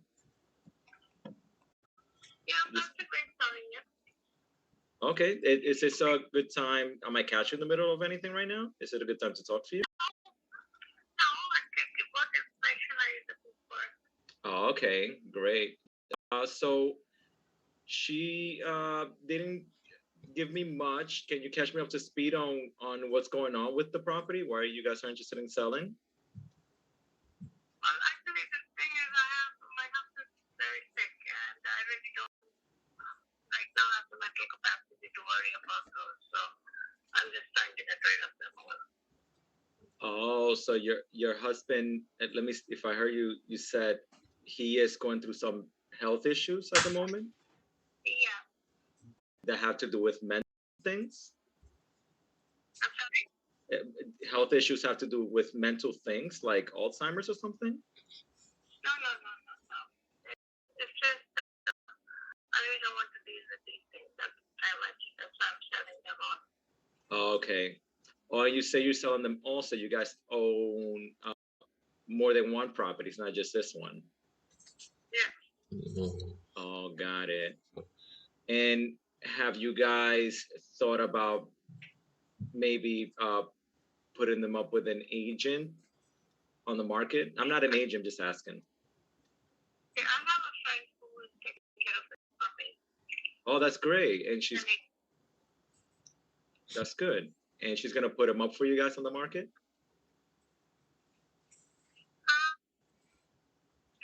She's probably going to, because at one time I had a deal and then the people, the parties, for whatever reason, they backed off. I think they were going to do a cash deal and then they couldn't come up with the money. So, and we didn't put stuff on the market after that. Oh, so they said they were gonna buy it and they never did. They canceled at the end? Yeah.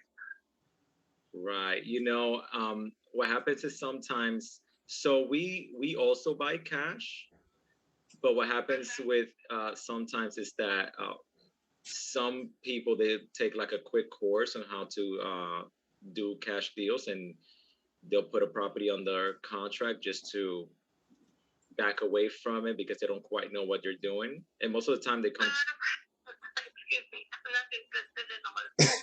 Are you interested in the property? Tell me Yeah. about the property. Here's the details. I don't need to know any of this stuff. Oh yeah, no, not a problem, not a problem. Just, just thought that you might want to know a little bit of, what might have happened there. And so what is your guys' timeline to sell it? So What do you mean by time? If I could sell it today, I'll sell it today. Okay, yeah, that's what I meant. Like if you guys were thinking about selling it down the line or right away. Okay. Right away, if I can. Okay, and what are you guys asking for? I'm asking 79 right now. For 79. Okay. And is the property, what's the condition of it? Can you tell me a little bit?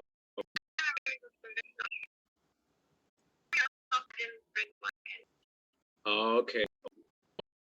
The property is available. That's not what I'm Yeah, no problem. Just trying to get a little bit, of what's going on. Make sure that if we get buying a property, but it's also something that maybe could work for us, since we're deploying a big amount of money. So sorry that I'm asking a lot of questions. I know that it be annoying, but I need to ask it because I do have to my partner and go over it with her. All right. So you're saying that we'll sell right away. You want 79 for it. You say it's in good condition, rentable. No. $1,000. Okay.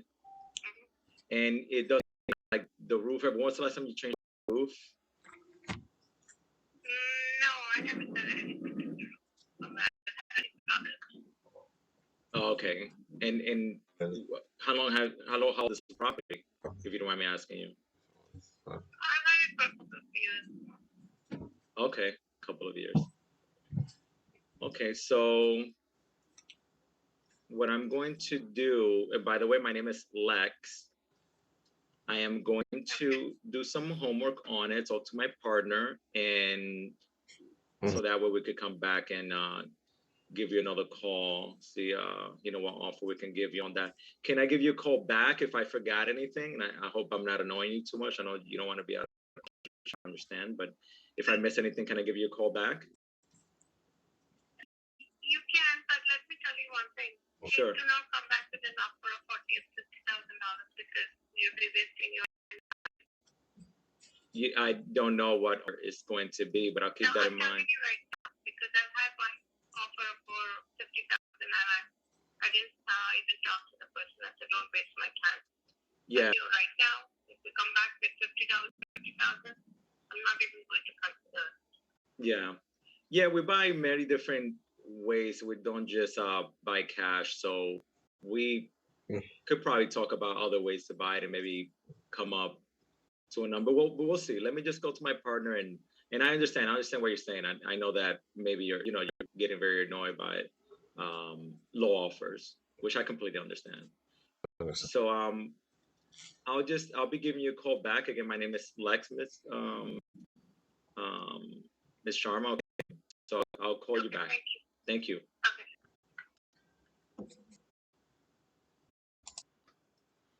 Let's call. Was that good? I think it's good. It's getting better. It's good. You got the monthly payment for the rent. You got how much she's asking for. She even dropped the price. I think it's listed for 4. So you 79. She already boundary or like she doesn't 50. But in general, what I took away is that when she said, "Listen, let's not beat around the bush," she's very to the point. That would have it would have rattled me, and I felt a little bit, but I did going forward. Which I was like, "Oh wow, look at me! Like I'm actually like had a." I also felt the same way. I felt the same way. Like I think she would have thrown you off, but you handled it pretty well. Yeah, and I feel the same way with you. Like, see guys saying something, and you just keep going. So better. That's the plan, bro. That's the plan. All right, so I'm gonna go to Keybank Properties LLC, and then we'll hit them up. Oh God, I always feel this pressure whenever I'm calling. It's just a normal person, right? Just a person. It's just a normal person. It's just a normal person. This is Marla. If you would just leave the number of the house that you're considering, the house number, and dude, love it, but no voicemails. So should we try again? I'm gonna try again, but I think this is just straight to voicemail. KMEK Properties. Okay. KMEK Properties. I'll go next, Alex. I can try that. I need to write down what this lady. Hold on.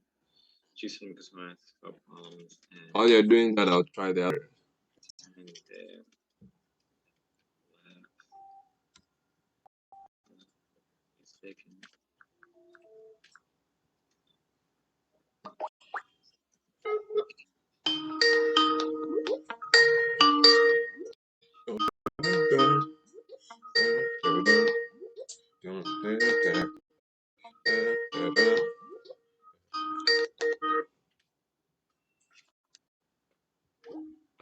Hang up.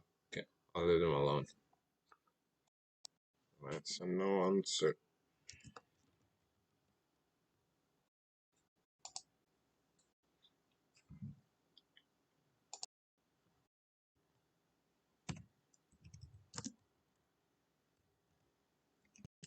She received $1,000 a month for it. We'll sell right away.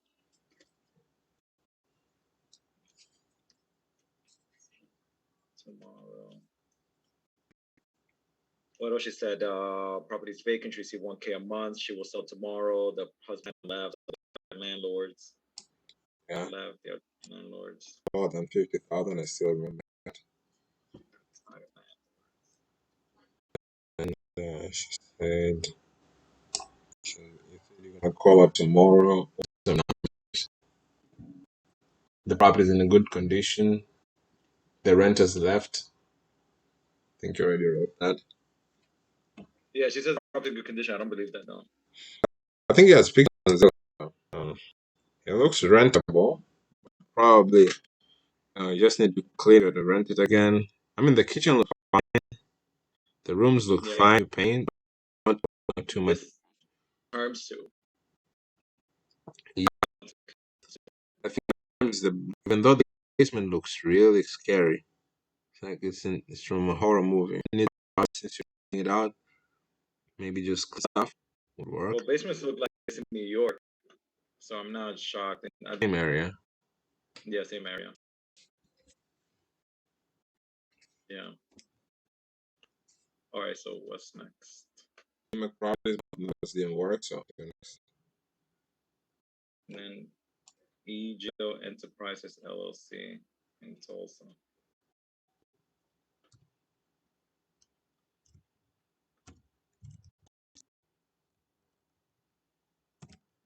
We're making some headway. That's good. We're making some headway. That's good. We're like. That's it, bro. We just need to speak to people. Speak to as many people as we can. Yeah, speak to people. Speak to people.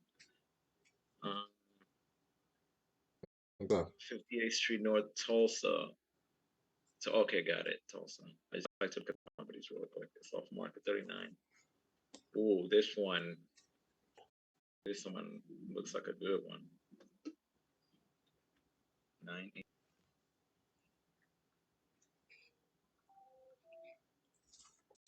Donate 656 3656.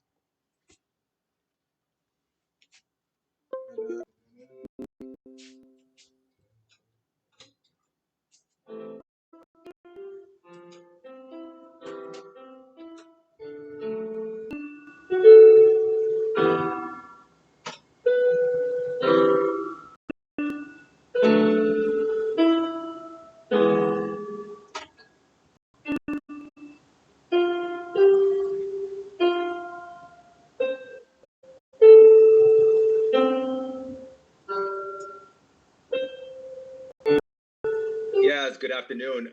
My name is Lex. I'm trying to get in contact with the property owner of East 58th Street in Tulsa.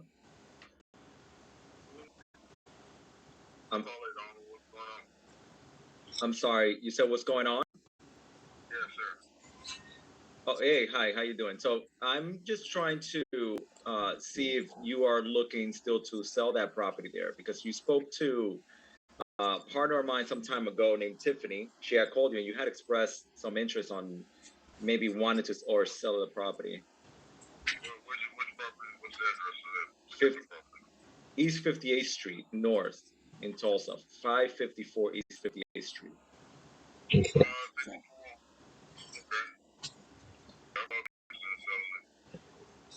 You're still interested in selling?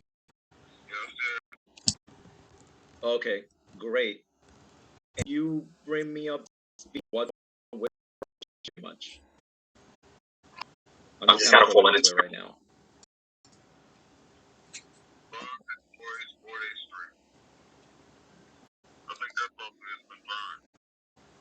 Oh shoot.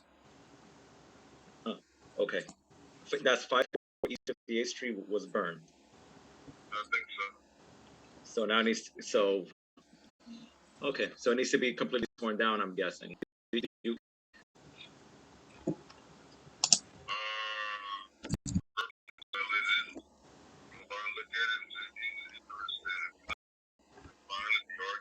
mean, I could look at Google if it's burned. What I'm saying, I mean, if it's burned, I mean, what is there that if we get it from we're gonna have to probably tear it down, right? At this point in time.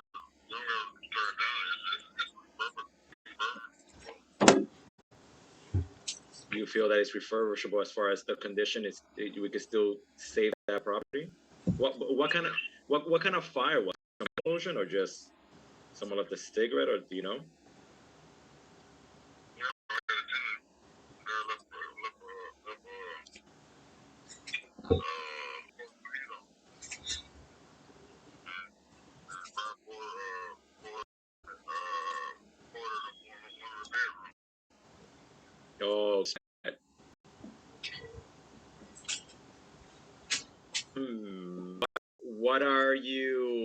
have you considered what you want for now?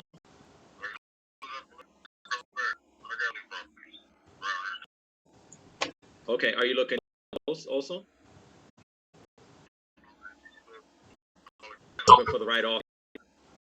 Right. You also look at month.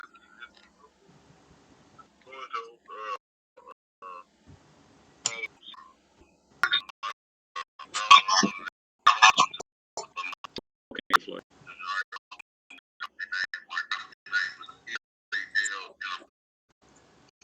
Got you.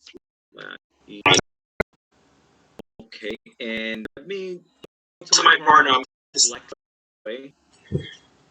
Lex, the villain from Superman. Let me go back to my my partner on this, because now this probably good too. This thing, I'll back, and if any, I'll give you a call back. Let me and do some work on it. Okay?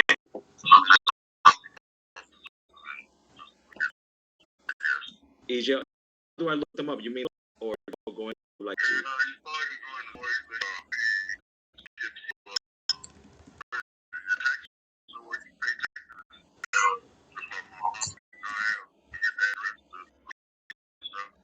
Okay. Now let me ask you something before I let you go. Are you selling your properties or you want to, if you sell, you'll be selling one?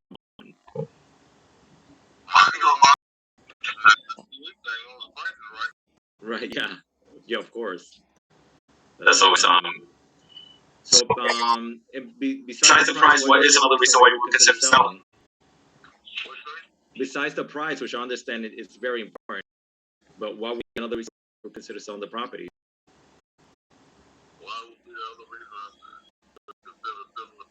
Yeah, besides price, or maybe an interested on it.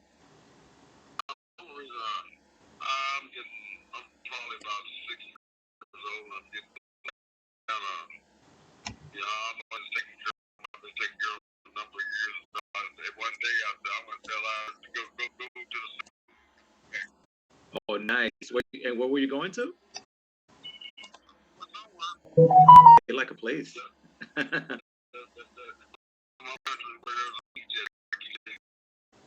Well, hopefully we could work something out.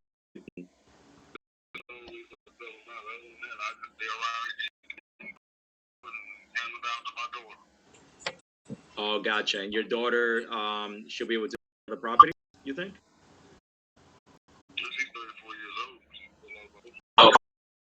I have a brother that's 30 and he's not that responsible, so you never know.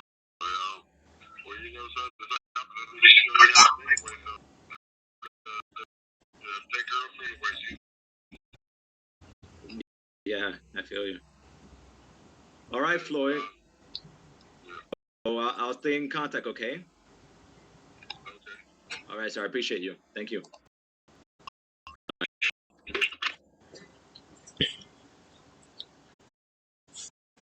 Nice call, bro. Yeah. I think you did great, bro. I think you did great. I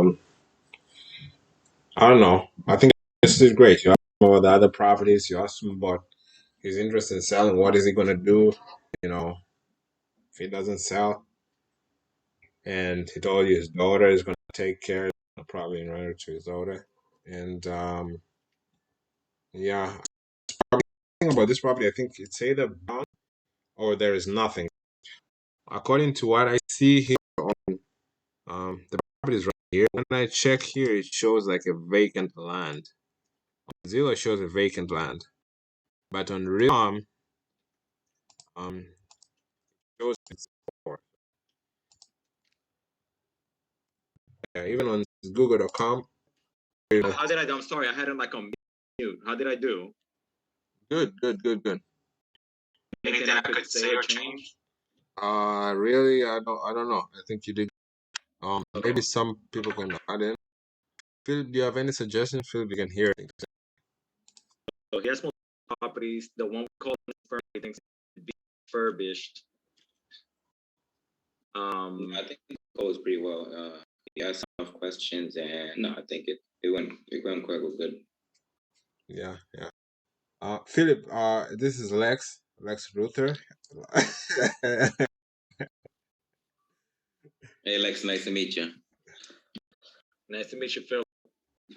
Where's Philip from? Are you a sub-2 student? No, I'm not. You a creative finance student? Yeah, no, I've been working with Joseph for the longest time. So I've been here, listen to your conversation, and seeing how you guys are working things out. Oh, okay. With Joseph. That's correct. I feel sorry for you, man. I'm sorry.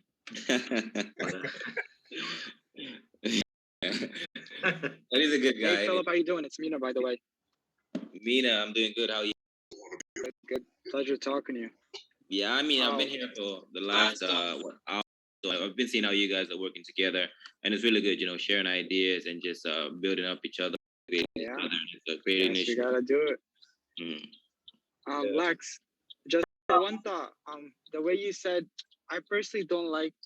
I know, like, Justin had mentioned it before. When you say why you're selling, it sounds very sharky.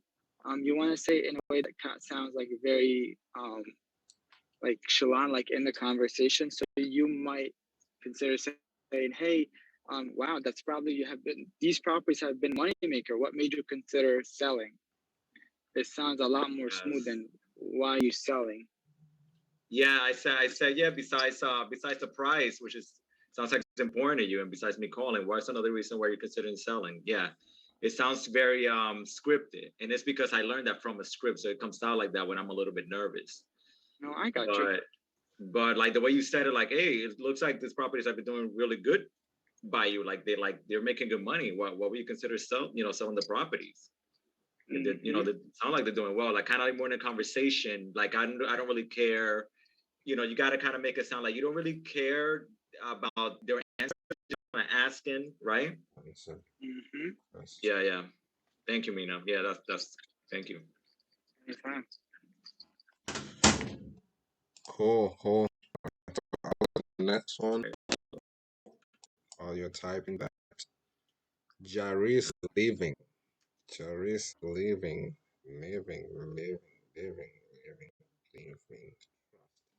A trust is everything with a trust. It's within a trust to trust somebody. Okay, where's this property? 3751.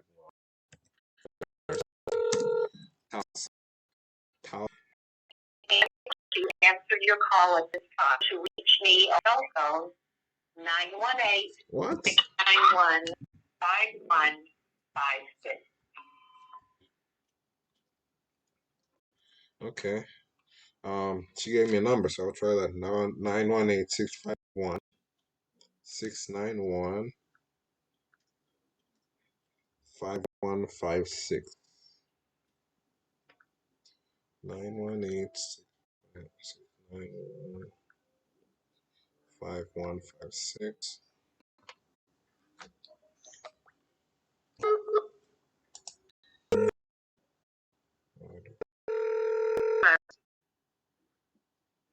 Yes. Got it. I'll talk to you. Are you guys looking to sell your property on Garrettson Avenue? No, we're not. No. All right. Yeah. Okay. Bye. Yeah.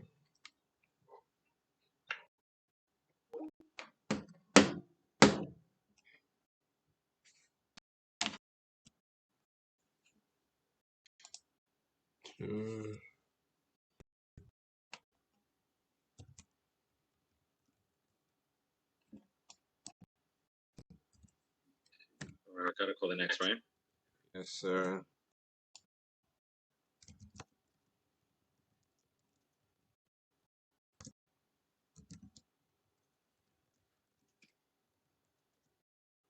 I told us making a deal soon. Like whenever we get busy like this and we're calling, I'm like, okay, we're gonna be making a deal soon. That's the plan, bro. Yeah, that is the plan. Which one is it? 2 deals or no? You have any idea, Joseph? I have no idea. Deals, though. Do you mean like the ones that he has under contract? No, the ones he got through the owner when we were making calls together. They probably accepted the terms. Yeah. Oh, sure. I don't know. It may because one of them it was like he has to do the numbers and call them back. Numbers. I don't know. I don't know if we managed to follow up on them or still. Yeah. No. So I don't It's know. funny, Lex. Yeah, Lex. That day, it was like, oh, we're making phone calls, we're getting practice, we're not planning on getting deals. It was just that's the attitude. We're like, nah, man, get a deal. And then wait and behold, Richard made almost two deals basically. They said yes to terms. Hi. Is this Mrs. Lyons?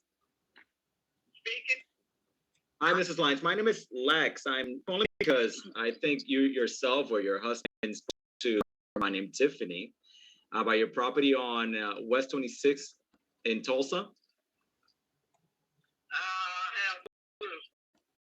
No clue. That's weird. Okay, it's 7 West 26 Place North Tulsa. It's a one. What about it? Well, it says I'm planning. I buy properties. Is this a property of yours? It is. Okay. Are you guys looking or needing to sell? No. Okay. You guys are. It's doing good by you guys. You guys are renting it. I got the old hang up. Old hang up. I call them again? Yeah. Let's go.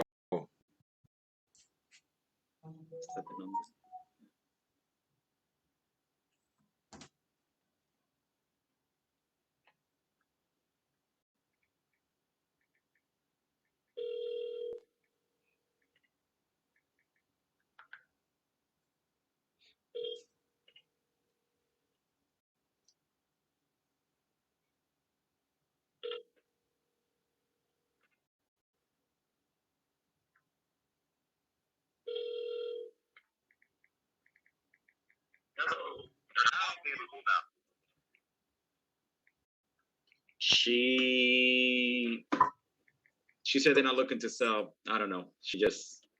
I don't know if she didn't trust me or something, but she hung up. Okay, no problem, man. No problem. We move on. No problem. And that doesn't bother because it doesn't. To be honest, I'm pretty happy still. You're already there. If it doesn't, if you're not afraid of it, nothing can stop you. Yeah. So I'm calling myself Joseph Smith. Let's see what I have to say for myself. Hi, Joseph. It's Joseph.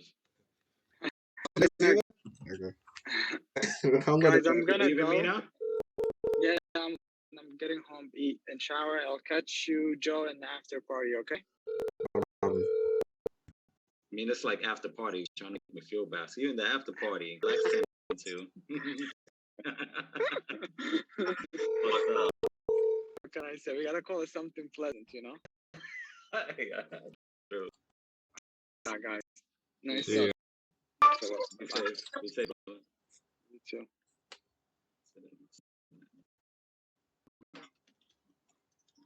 Cool. Call again. Hey, Joseph. This is Joseph. I'm looking to speak to Joseph. So 4 1 2 3 3.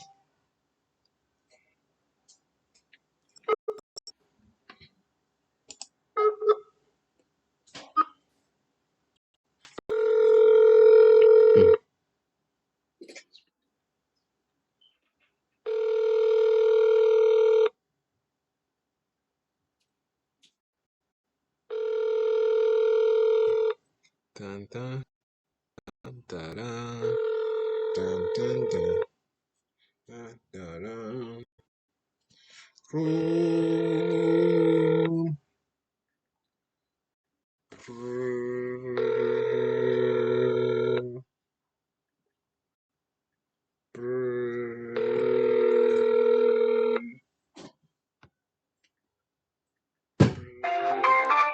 The number customer you are calling.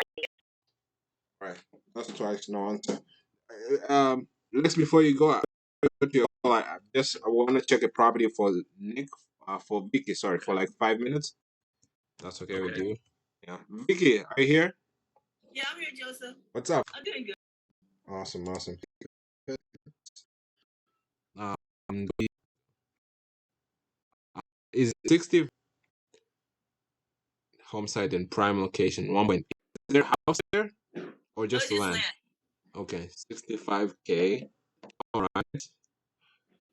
Okay. Worth 100 selling. What did you get from a realtor? No, it's for sale by owner. Okay. Awesome. You hate when I ask you, did you get it? No, because I know better now. Okay. I know better now. Address. So, is there any APN number or address or anything? APN is okay, cool. I'm gonna try to get on this map tool. Then it does look like it's secluded. It's kind of like the dream. What of what it can be like, or Yeah. okay. Painting. Some of the houses that are already over there in Cherry. Yeah. Where's the houses that are already? Here. This one, the second one. Go. In this way? Nope, the other way. The other direction? So it says example of nearby property. Oh, I see what you're saying. Nearby properties, okay. Got it. Only 5 minutes from the property. Is there an address? Just to make sure, because the APN settlement is hard to find the property. Is there an real address? It just says the property address right there. Oh, okay, I see. I need that. Okay. Yeah.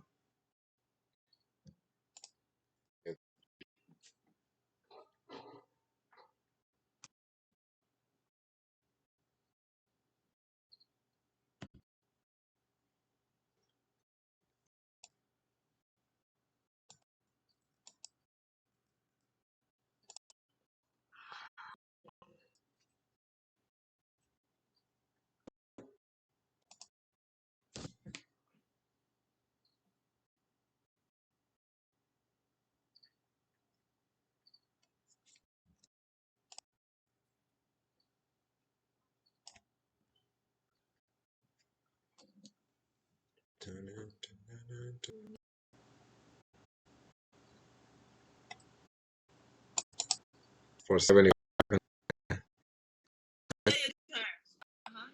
Okay. They probably They did a price cut on the land. no.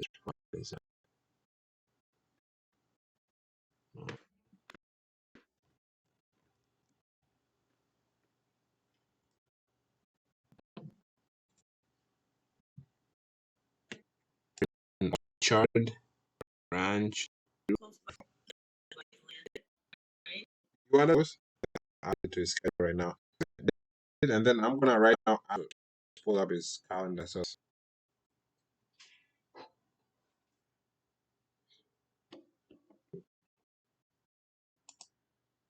okay. Yeah. Do you want me to put it at 220 the earlier or 240 is fine? Because I'm right now, so okay, I'll put it at 240. Just remember to remember to add Emporio so that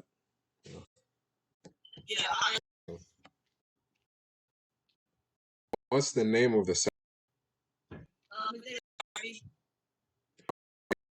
AR? Harvey. Harvey. Okay, Steve Harvey. Steve Harvey. Steve Harvey. I was about to say but Steve Harvey is much better.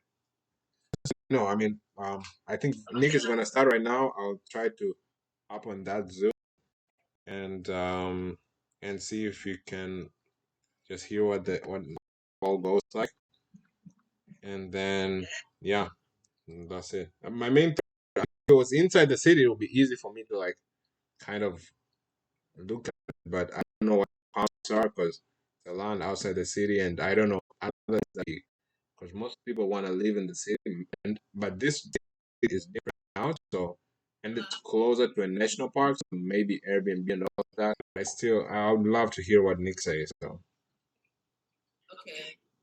send me a text when you've added it to Nick at night. Okay. Okay, I will. All right. Bye, guys. You want to continue? Lex Luthor. Next.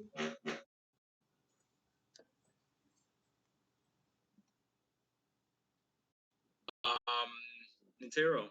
Yeah. Yeah. Oh, okay.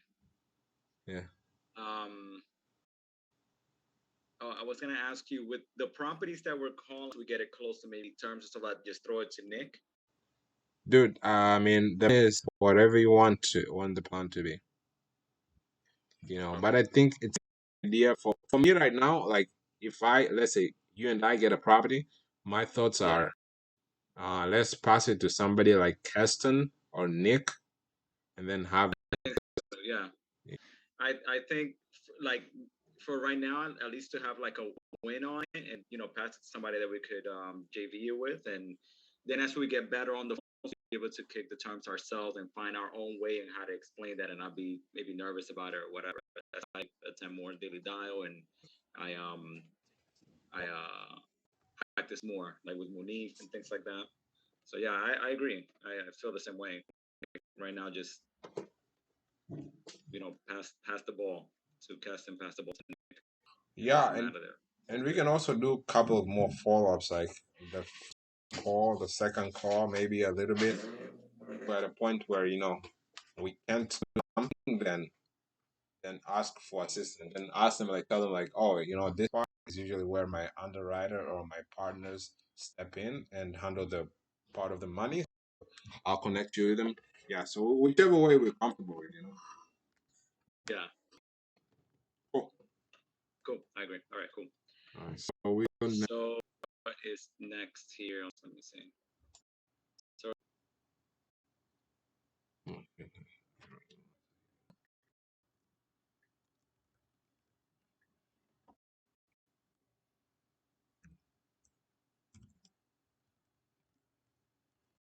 Phone, so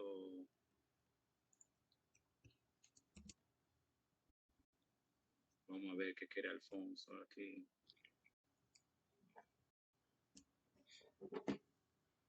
Alfonso, dímelo, loco, ¿tú quieres vender la casa?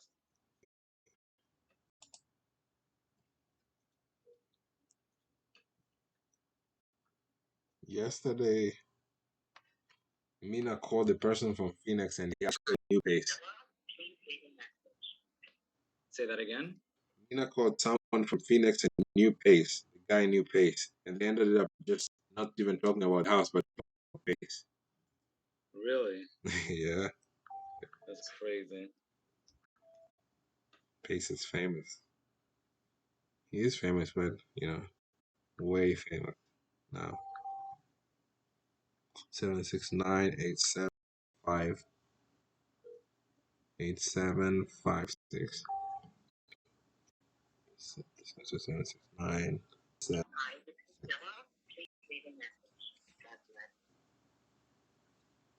No answer twice? Yeah. Go ahead and call Ruby.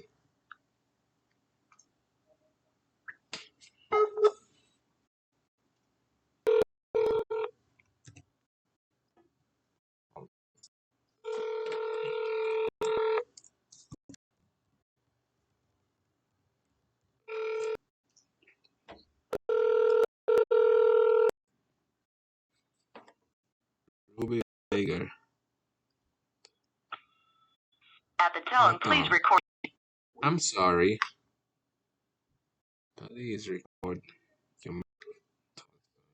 Talk to Ruby. Hello? You got. All right. Sorry about that. Thanks. Okay, I'm gonna try the next number.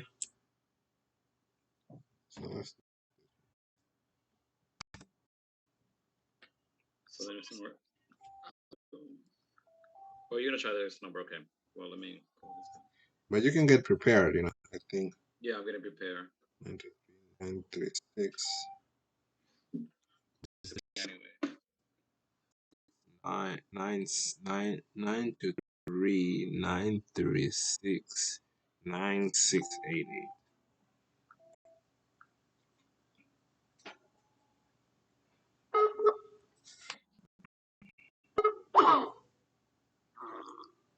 Number 8 is 923 623 936 688.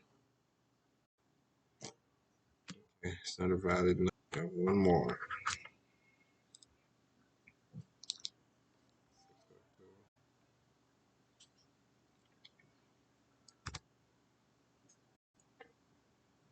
Two 7 6 5 1 5 3.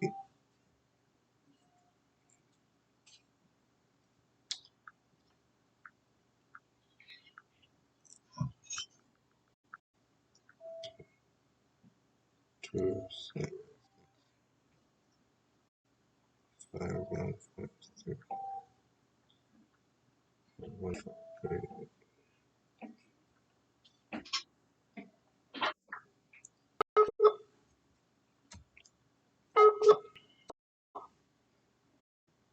Number entered is invalid. Bro, I entered 2 numbers, they're all invalid, so I think you're next.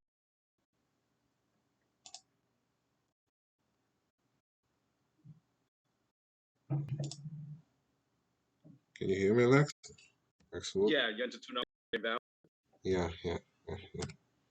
And they're all Under Ruby Vega. Yeah, Ruby Vega.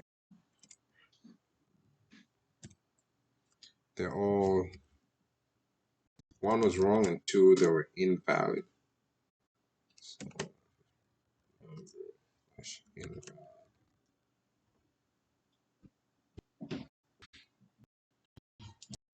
Na, na, na, na, na, na.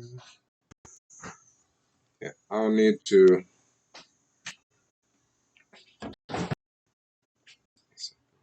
join me. You have reached a number that has been disconnected or is no longer in service. Let me see if I dial this right. Okay.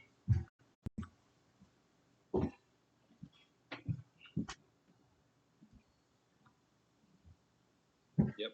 Let me go to the next number. All right.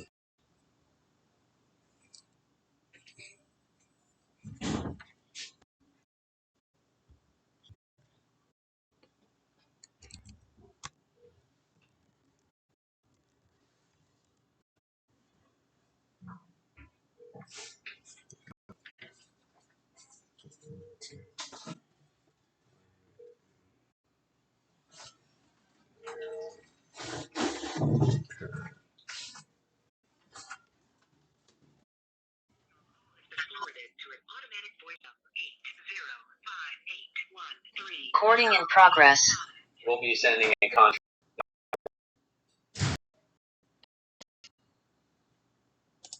How's everybody doing today?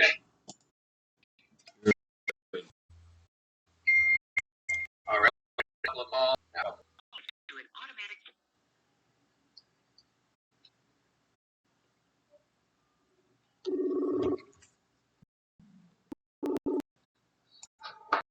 Thank you. Like Joseph, yeah, I don't want to waste this time. So I'll try again another time when I speak with him. Make sure he's available. I already removed them. Thanks so much. Let me know. Hey, Joseph. Yeah. Can you hear me? Yeah, I can hear There's a guy that's selling mobile homes and land. you. Okay. Do we avoid those or what? I mean, if numbers right, always buy. Yo, what's up, Jason? How's it going? Okay, so he's pretty good at it then. I don't do turns, he wants cash, but I don't. To an automatic voice message. Oh, that's gonna be great, but yeah. Did you add it to Nick? I can add it to Nick right now if it's ready to talk. Okay, I'll add it to him, but I'll add it to him right now. Okay, when you've added it, just let me know. Text me when you've added it. Because he has a few and not secure an appointment, we can have him give a call. Okay, I'll do it now. All right. All right.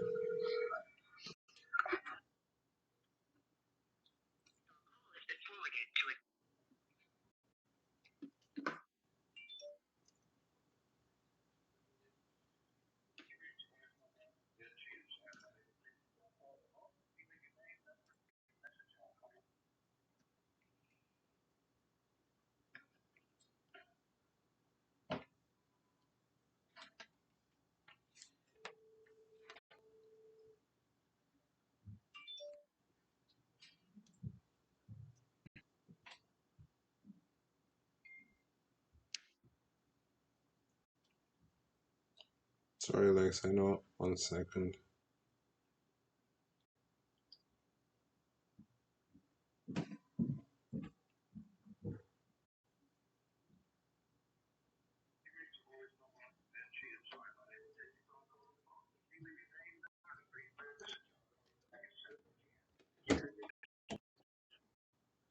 Alex, when are you on Aldo?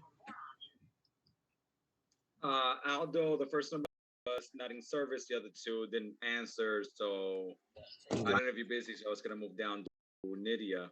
Yeah, you can go to Nydia. I'm gonna get another phone and try to use, because I put Nick on the other phone, on my phone, so that I can, because he has a call with her. Oh, there, you guys are talking to Nick Newland? What's that? Was it specific? You guys started talking to Nick Newland? On the Nick at Night, we wanted to submit a deal to him to make the call to the seller. So I have it on my phone opened up, and I'm gonna try to use another phone to make calls. So so you're sending Nick and Night on that phone? Yeah. So it's gonna be hard to make the call on that phone. But I have a smaller phone and older phone. I just have to download the phone app on that phone, so that I can make calls with you.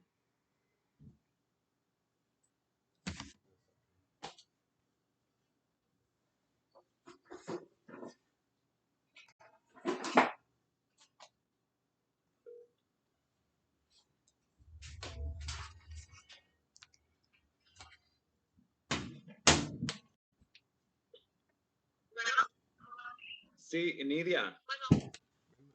Nydia. Sí, Nydia, ¿es usted? Mi nombre es Alexander. Le estoy llamando porque usted habló con una persona que trabaja conmigo llamada Stephanie sobre su propiedad en Elm Lane. Y ella me dijo que usted en un momento estaba interesada en vender la casa ya. No estoy interesada en vender. Oh, entiendo. Bueno. Sorry, I'm not muted.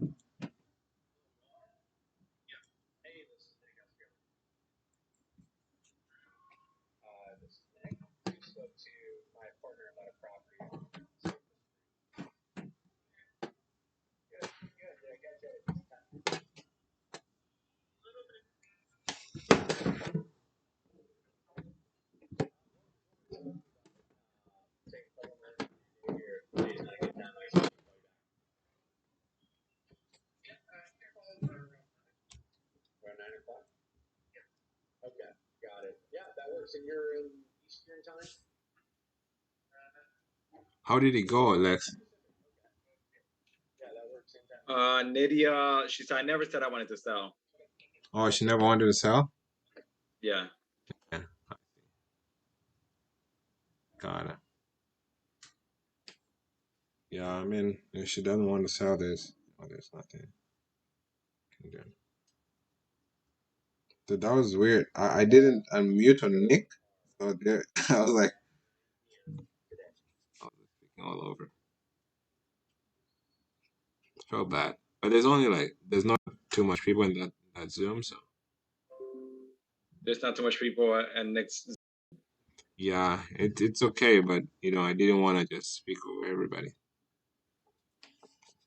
so I felt bad about it. With this phone and laptop. Okay, there we go.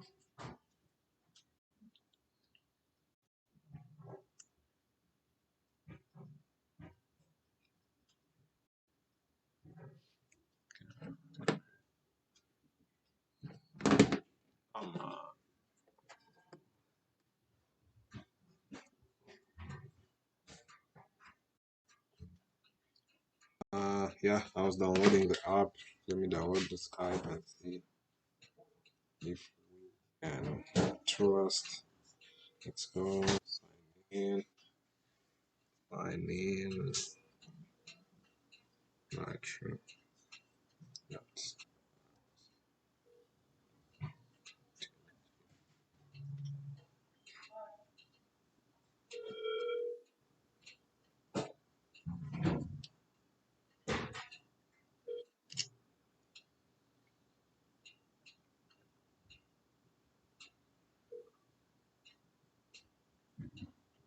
Please leave your message for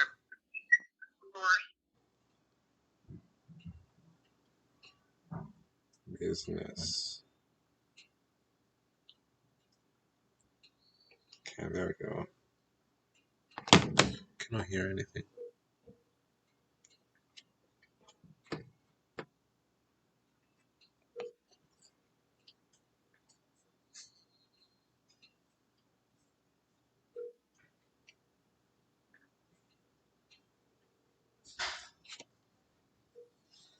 Okay, I'm on. Whenever you got this one, I'll make the call. Okay. You are Lori or Nidia? No, I'm on Lori. Okay. Please leave your message for No answer on Lori. Got it. Dude, what's wrong?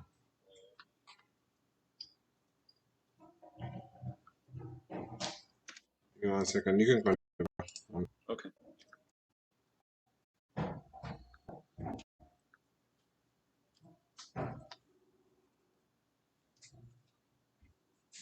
Hey, I'm almost done. All right. Okay. Joseph. Yeah. Let me know when you're done. Send me a text. Okay, All right.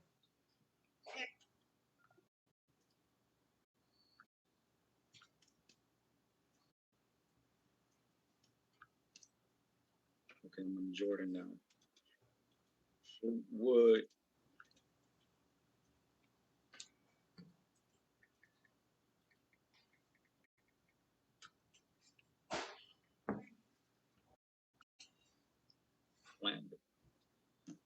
Recording in progress. I didn't understand that, but it sounds something I wanted to do.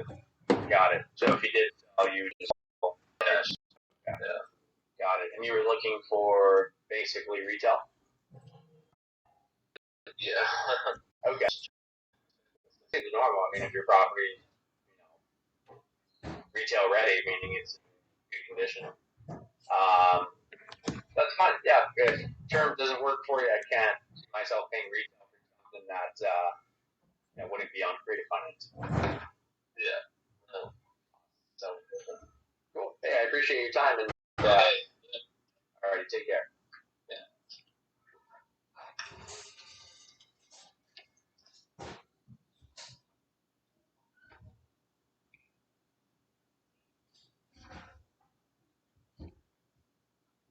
All right, not open to terms.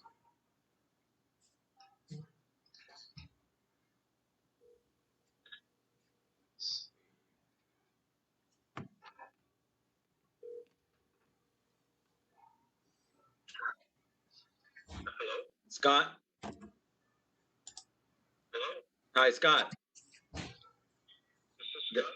Hi, how you doing? My name is Lex. I was calling about your property on Fleetwood Lane, but I saw on Zillow that it sold. They want to, yeah. Hey, Eric. My name is Congratulations. Yeah, Yeah, my name is. But I do still want to call. I wanted to ask you: this is a property that you fix and flip yourself and sold? Yeah. He mentioned that you were looking to sell. Did I get you at a good time here? Okay. Somebody went in there and I guess fixed it. It looked almost completely remodeled, unless you kept it in amazing shape. Got it. When are you guys set to close? Okay. It was pretty new. It was only 3 or 4 years old. Okay.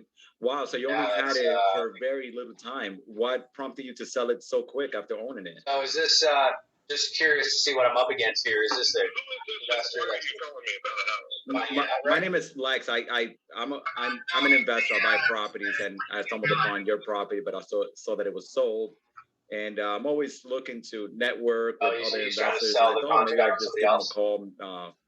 Maybe he looks for properties, and I'm always look for properties. I'm not an investor. I didn't want. I asked him. This is good time. I got to move. So Right. Okay.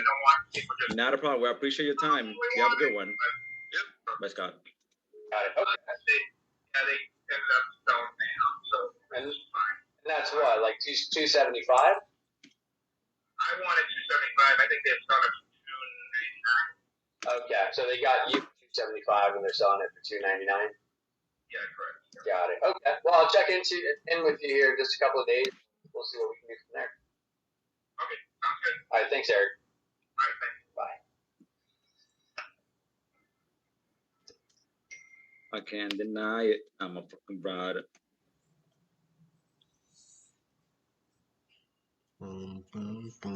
So Scott lived in it for 3 years and sold it. All right, let's see what's next. That's it for the notes. Now Briscoe one. Hello? Hey Vicky, did you add it? Yes, add it. Okay, so we can call him right now. Let me call him, okay? Unless you want to just call him. You can call him ahead. What's that? He just gonna call him? Well, yeah, you can call him. I have to call him first. Let me call him first. Yeah. Just let me know, because the thing is, like, Nick's schedule only has like 4 or 5 calls, so he'll be done pretty soon. And Okay. Call John. all right. Belonging to 504621.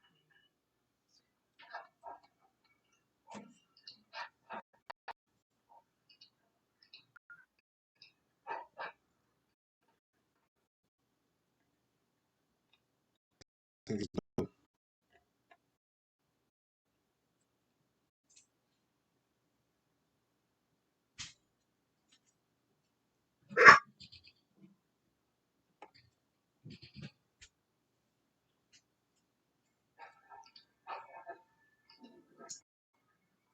what's happening, Lex? There's people outside. I knew my dog, but she tends to bark. Oh, okay.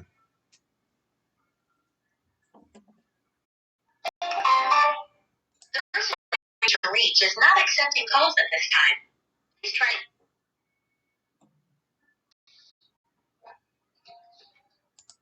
The person you are trying to reach is not accepting calls at this time.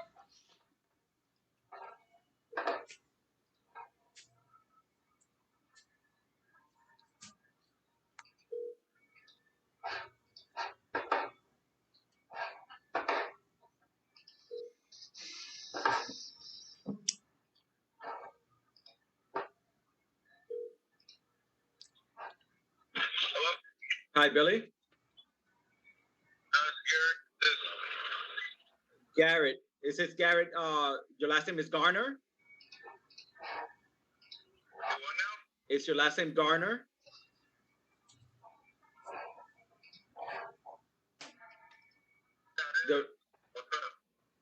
The reason why I asked, my name is Lex. I'm calling for a property, and it's in Briscoe Drive. And that's your house? Well, you and the reason why I called is because I don't know if it was yourself and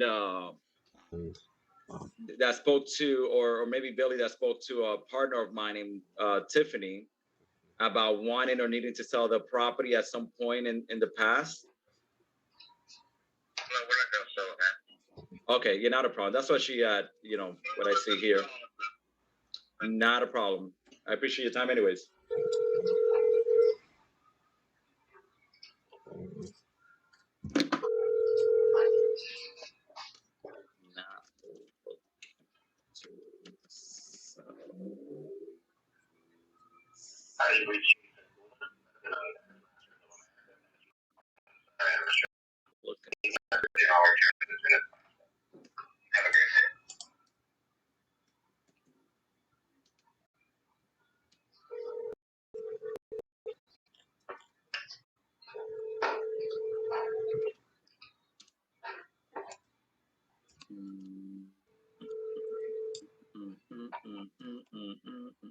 I can't deny it. I'm a fucking rider. You don't want to with me.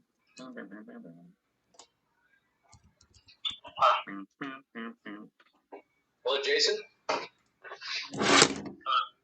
Jason? Aloha. Hey, my name is Nick. How's it going? Mr. Ham? No, my name is Nick. You spoke to my partner about a property in Hurley. Yeah, just wanted to touch base. Did I catch you at a good time here? I'm writing a letter to the Small Business Association, and I have two tax prospects at my house. As good a time as any. Got it. Okay.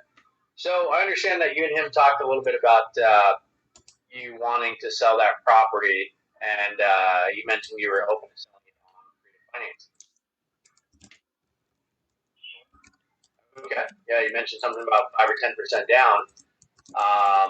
I just wanted to see what other kind of terms you were thinking about.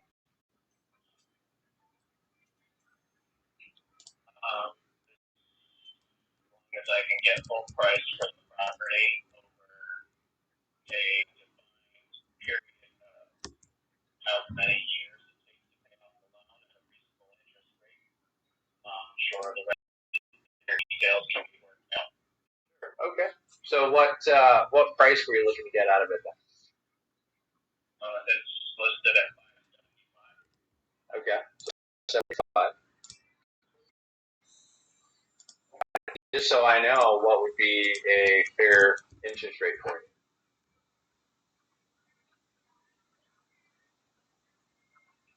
I guess it's a 10% range. Yeah, more than reasonable. 7 to 10% interest, and with the longest possible term. So if we did a 30-year term, you'd be okay with that? Yes. Okay, 30-year term, got it. Couple other things, if we wanted to move forward on this, if I can get my team to agree on, would we be able to get access? Is it vacant, or is there a tenant living there? I'm here. Access. Okay, anytime pretty much? Yeah. Okay, awesome. And then, perfect. And then as far as a close of escrow date, typically we do 30 days or less. Is that something that would work for you? Sure. Okay, amazing. Let me talk to the team, see if I can get them on board with these terms, and if everything works, then I will reach back out to you here. All right, sir. Awesome. Appreciate your time. Bye.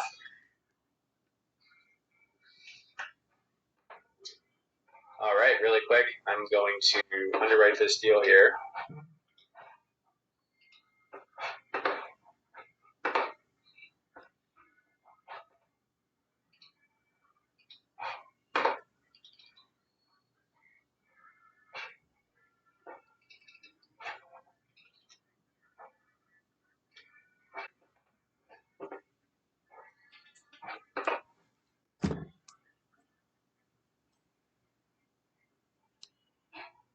And I'm going to go 5 years out, 5 years before.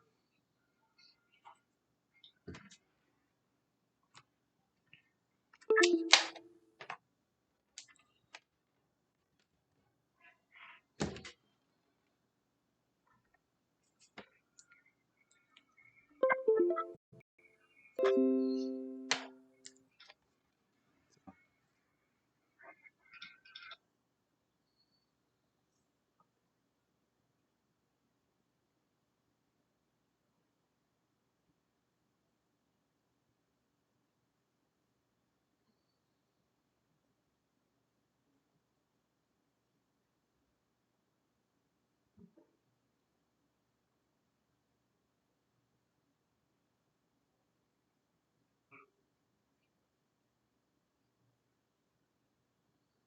gonna go 10 years out.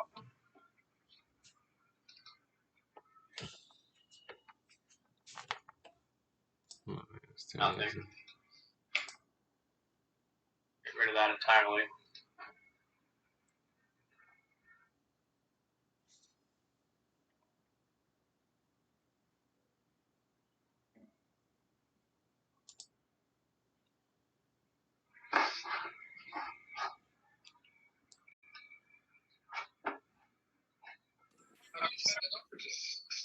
Have I signed an offer?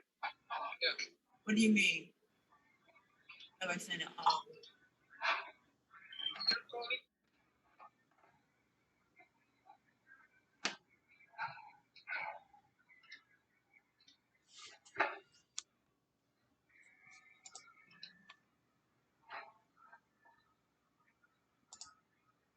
Okay, 575 might be a little unrealistic. But a little bit more here.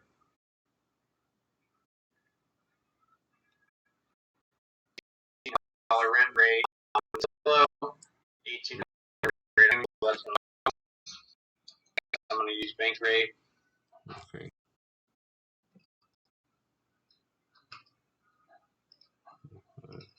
575 with 5% down. Amortize over 30 years. This already doesn't work.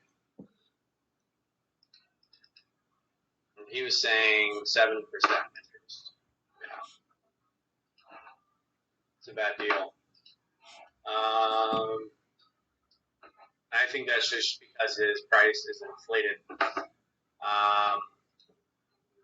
Let's say that market value is 350, which I think it's probably closer to 350.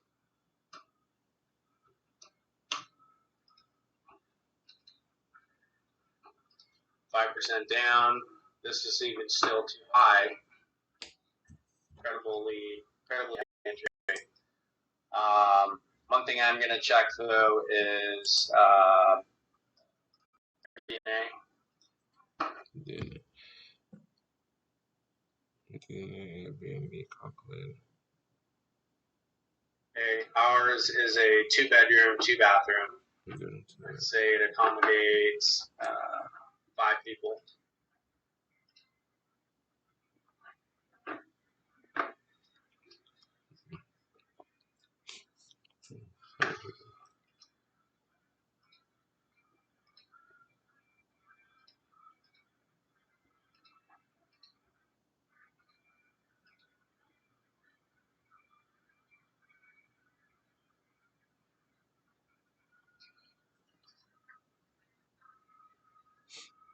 Yeah, $3,000 income potential. That's even too high.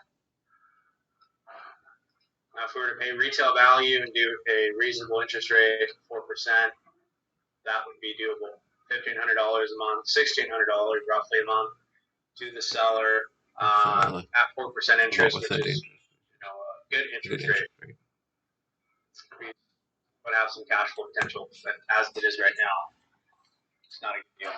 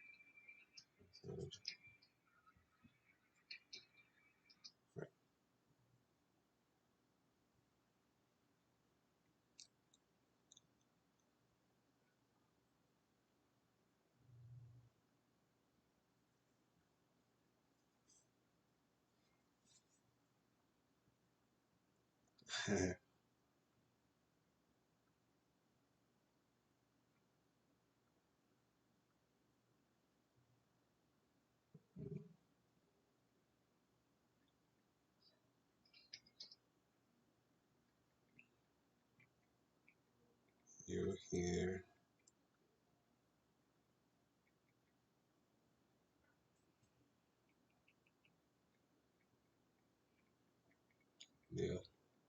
We talked to my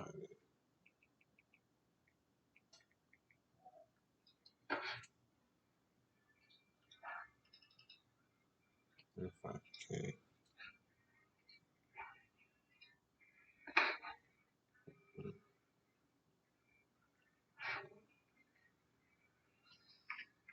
Tax.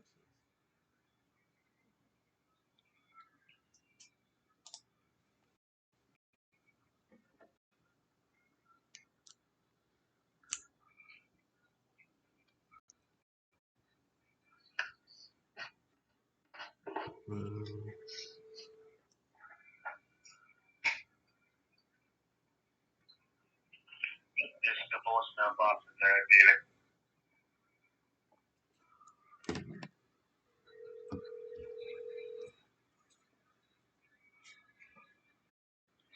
This is the voicemail box in there, David. Name and message up.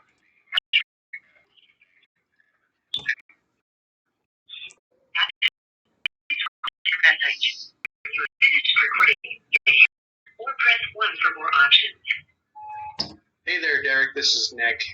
My partner asked me to reach out to you about a property in Virginia, and just wanted to touch base, see where you're at with everything, and wanted to see what you and I can do to help moving forward.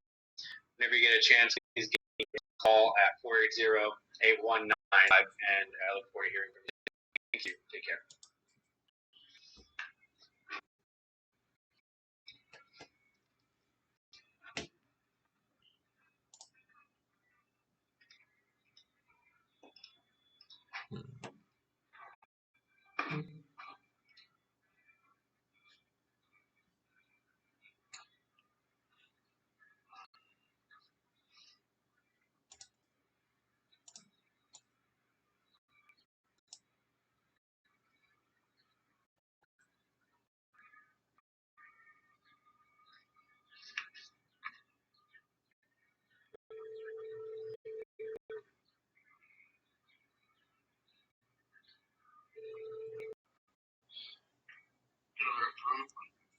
Hi, Dan.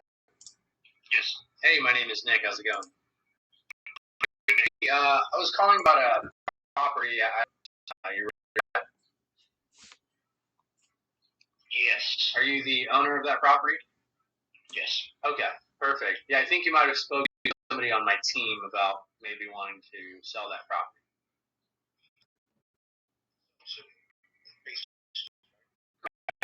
Are you a student?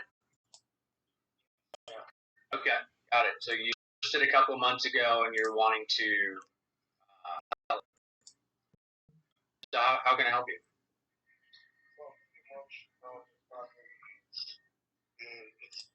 I put it in an HOA portion.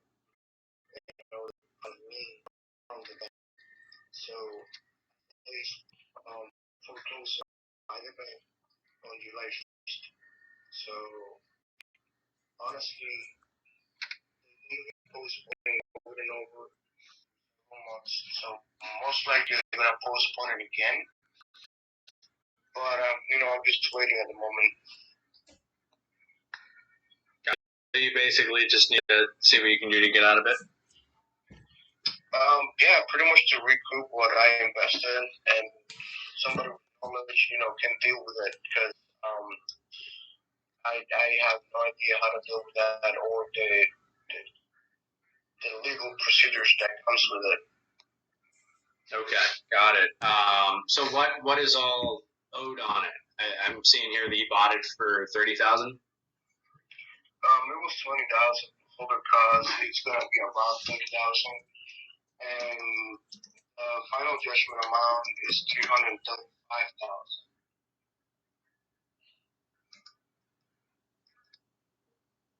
Full judgment amount is 335,000.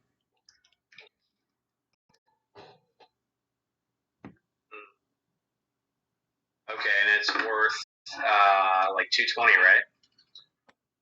Yes. Got it. So did you do a quick claim? So what was it? Did you do like a quick claim or something along those lines? They sent me certificate of title was they sent me I think it was, yes. Okay, let me pull it up here.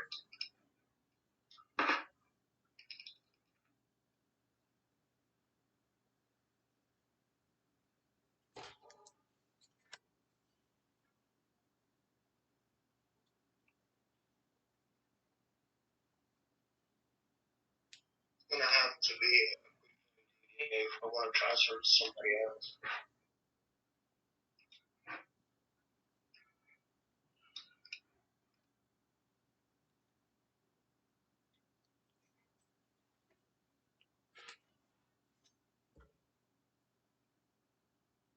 It's unit M.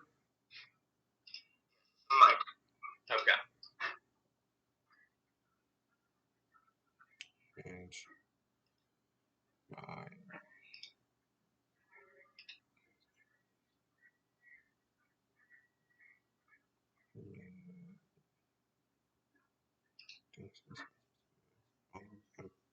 Okay, so title was never transferred. So basically, you bought the lien from the HOA. Exactly. Okay.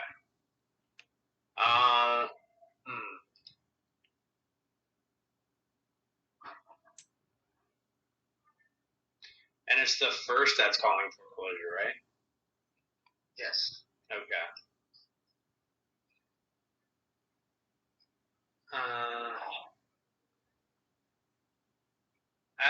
I think if the first is calling foreclosure and there's a lien from an HOA, my understanding is that the first gets satisfied, and any kind of second or third liens is basically wiped out.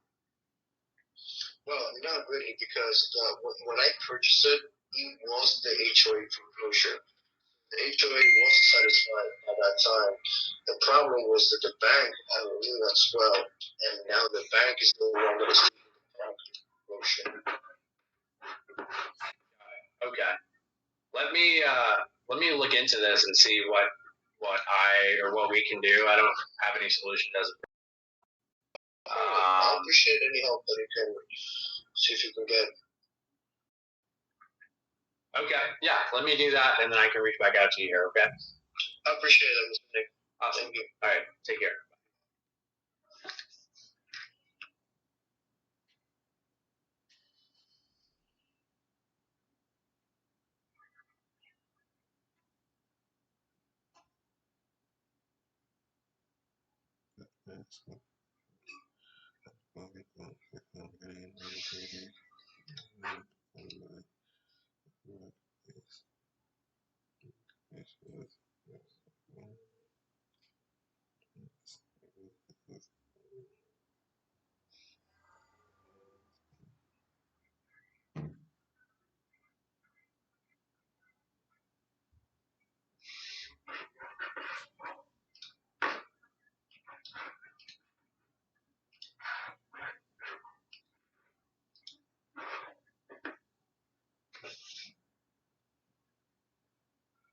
Yeah, I agree. 4% Airbnb, maybe. But a couple of things on that one is he was asking too much.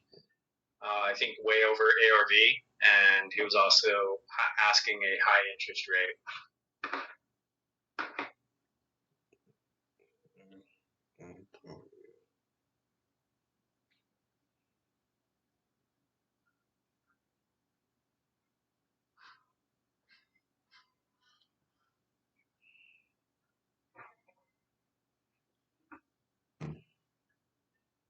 Hopefully, I clarified that.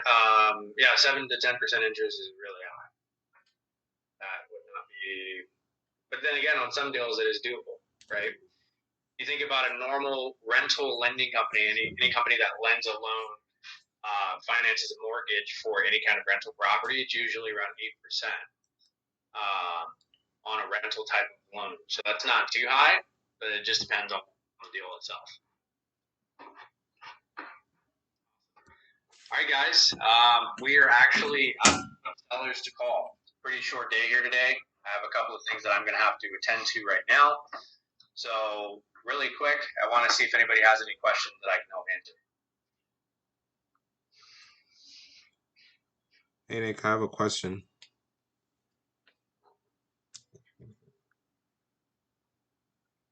Awesome. Love it. Alrighty, thank you guys for tuning in. Sorry we didn't have very many sellers to call today, but it looks like we're going to be picking it up here in the next couple of days, and I look forward to seeing you guys tomorrow. Take care, guys. Recording stop.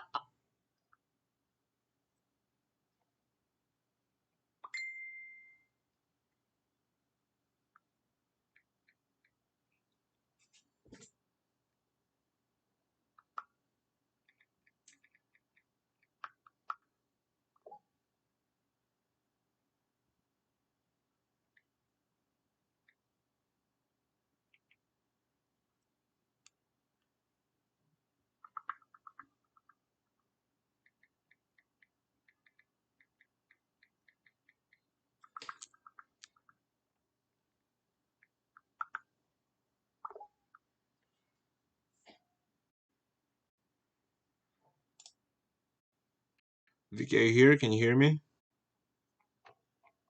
Yes, I hear you. Oh my goodness.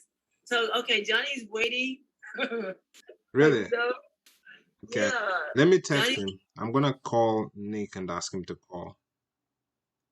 yeah. No problem. Let me see if he responds. He might answer my call, and I'm gonna call him on Facebook.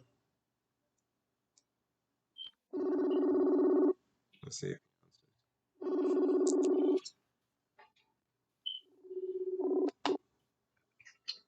Yo, what's up, Joseph? Hey Nick, how are you?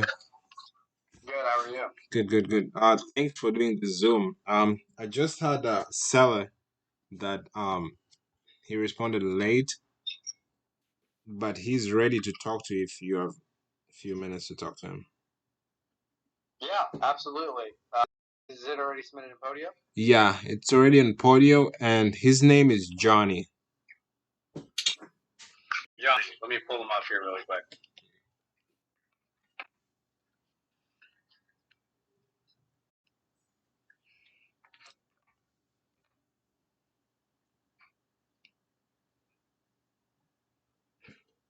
Okay, Santa Ana.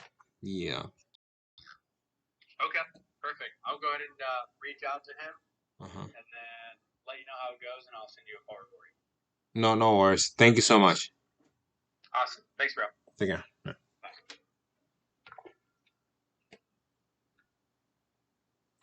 Cool. VK here? Yeah, I'm here. Awesome. I'm just glad he's just getting a call, you know. He Yeah. was waiting patiently. So I Oh, didn't really? talk.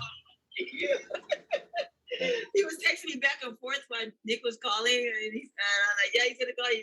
So I just glad Nick is calling him. Yeah, because I wouldn't know what to tell him. Oh my goodness. So yeah, tomorrow, the guy with the land, right? When I was gonna look up today with Nick. Yeah, wait. So he's tomorrow between 2 and 2:30. After that, he's busy, or so he has a time slot. got it. I mean, I think his schedule is pretty free. I think you can skim my screen. So I think his schedule is pretty free for tomorrow. So you can add it here. He's good. That's his name is Harvey. So Okay. What up, y'all? Hey, Keston. How you doing? Good. The ghost is back. Bro, man, I'm working. Keston, pretty busy, right? Yeah, and so I have a meeting with my team on the Zoom because it's a longer meeting. Unfortunately, we're gonna get this thing right with the rooms really soon. Bro, I told you. I keep on telling you. I don't know. Now I guess you. I promise you. We haven't met about it. That's the thing. We need to put something on the calendar to meet so that we could talk through it properly. So when is a good time for you? I mean, I'm all about schedules. Yeah, me too. So that's tomorrow, the thing. next week, Friday, which day works. Well, don't act like you're not busy too, bro. Right, Justin?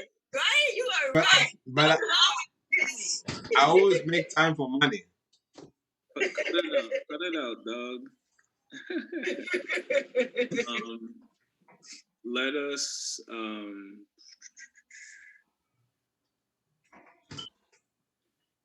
yeah, let's just text me about that, bro. Cool. I gotta jump on this for now, for 6 o'clock. All right, no worries. So I'll catch you guys tomorrow. See you tomorrow. Thank you Right. again for everything, Keston. Anytime, buddy. Yeah, thank you, Keston, for this. Take care. Anytime. Bye. Take care. Bye.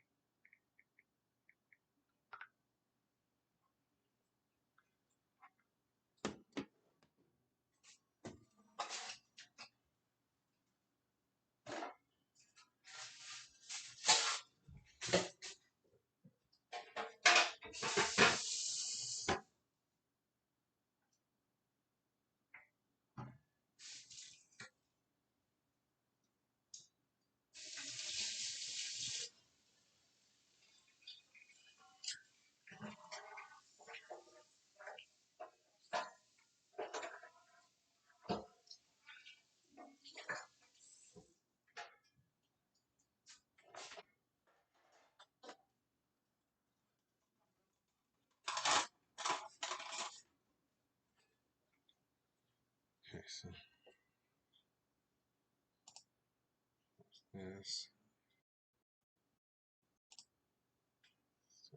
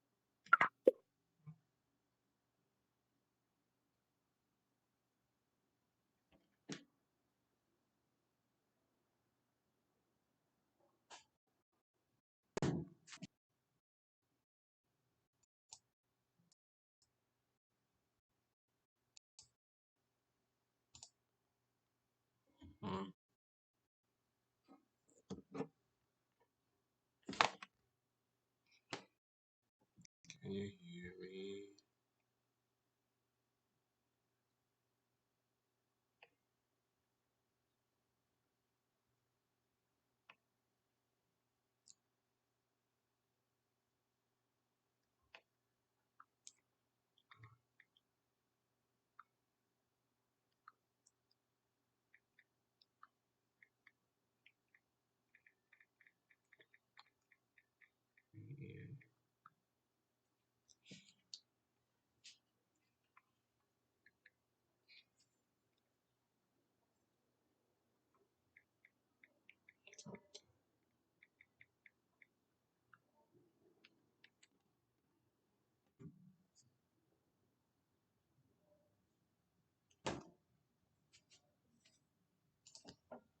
Hey,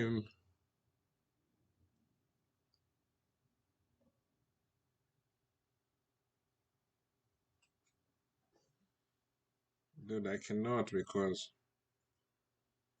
you have to let me in.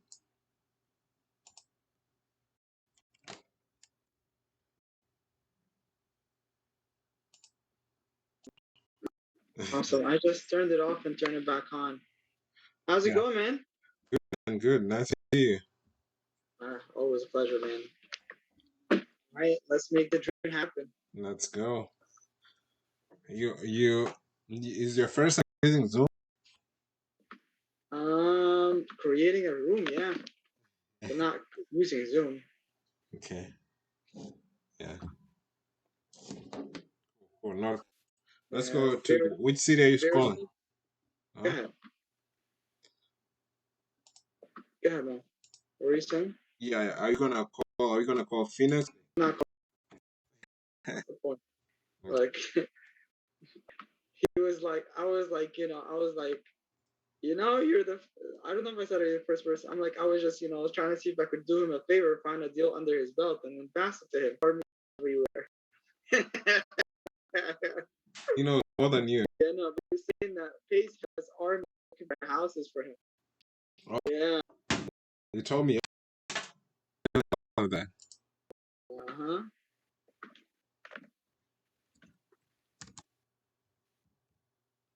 All right, yeah, you should call that out, Dude, I have no calls. I'm waiting for you to. You're gonna be the crutch on scapegoat. But find a for sale by owner anywhere.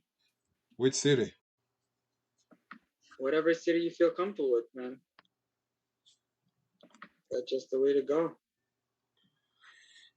Let me go in the midst, kind of like. Sure. Just the best bet is to find a state where you could pass it along to like one of the sub two, or unless you want to do the whole thing yourself. Like as if like you're not. You should.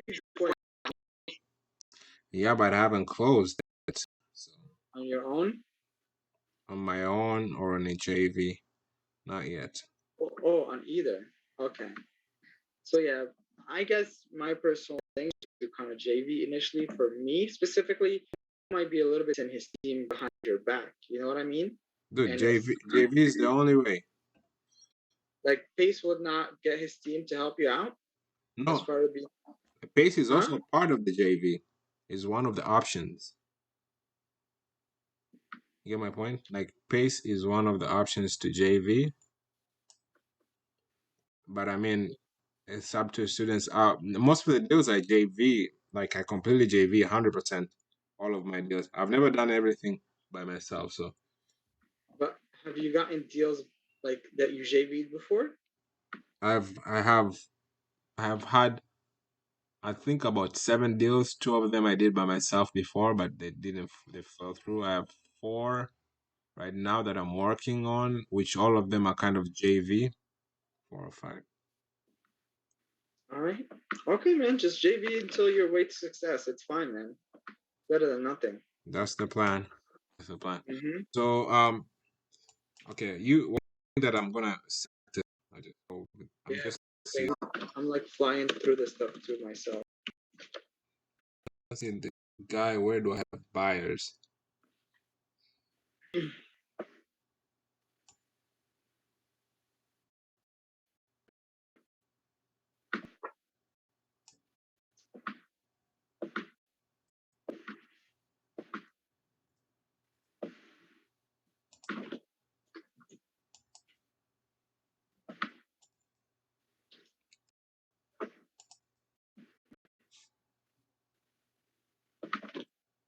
But wow, 12 of them and everything fell through. That's crazy. Yeah. That must have been tough, man. What is that? Hmm? What is I'm saying that must have been like, it crushed your heart, I bet. But who fell? Deals fell through. Yeah, it's cool, man. Oh, It's crazy. you mean me? My deals fell through. Okay, I didn't understand what you're saying. Okay. Yeah. Yeah, it's 7, but 2 fell through. 2 were initially they were locked up high, so they fell through.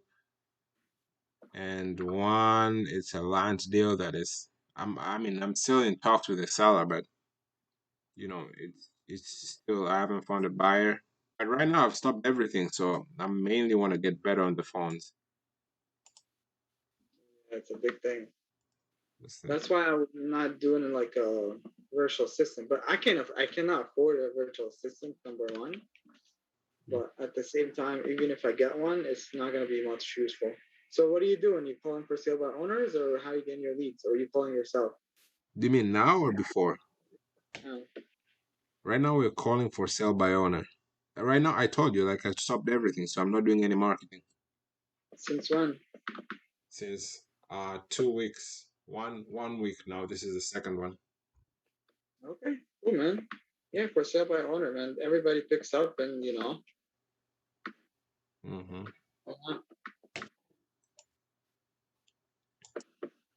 Okay, let me go New Jersey. Oh, hometown. Oh, you.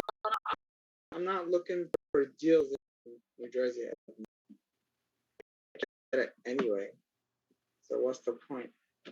So this way, when I'm ready to kind of come to New Jersey, I'll be big boss at the time. I'm gonna go Nashville.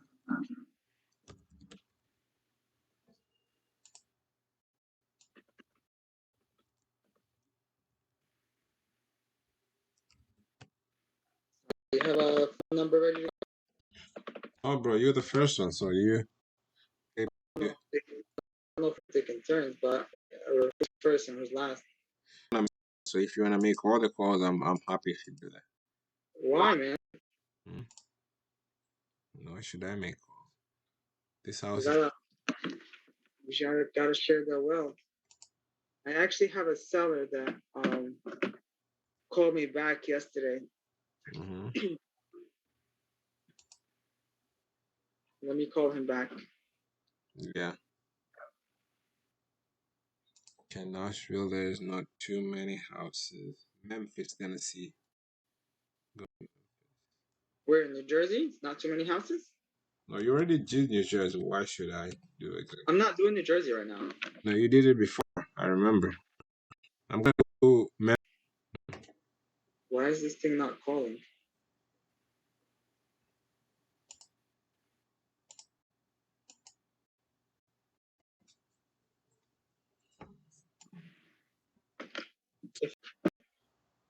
No problem.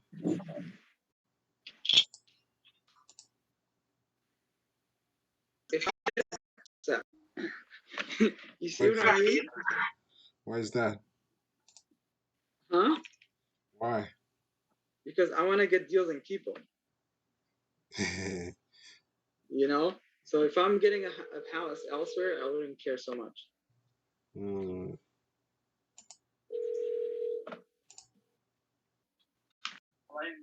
Hey, how you doing? This is Mina. I called you yesterday, and then you called me, left me a voice message. Yeah, yesterday. How you doing? I'm sorry. What property are you calling about? I'm not sure. Properties in Georgia. Would you please remind me which properties you have for sale? The property I have for sale is in Multi-List. If you're interested. And where? Find it there. It's in Multi-List. I don't have anything that I want to sell on a cash sale. You don't want to sell on cash sale? That's no, fine. the property I have is listed for sale. It's $349. $349,000. Gotcha. And what's the address, ma'am? 506 Sullivan Road. Sullivan Road. That's right. And Newnan, Georgia, right? That's right. Awesome. And who am I speaking with? What? What's your name, ma'am? Sharon McMillan. Hey, Sharon. How are you? Awesome. Yeah, there actually wasn't much pictures in there. Can you tell me a little bit more about it? If you look at multi-list, or you can look on Zillow and find it. Yeah, I see it on Zillow, but Zillow doesn't have too much pictures. Actually, it only has one picture. Unless I'm missing there's something. Pictures, and if you're interested and you want to look at it or show it, you can call me back. Okay, what's the other website you said? Multi-list? Is that like a for sale by owner website? What? You mean the MLS, or it's a multi-list? I didn't get one when you said that. It's in multi-list. It's in multi-list. Is that a website? It's Georgia MLS. Okay. All right, ma'am. Thank you. All right. Bye. Yeah, I'm not getting anywhere with her. So, multi-list is Georgia MLS? Yeah, multi-list MLS. Hear me? Yeah.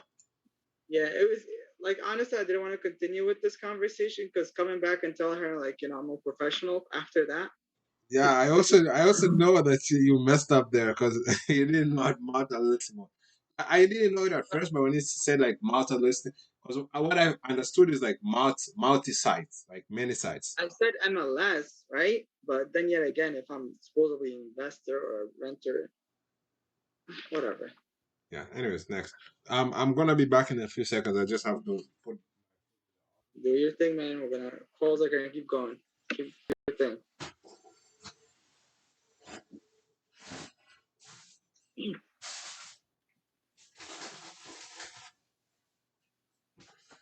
That's a really nice house. Is it a flip?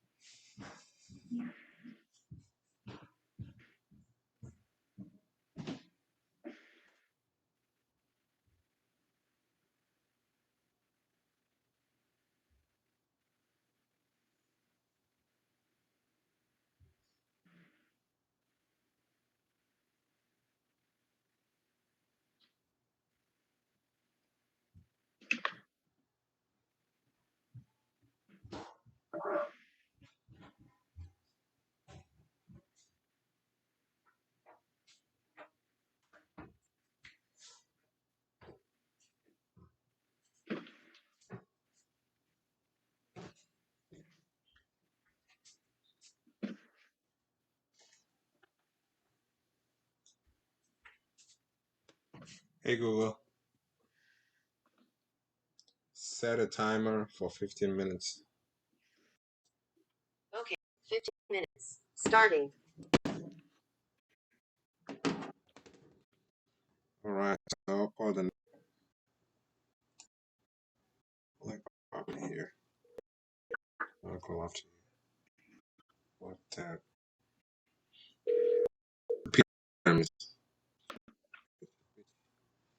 Picture.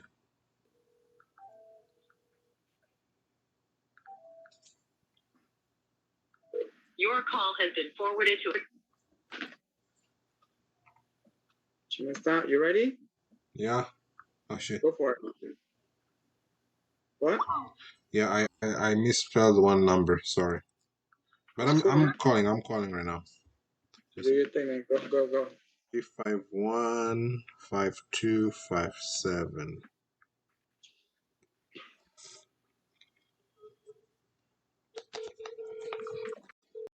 Zillow could have shown this estimate. Why do they always have to hide the estimate? Hello. Hello, hi. Am I talking to the owner of Faxon Avenue in Memphis? Say again. Am I talking to the owner of 3725 Faxon Avenue? You are. Okay, cool. Yeah, so I'm looking to place an offer on the property. I just wanted to know a little bit more about it. You just need to know what? A little bit more about the property. Okay, so what in the ad do you need to know? Basically, is it rented, vacant? It's rented. Rented. It's a duplex. Okay. And you're looking to sell both units? Well, I would have to since it's one building. Okay. And how long is the tenant's lease agreement? How long is the tenant's lease agreement left? How many months are left? They're all month to month. Month to month. Okay. Got it. And are they open to, like, in case you buy the property, are they open to move out? That would be up to the new owner. Okay. So what would be the reason of you selling it since you're already renting it? Why not just keep? That's irrelevant. Okay. Understand. Okay. So will you be willing to sell the property vacant? Well, I'm not going to tell them to move and then sell it vacant. I want to keep. Got it. So at this point, you just, I mean, yeah, because you have it listed. So I guess if they themselves, they'll probably need a place to move. Somebody buys the property. Well, that'd be up to the person who buys it. I'm just the seller. Got it. So I see your price is at 190. That's correct. Okay. How did you come up with that price? Because everybody else is getting that for duplexes in the area. What's the rental? Monthly rental? What's the rent? Yeah. Well, I charge $550 a side, but it could be more. She's in there. Okay. So about 1,000 for both units? Come here, Linda. Hold on one second. No problem.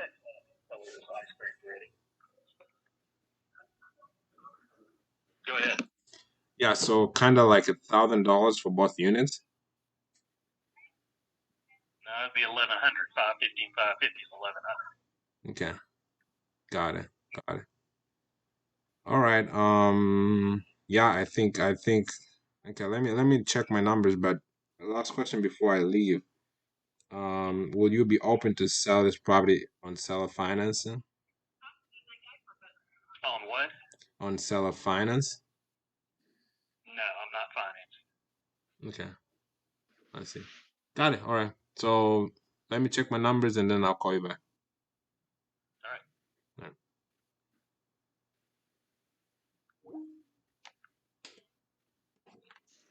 Hey man. So just I personally don't like saying why do you want to sell. I would kind of talk to them, hey, how long you have this property for? Like, how much do you make? I would may say how much are you making a month on the property, whatever. And I say something sort of like, oh man, that's like a moneymaker for you. What made you consider other than the price, the market being so high? That's a smoother way to say it. So this way they're not, saying, oh, that sounds sharky, like a shark, an investor trying to like jip them off. You know what I mean? Can you hear me?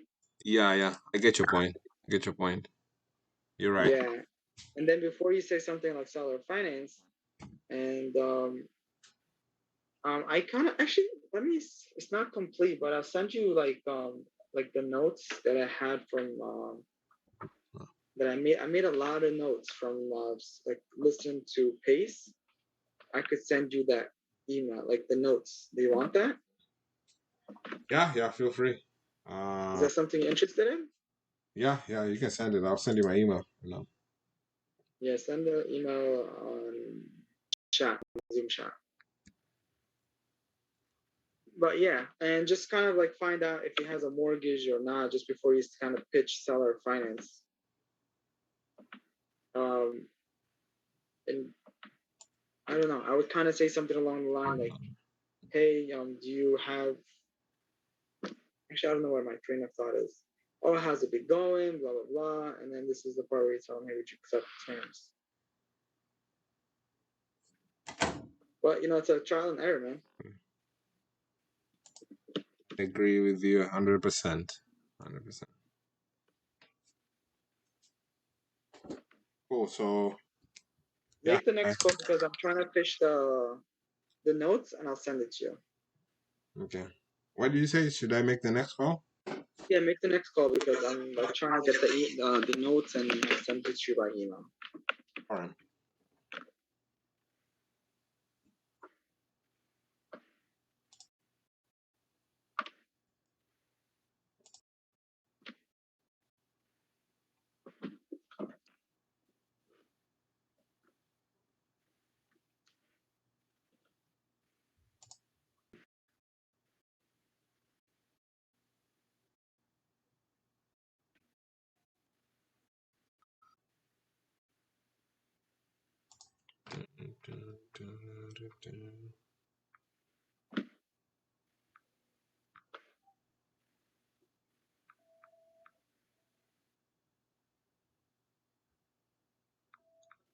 I wrote so much notes. What's that? So much notes in this thing. By the way, Joseph. Yes. Oh, actually, hold on. You want your phone call.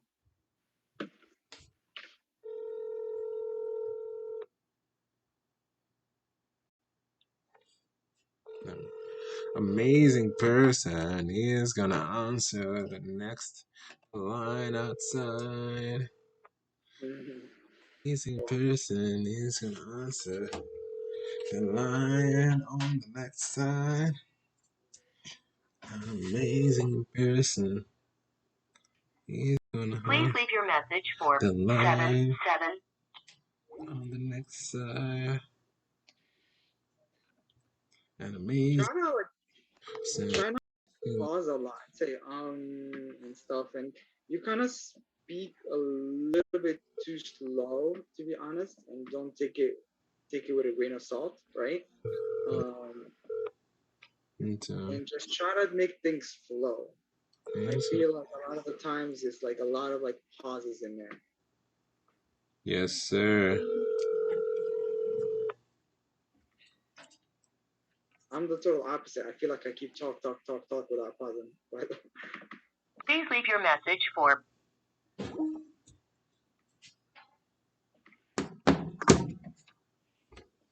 And me. So is good. Okay.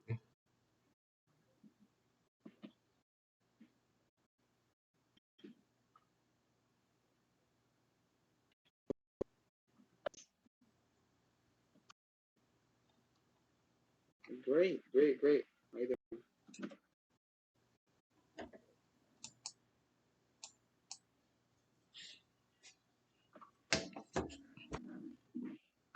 I actually don't own the house anymore.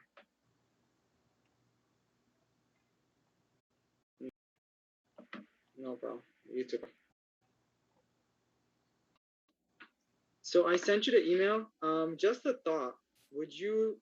Because there has to be a healthy ratio of like diving in and calling sellers, and a healthy dose of going over material as far as like what to say and how to say it. Do you think we should kind of like break that down, like 80-20, 80% calls and 20% talking about certain things? Dude, I think it should be 100% calls. You think so? Yeah. Okay. No, so. No, I kind of agree. I have a lot of good notes on. You'll see it, and it's probably best to kind of like, go over and Practice. practice just a little bit to say that phrase or that sentence in a sense. You know Yeah. what I mean? We could spend like no max than 10 minutes and just the rest we make phone calls.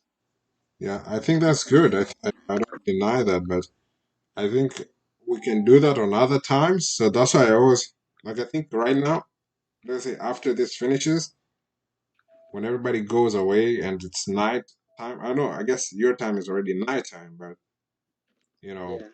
it's I easy totally to agree. review those notes. Wow, but it's not. You cannot call every time, but you can review the notes every time. No, I'm not gonna review notes. I'm just saying, let's just say after we make phone calls and we're done because we want to utilize that time. After that time, we'll go over the notes that I have and briefly kind of go over it, and we'll make like a super list of like, rejections, what to say, and stuff like that. I think that would be very, very helpful. Yeah, true. We can do that for a couple of minutes. Yeah, at the end though. At the end, this way we utilize making as much phone calls as possible because that's what matters. True. Right? I agree. Cool. So we can do that. Right. Awesome. I'm gonna make the quick next call. When you're done, I'll make the next one. Or if you're not ready, I can make the call.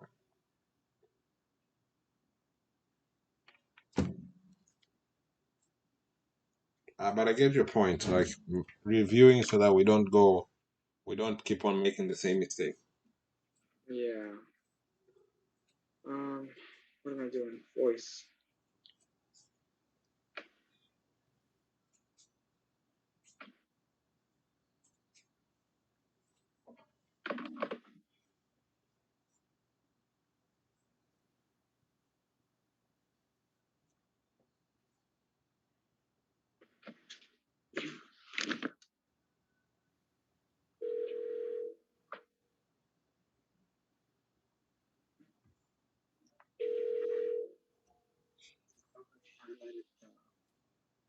Oh, is that your pool? It's somewhat outdated.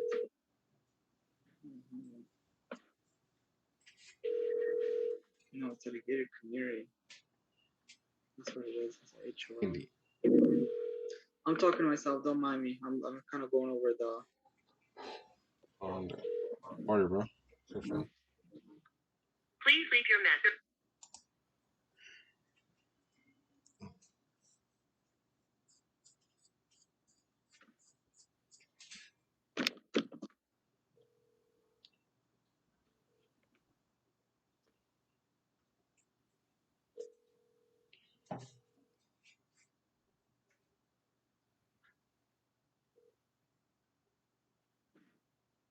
Please leave your message for 6-7.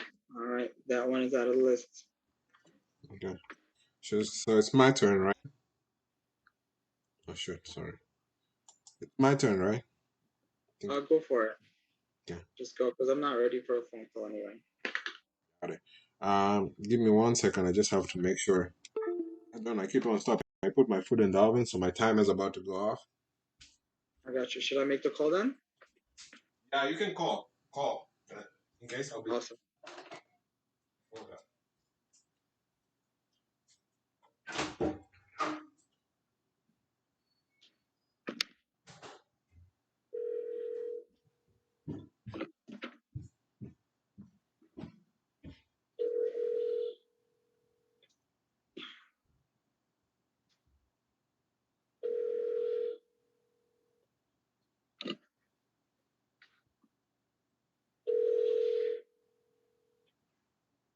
Your call has been forwarded.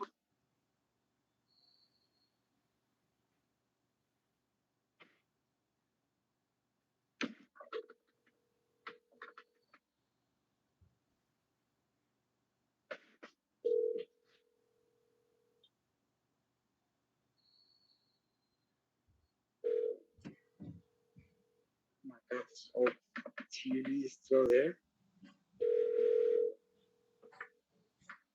Your call has been forwarded.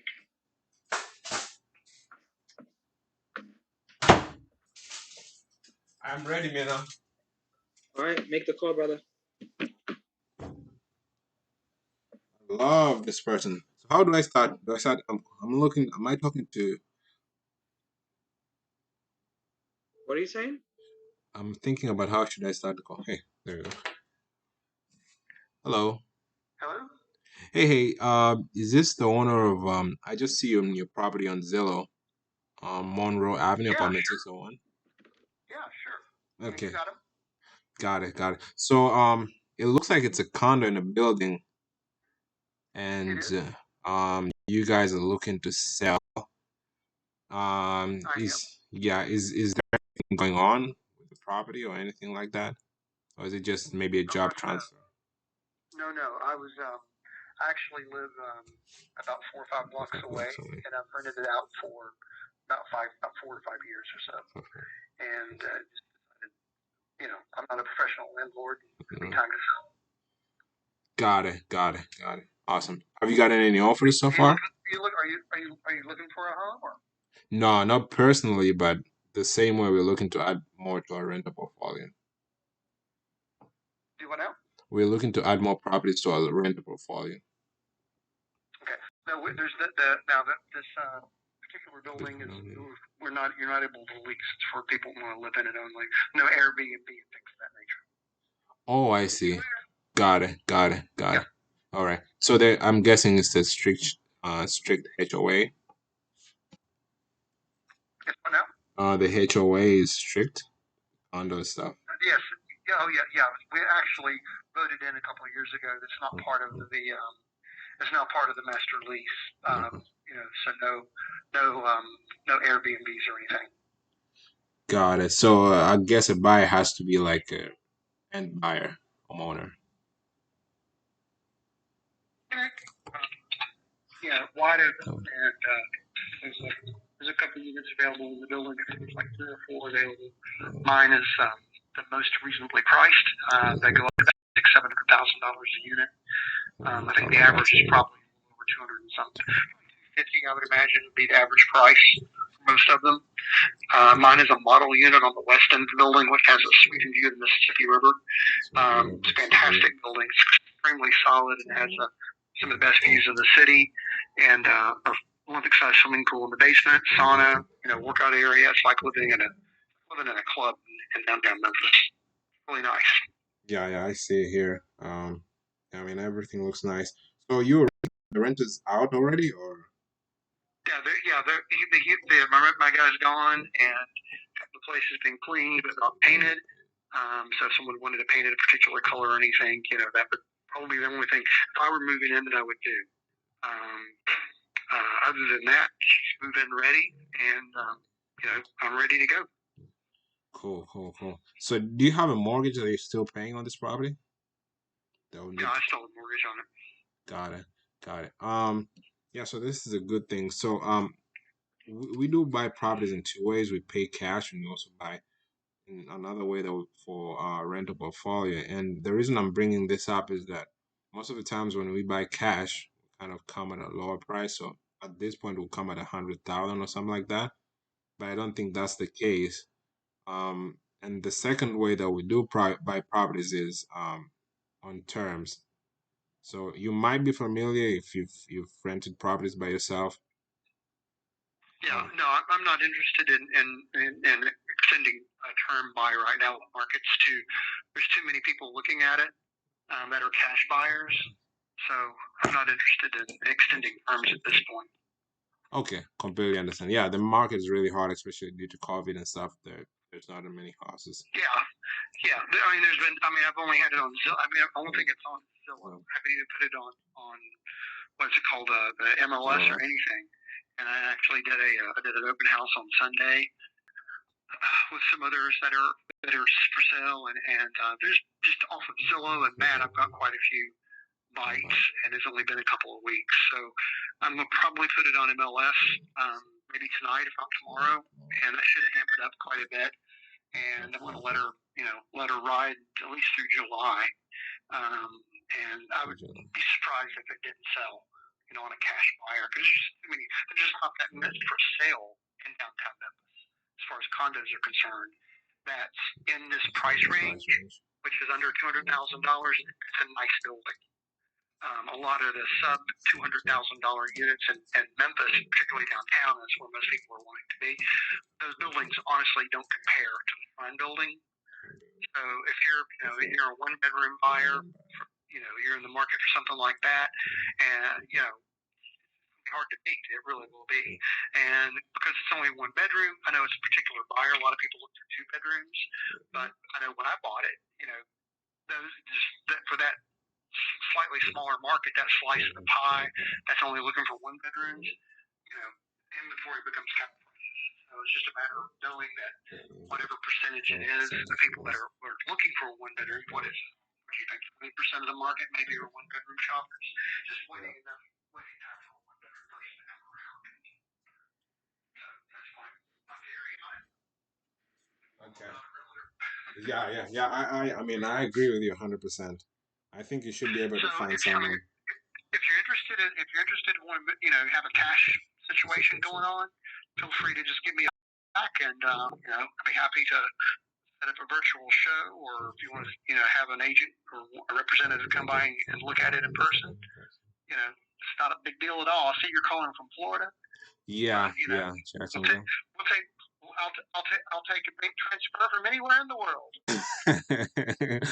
It's the same dollar. That's right. So if you have somebody local that goes and checks your property out or whatever, if you're investing, but it would be a situation that it's not going to be Airbnb or lease. Either find somebody that's a cash buyer, put them in it, and then work out terms or something of that nature. I'd be happy to talk with you. Got it. Point. How many properties have you bought in Memphis? In Memphis, this will be probably a first one. So what we do, I do have partners in Memphis. We work together, and basically what I'm doing right now is checking on properties on Zillow, like for sale by owner and stuff like that. And if I find something promising, I just work with them. I'm locally in Jacksonville, Florida, but whenever I do find properties in Memphis, I work with partners who, we go in financially, we partner up, and if it needs work and all of that stuff, we partner. Yeah, well, this my unit, like I said, the one thing I would do would be I would paint it. So you're looking at what, $800,000 maximum. Really, probably $600,000.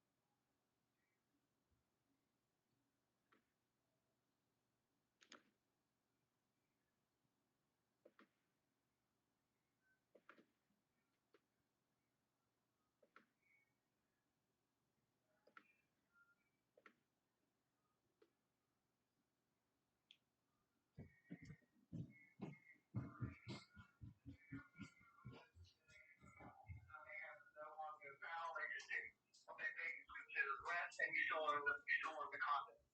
And you can turn around and release it again, or rent it, or sell it. Actually. Yeah. And hopefully done that, the value of the property's increased, and now you have something that's worth a little more, and you play the margin on that. Yeah, that's what you're doing. Yeah. If I wanted to fool with all the paperwork or something, I would do a lease to own and carry a note with somebody. Frankly, I just don't want to mess with it anymore. I'd rather take the money, clear off the note, take what I have and out of it and move on. I don't want to be in the real estate business. I'm an inventor, and I think I can do better inventing products. I agree with you. I mean, I love inventors too. I mean, I'm all about Steve Jobs and all of that. And I think if you're doing that part, you don't, Steve Jobs' main philosophy was like always say no, so that you always know what you're doing. Like, if you're doing that, I mean, there's no reason for you to to deal with real estate. But for us, we deal with real estate, so it's kind of like, yeah. Well, if you find somebody that's looking for, you're looking about, if a fair rent for that unit is going to be $1,200 to $1,300 a month. Okay. And 330 is the 330 a month is the HOA fees. Okay. And so if you want to if you find somebody local that fits that profile and would want to move in, I'll happily sell it to you. But it'd be a cash deal. You'd have to pay cash for it, and then you can move that guy in and whatever. Y'all go for it. Got it. I see. Got it. All right, that makes sense. I just have to talk to my partners. As I told you, I do have a partner, so I can see if we can find that end buyer. I mean, yeah, if you got somebody looking for a downtown thing, this would be a good thing for them. And my name is Randy Blevins. You just call me back anytime. Got it, Randy. Thank you. I have your number here. I'll save it on my CRM, and then I'll see. Yeah, it looks like a really nice place. Either way, I think the building looks like it's in a nice area. I see the. It's top notch. It's top notch. The only other things there's some newer buildings that are being built now, but they're apartments. You can't buy them. True. So this is one of the few still that is condo, and the HOA it's one of those low drama HOAs. Everybody gets along, and very competent group of people, and they do really well. We just recently we just recently replaced the two elevators, which in its being a 14-story building, was not an inexpensive proposition, and that's been replaced. So I've already took the hit for that, the assessment. And that's one of the only really big things that you could really do in the building. So. Got it. At any rate, just give me a buzz if you're interested. No problem. Thank you so much, Randy. Thank you for your time. All right, thank you much. Thank you. Talk to you, bye.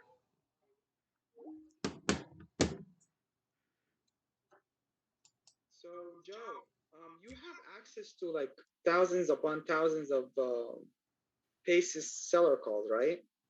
Yes, sir. Yes. All right. Because I know for a fact he had like one on YouTube. Basically, when a seller says no to seller finance, I have not yet to dissect that specific one. Mm-hmm. Hopefully, I'll get to it soon.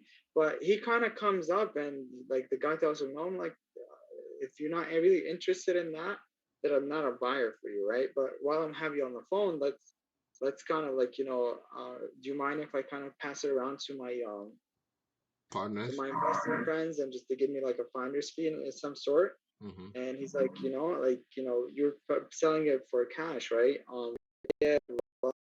Like, no, he said it's something like that. Are you trying to sell it for cash, or are you trying to or are you trying to sell it creatively, where you're trying to get rid of tax burden? And then people kind of think about it like, oh shit, there's a tax burden. Mm-hmm. Right? And then he kind of, this is my 411 of it. And then he kind of goes and says, it's like that you want to buy it retail, you're probably getting it and trying to say 2.2, but you're getting 1.2 goes and sells an example. And I kind of mentioned it last time I talked to a seller. He goes it's like, no, I get it. Usually for example, that's you're gonna go like me and the other people, because when they give you a cash price, they're always trying to beat you on the price to make a spread. Mm-hmm. I'll tell you, for example, like I had a seller that I bought their house last month. He said something, whatever the time frame, right? Yeah. I bought it from him for I'll say, heck, I'll take it for the 2.2, and I'll give you interest carry. So by the time you're done with it, you're gonna make monthly cash flow, and it's not gonna be 2.2. It might be close up to like 4 or 6, right? And you don't have to worry about anything. And, you know, don't. And then you kind of pause and freeze in all between. Now I'm just kind of giving you the projection how to like answer it. You out of anybody should know these answers, by the way, Joe. Anyway, he kind of continues and talks about, you know, I'll take you off the bottom of the totem pole where you're like a landlord managing thing, and you will be a landlord. I'm sorry, the bank. Nobody makes more money than the bank, right? Yeah. And another thing where he kind of, so this is my kind of like 2 cents worth of what information, and this is why I kind of want to go over certain things and we practice it, like a little bit by a little bit. Love it. He kind of says he didn't want to mess with it. He wanted to do something green and for sale. You could have mentioned something along the line with the deed for lieu of foreclosure, right? Or kind of say an agreement deed. You could have mentioned that, and he could have been like, wow, that's actually not that bad. And another thing, which I'm thinking when a seller say finance and I give them something like that, but I honestly don't want to push the interest because as much as possible, I want to like do the 0%. I'm going to push what number would make you excited, right? And then we mentioned 50, 60, 70. I'm like, you know, I might be able to do that if you're willing to, you know, do the terms. I'll do some numbers and we could come back. So seller finance, honestly, I think is the biggest opportunity we have with for sale by owners. Got it. You know, because they don't have a mortgage, they don't have the bank, whatever. They become the bank and they make the most money. If the number, I'll say what makes you excited, if they're not really into it, I kind of bring up, you know, then I bring up the story with the interest carry and tell a story every single time. This is one of the things that I want to dissect that specific video. Okay. Yeah. Yeah. Does he have it in a way that he has like videos based on objection, or how does he have the videos set up? Yeah, he has seller objection videos. Oh, just basically objection, but it's not seller finance objection. Or all of the calls that Pace usually makes are based on seller sub 2, so they're all about creative finance. The very less likely you find the wholesale calls, but most of the time it's creative calls. Gotcha. So yeah, you know, even Keston, by the way, he mentioned that he tries to listen to one seller call, I guess maybe from Pace, and dissect it and do it. So maybe we could, I guess initially we'll go over the notes because these are the ones from Pace, and then little bit by little bit we'll dissect like some of the videos he has. He has like a whole bunch on YouTube, or if you want to get it from the what you call it, your sub 2 thing. All right. Good. Sounds good. All right. Let me make a phone call because I have not yet to make a successful phone call. Okay. I'm gonna mute myself. I'm not gonna mute, but I'm gonna be eating. I'll mute myself so that you. Yeah, do your thing. That's awesome, man. But I'm here though.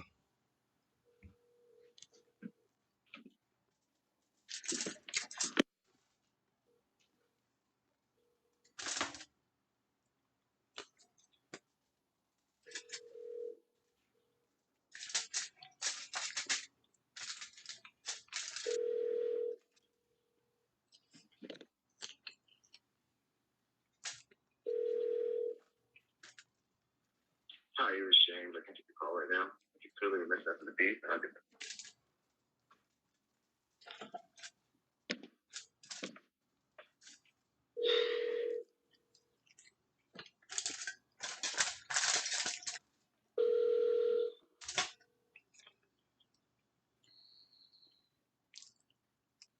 Hi, you're Shane. I can take the call. Oh, Father, nobody's picking up on me today.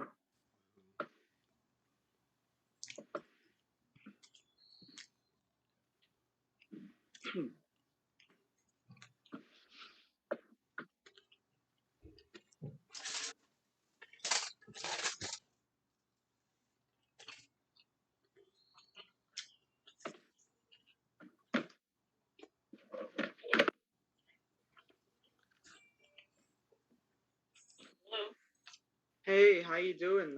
This is Mina. I'm calling about a property on Lavender Oasis. Yes. How you doing, ma'am? Again, my name is Mina. I'm just wondering if you have a few minutes to talk about the property to see if it's a good opportunity or the right fit for me to purchase it. Yeah, I don't know. Yeah, the house sold yesterday. It's already sold, and I got like 20 phone calls today. I don't know why. Yeah, you still have it on Zillow. That's why. Oh, well, I don't understand it. I mean, it's closed. It's a done deal. All the realtors already know it's sold. I totally understand, but it's when you put it for sale by owner, you put it yourself or the realtor put it for you? Actually, it was on Zillow, and then it was listed by a friend of mine. So I guess I'll go on Zillow and delete that listing. Yeah, that's what you got to do. But congratulations, by the way, that's awesome. Thank you so much. Thank you so much. You're very welcome. Thank you. Do you have any properties? Other ones? No, just that house. Oh, I thought you clicked by then, but I'm like, ah. Yeah, no. I sold it very quickly. Yeah. I'm just renting. That's fantastic. I know nowadays it's best to sell when you can, but awesome. Congratulations. I wish you the best. All right. Thank you. Thank you so much. You're Bye-bye. very welcome. Bye-bye.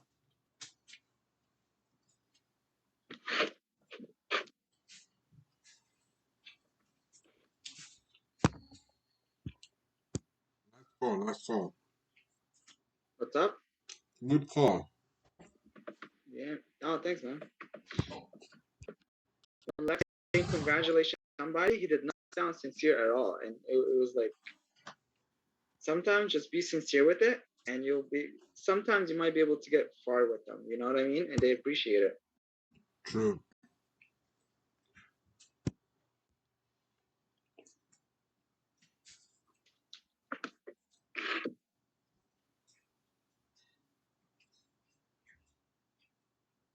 This is a lovely house. Is it burning up? Why is my phone not ringing? Oh, there it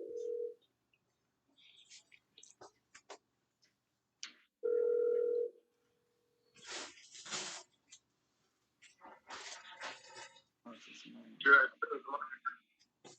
Hello? Hey, how you doing? Hello? How's it going, sir? How are you? I'm calling about the property I see on Zillow on St. Francis Avenue. On what street? St. Francis Avenue. Okay, yeah, I just put that in contract. I'm sorry?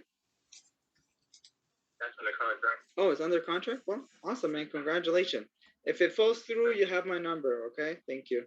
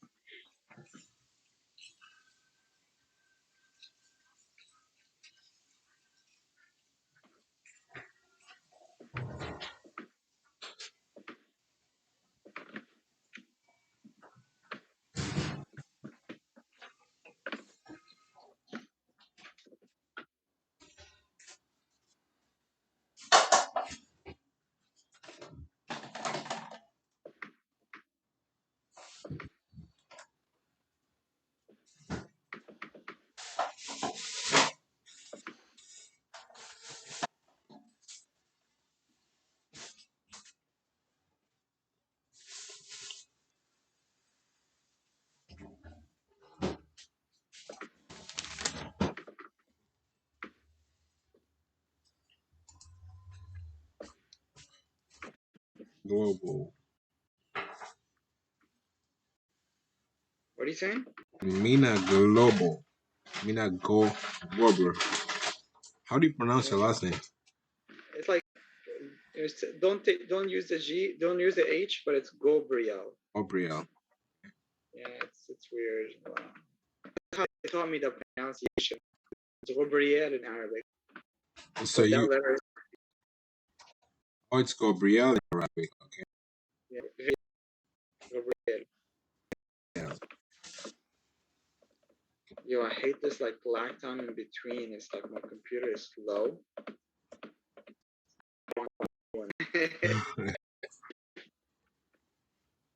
I enjoy that. Yeah. I'm trying to make phone calls, man. I don't have too many hours in a day. Never reach full. No, I didn't reach you. But I didn't reach you. That's your voicemail. Never reach. This guy answered. This will be my last call. I'm so happy. So happy. And I don't see any on Zillow. It doesn't show me any photos of inside, so I'll just start my conversation with. Yep. Anymore.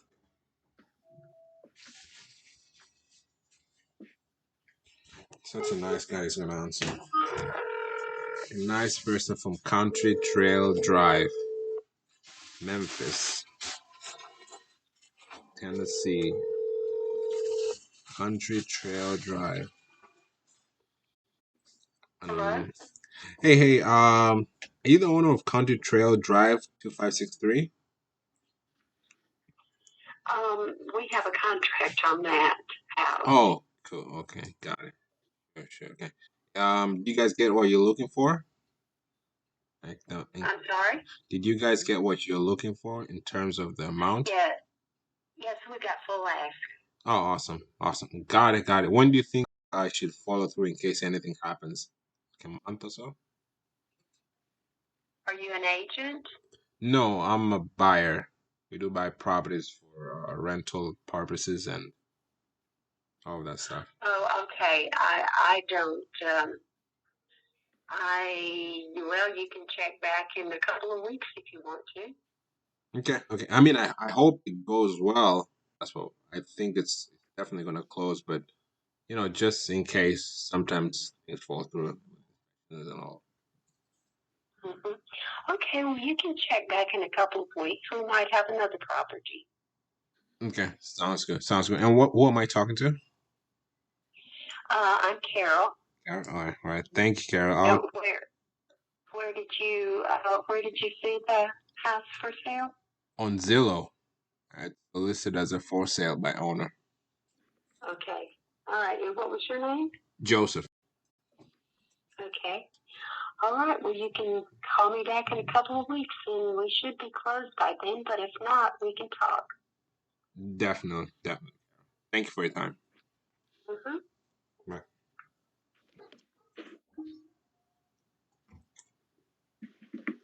You're actually gonna follow up? Of course. He looks like she has other properties that I didn't want to just push it right now. I'll give it. All right. I feel like I would just say call me back. You have my number. Dude, who's gonna call you back? Do you think the seller's gonna save your number?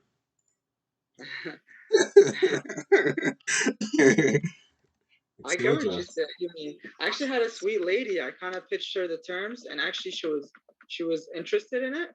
But she said, "Let me talk to my husband." It looks like they want the high down payment they want to pay that off to get another house. So, whatever. Anyway, let me just make this call, and I want to talk to sellers, man. Come on.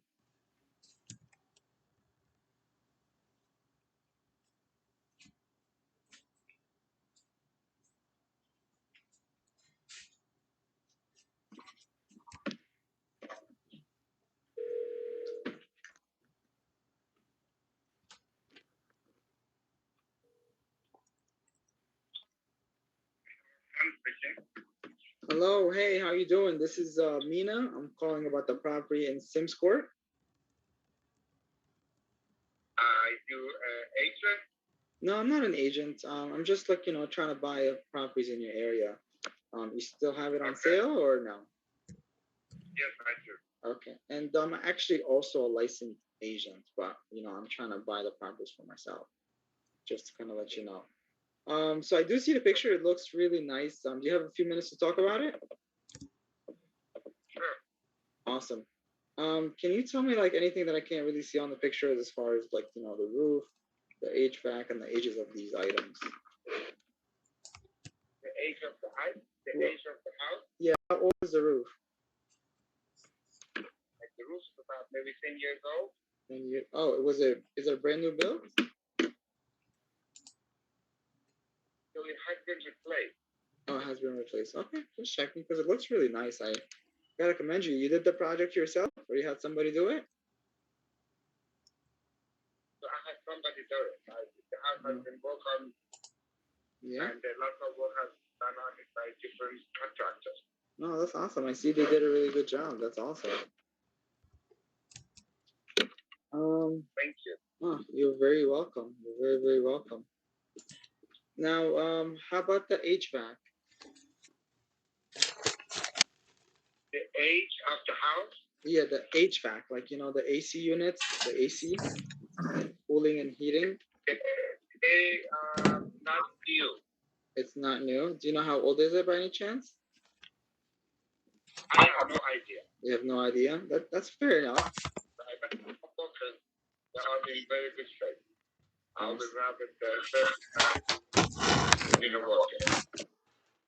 I kind of see the bathroom looks okay. Probably needs to get changed.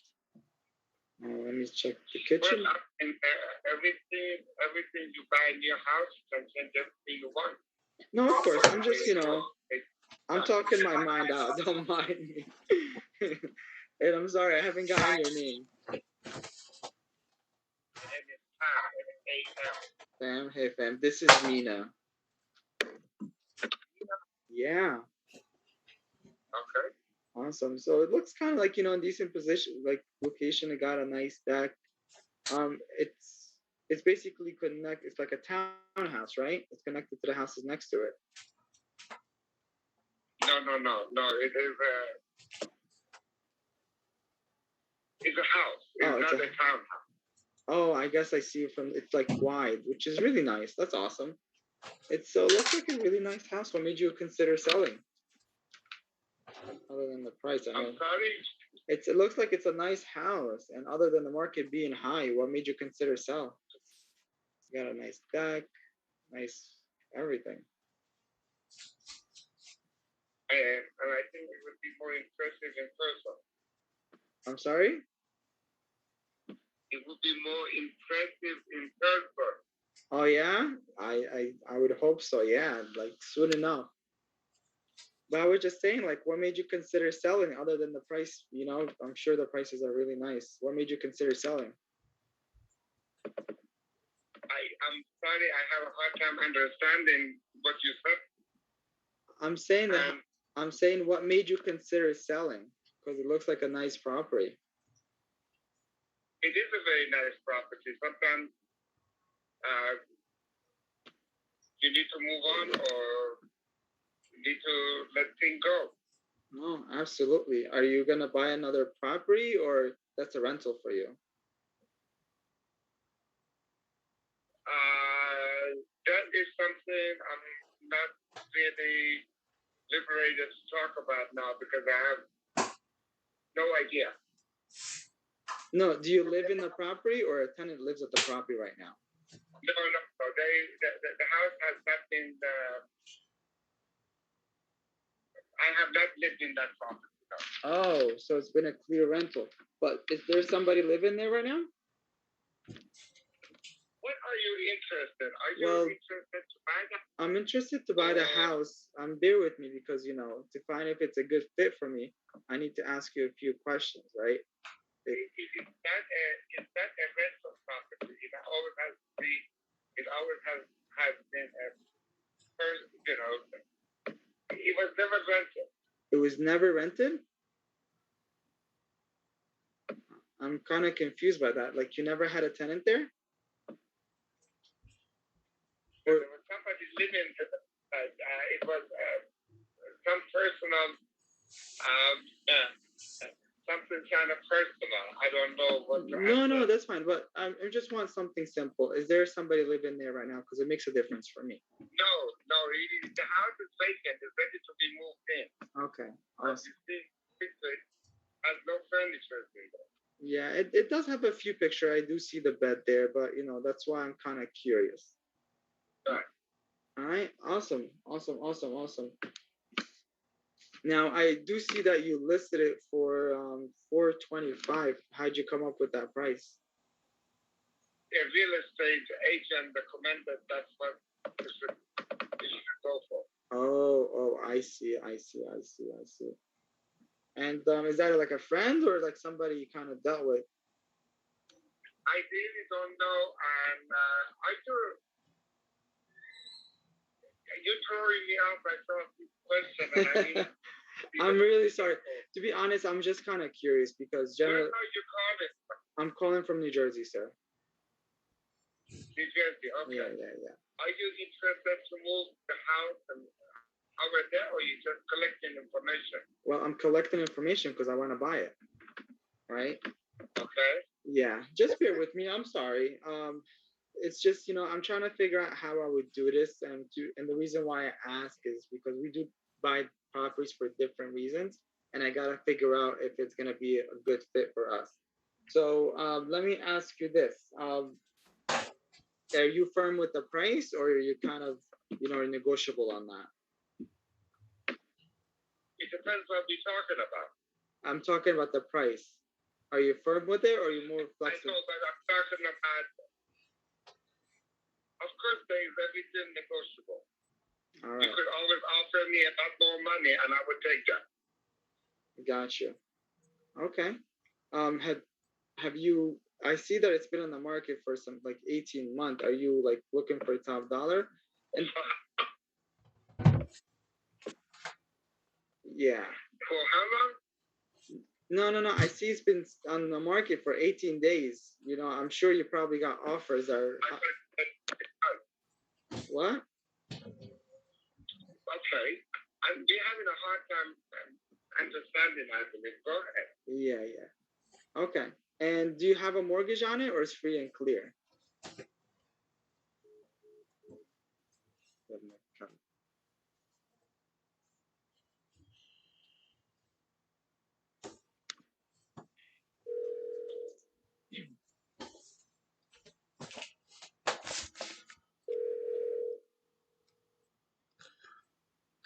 Mina, can you add me on your Zoom? Can you accept me on your Zoom? Request it again? Yeah, already. Sorry, I don't know what's going on. No, it's okay. I was just asking, right? Do you still have a mortgage on it, or it's free and clear? What difference does it make? It makes a difference to me because I could ask you because I could buy it as cash, and usually with cash we come with a lower price to kind of give us a spread to be able to make money on it. The other portion is to kind of go in there and buy the house creatively, where we ask you if you give you the number. If you're looking for a very discount house, this is not it. I got you. And that's not what I'm trying to go to. And this is why I'm asking if you have a mortgage or not. Sometimes if you don't have a mortgage, we could pay you a little bit more. We just gotta agree on some terms. And for that situation, I personally because you're obviously a lot more professional than I am. I have no idea about this. I have a house. I want to. Got you. And this is where I'm coming, sir. Do you have a mortgage on it, or it's paid off? I am not at liberty to answer that question. Gotcha. So let's assume it's let me see when you bought it. That's kind of if you are free and clear, I could kind of do something similar to seller finance. I see it was probably sold in 2007. If it's free and clear, I could take it at top dollar at a price that makes you interested in it, and I still give you a down payment and give you payments over X amount of years that you're okay with that. Most of our sellers that are free and clear actually love that option. Reason being because they get away from what we get from selling a house. I don't think at this the rate so low, owner financing would be a good option for anybody. It's a great option. I'll tell you something. Somebody actually, I bought a house. Me and my partners in Atlanta. Somebody had a house for $400,000, and then just like you, they're trying to sell the house, and everybody trying to come in there, give them a 30, 370, 360, right? Because that's what most people want to buy the house, right? And I went in there. We did and ultimately agree on the 400 price. I gave him the price he wanted, right? And I give him interest on top of that. So he's not actually making 400,000. He's making close to 600,000-700,000 with the money that he's getting financing us. That's kind of like, it's a win-win for both of us. And that's where I'm trying to get to. So if you're free and clear, I could tell you even more advantages, and even if you have a mortgage, there's ways to do it. And this is where I'm trying to get at. And at the same time, you won't have to pay the capital gains all at once. And as you know, if you have like a big, let's just say, for example, you have $100,000 in profit, you're paying $20,000 up front and not including closing costs. Well, I really appreciate all of the information you've given me, but I just wanted to have a simple transaction, selling a piece of real estate, and keep it as simple as possible. No, absolutely. You just might end up paying more on the tax burden, but that's perfectly fine if that's what you like. All right, sir. How old are you? Me? I don't know how relevant that is, but I'm 31 years old. Okay, and also, are you buying this house for yourself or you buying it for investment? I'm an investor, so I buy basically properties nationwide through that way. And my sellers. I don't think you would be interested doing business, but thank you so much. You have a wonderful. I really appreciate it. No, best of luck, all right? All right, thank you for your time. Yeah. You have a wonderful day. Bye-bye. God, glorious. All right, man, hit me with it. I know I was a little bit awkward in the beginning. Can you hear me? Yeah, I can hear you. Can you add me first on my other? I requested to join your Zoom. I did see a pop-up. I kind of canceled it, but how do I do it now? Okay, 1 second. Hold on. Yeah, there we go. It worked. So I'm gonna use my phone now. Awesome. So what did I do right? I should forget what I did right. What did I do wrong? Sorry, 1 second.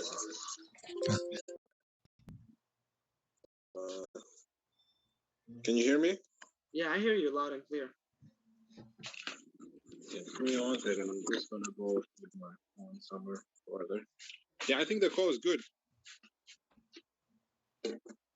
He was like giving so much pushback. He was like hostile and didn't hear me, and it was like, he's like, why? He's like, he couldn't hear me, and I'm asking him questions. He's like, I'm not telling you any of that. He bought it in 2007, so he bought it at the height of the market. So it most likely would have been a sub 2, but whatever. Here's one thing. Dude, I have this call. It's calling me, and I don't even know who it is. Pick up, man. No way. Some other day. So here's the issue. Here's the one thing. You remember? You know that he told you like, I'm willing to sell it on. Like, I don't think. Did you hear where he said? I don't think this will work on a seller finance. He said that? I think he said something like that, but I'm trying to push for it. So you missed that part.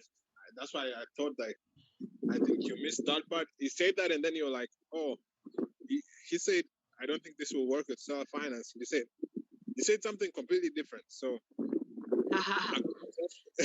you say, I don't know if he said like, usually it works in different ways, seller finance. Like he said that, and I was like, why don't you? My point was like, why don't you follow up with, okay, why do you think this doesn't work? Because he said like, I don't think the rent. Yeah, he said like I don't think the rent works on seller finance in this deal. So the guy probably already knows about seller. Yeah, he probably still has a mortgage. The numbers were.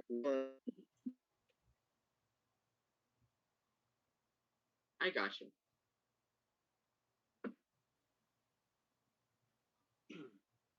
You ready to make the next? Any other comments?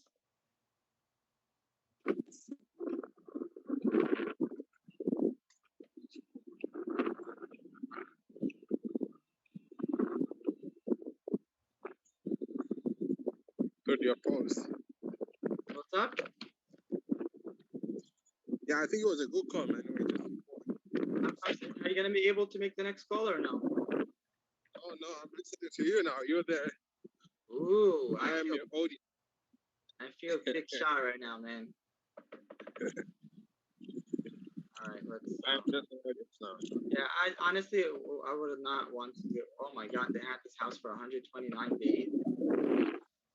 Let me see what's going on. Yeah, check the pictures and see what's wrong. Most of the times, maybe it needs a lot of work, or It's a beautiful house, man. It's a good house. Yeah, it looks like a really nice, well done.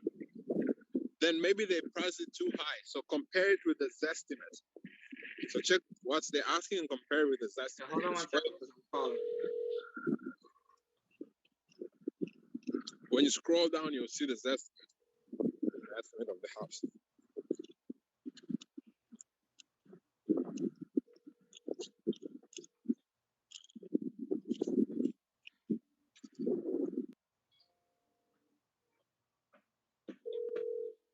Been forwarded to an automatic voice message system.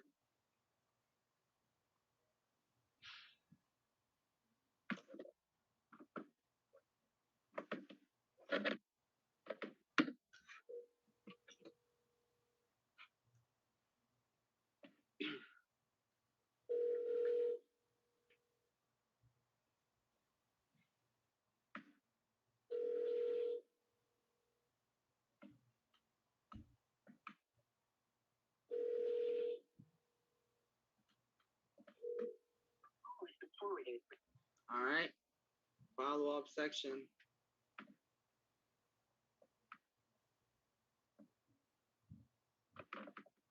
You said follow-up section? Mm-hmm. What did you say? What's up? You said follow-up section? Yeah, like I'm gonna call them again at a later time. Average 404. Got it.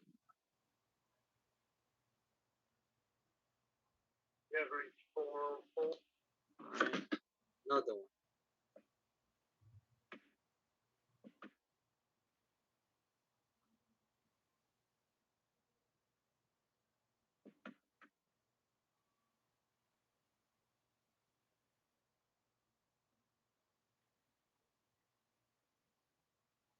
Got it.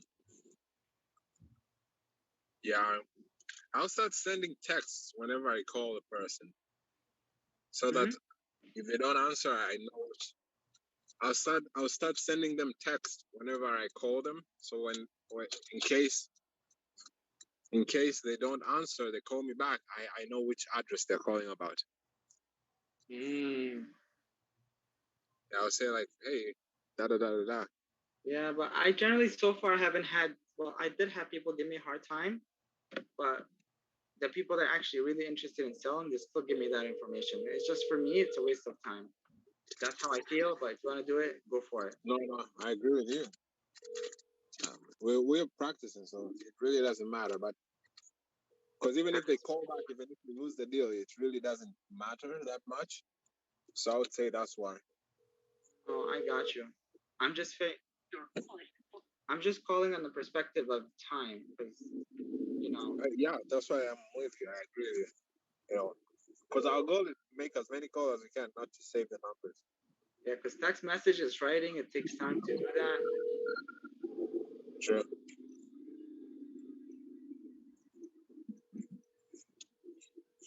But if it was like something like that involves like, it's actually like your good leads and deals.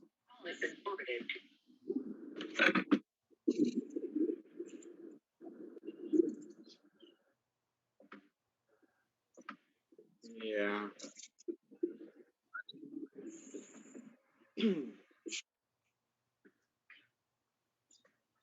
I have two leads, man. I give it to Keston. I don't think he followed up with them. One was basically being clear, and he has a lot next door. I don't know. Was he open to seller finance? I didn't really. Actually, I don't know if he was open to seller finance, but nonetheless, it was like it was a person that has for sale by owner, and he has the lot next to the house, and you have to sell them together. That's an investor type of house. You know what I mean? Yeah. But was he? Was then what made you think it's a deal? It's a lead. Just because actually, two different leads. Actually, yeah, and one actually said he'll accept. He has more questions about it, and I kind of wanted to give it to Heston to kind of like follow up. Too busy, man. Yes, sir. It's the way to go. Yeah, sometimes might not work in his favor, man, because you know, people that have deals and they want people to follow up. If he can't do it, it's gonna be tough, right? So I don't know. I mean, do you mean it's gonna be tough for Keston? No, if it's tough for him, like, you know, somebody like me would kind of like trying to find somebody else, and I want to give it to him, man, because he's an awesome guy. I'm gonna remind him tomorrow. Yeah, but I think the best way is just to have the follow-up, you to do the follow-up. Because right now, if you pass it to him, he won't have time to do the follow-up for you. Your call has been forwarded to an This guy, come on. I know, man. The guy has he said he has questions, he wants a brochure, blah blah blah blah. Okay. Now that one might not be as much of a hello? Nah, false alarm, man. This house is really nice. Like, you know what I mean? This is a call that I cannot personally do. Alright, man. I'm running out of leads for the city, man. What's that? No, I have to make a new lead because I'm at the end of this 51 days. You're at the end of 51 days. 51 days for what? This guy house is marketed for 51 days. Oh, yeah, that's a good one. What's the reason? Does it look bad or is it high asking price? There's only one picture. Okay, so it probably needs work. What's the asking price? The access price is 3-4. What? I just lost it. 200. I actually lost it. There's no point in calling that because I actually found it.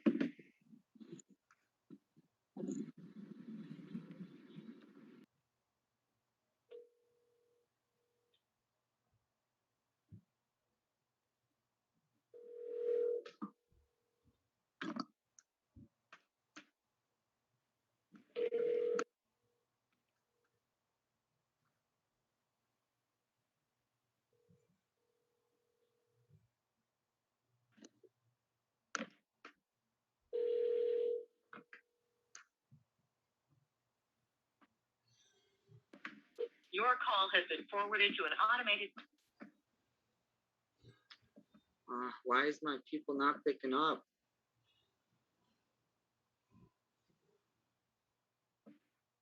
All right, bear with me because I gotta get a new list and copy these lists and put it in Word.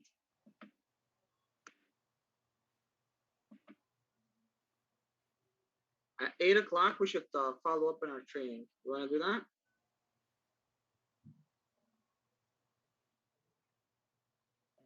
What are you saying?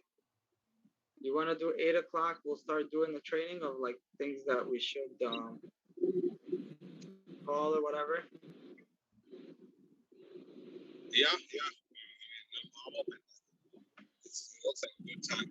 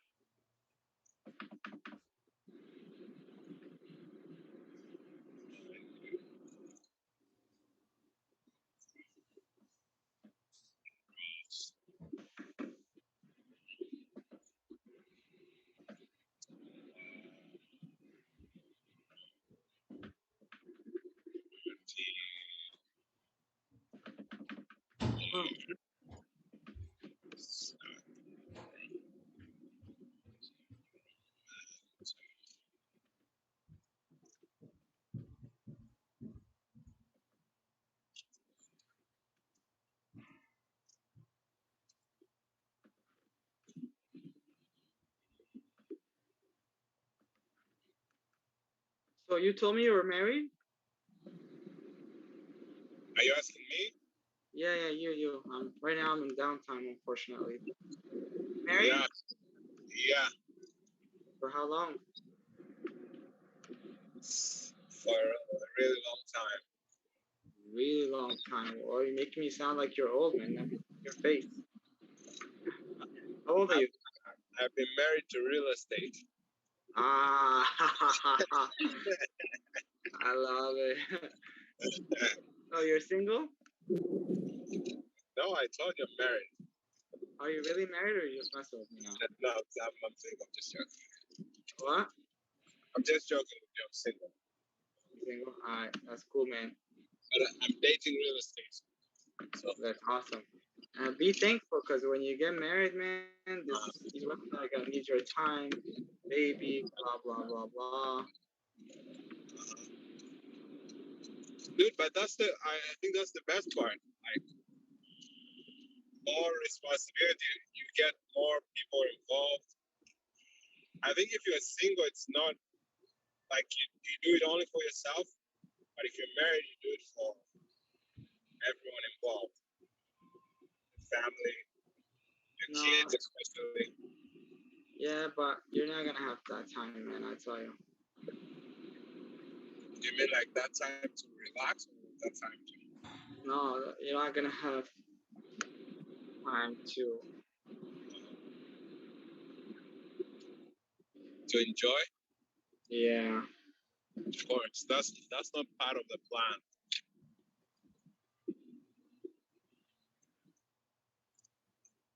But again, it's all good. It's all good. Mm-hmm. I'm trying to add this guy as a buyer. He's a buyer. Why doesn't Discord have a link? So let me see. They should have a link. That's so weird. Such a big company without a link. So what others? I don't know. Remind me. What's your other source of income? I only drive. Oh, you drive at night? Yeah, not at night. At around 5 p.m. So like this time. That's 7, man. Yeah. I mean, I love doctors. I wish I was a doctor. If I was a doctor like you. Yeah. I guess. I wish I was a doctor like you. You doctors are the how do they call it?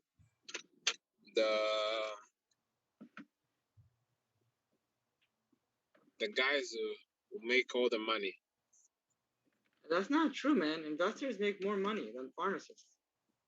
Yeah, but investor is not an occupation. But if you consider an occupation as a person employed, doctors make the most. Yeah. But realistically, like by the time you get, if you have student loans or whatever, you're really like, you're not making it. Like How much do you pay per month for student loans? Me and my wife, like actually about 700, but it's might increase, might decrease. We're trying to figure it out. Wait, but I mean monthly. Do you pay monthly like mortgage kind of thingy, or how does that work? It's through the federal, so it's still federal loan.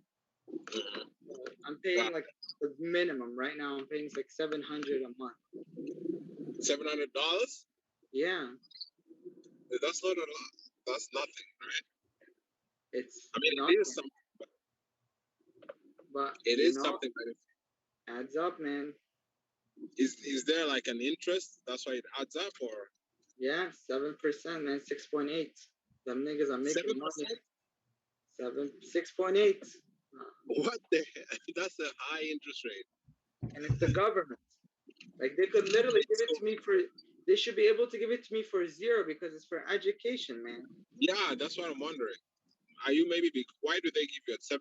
Because that's like a really high interest rate. Yeah, it's like that for federal loans, man. For students, you don't have much an option. I see. Oh, so everybody gets 7%, or it's just you? It's like everybody. Okay. Yeah, that's high, bro. I mean, that's really high. Yep. I mean, I guess it's okay because it's education. You can make the money back. You can pay it back, but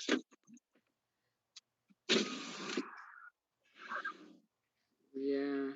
Dude, anything for education. I would do the same thing. But yeah, I could continue making 100 and whatever, but after you do the mortgage, the insurance, the what do you call it? Let me make this phone call real quick and then I'll come back another Go ahead. Another time. The house mortgage insurance, blah blah blah. You're not saving much, so it's not how much you make, it's how much you could keep, right? That's true. I agree with you. Hello? Hey, how you doing? Hello, hi. Hi. How are you? I'm calling about the property in West Mill Drive. Is this the right number? Yes. Awesome. My name is Mina. My name is Mina. I'm kind of calling to talk to you about the property to see if it's a good opportunity to kind of make a deal with you as far as the sale. Do you have a few minutes to talk about it? Sure. Awesome. And what's your name? My name is Victoria. Hey, again, it's Mina.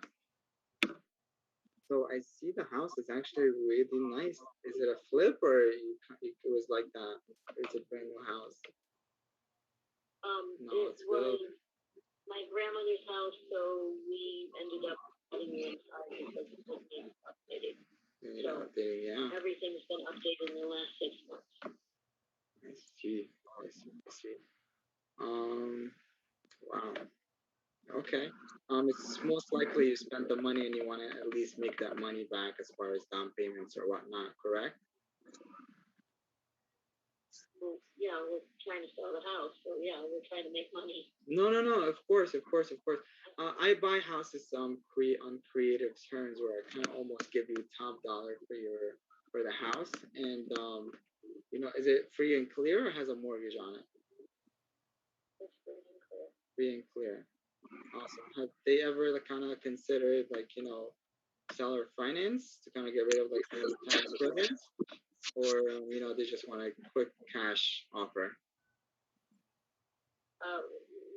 Yeah, we're not interested in financing anything.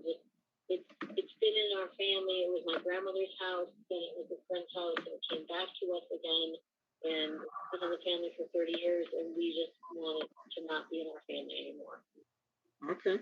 As far as seller finance, it won't be under your family. It will be mine, but I'll be making you, payments along the way as well as the down payments. and that kind of gets rid of your tax burden, and you get the top dollar that you want. Really. So would you be open to something like that? Not interested in solar finance. Okay. Yourself open for that. Thank you, man. Appreciate your time.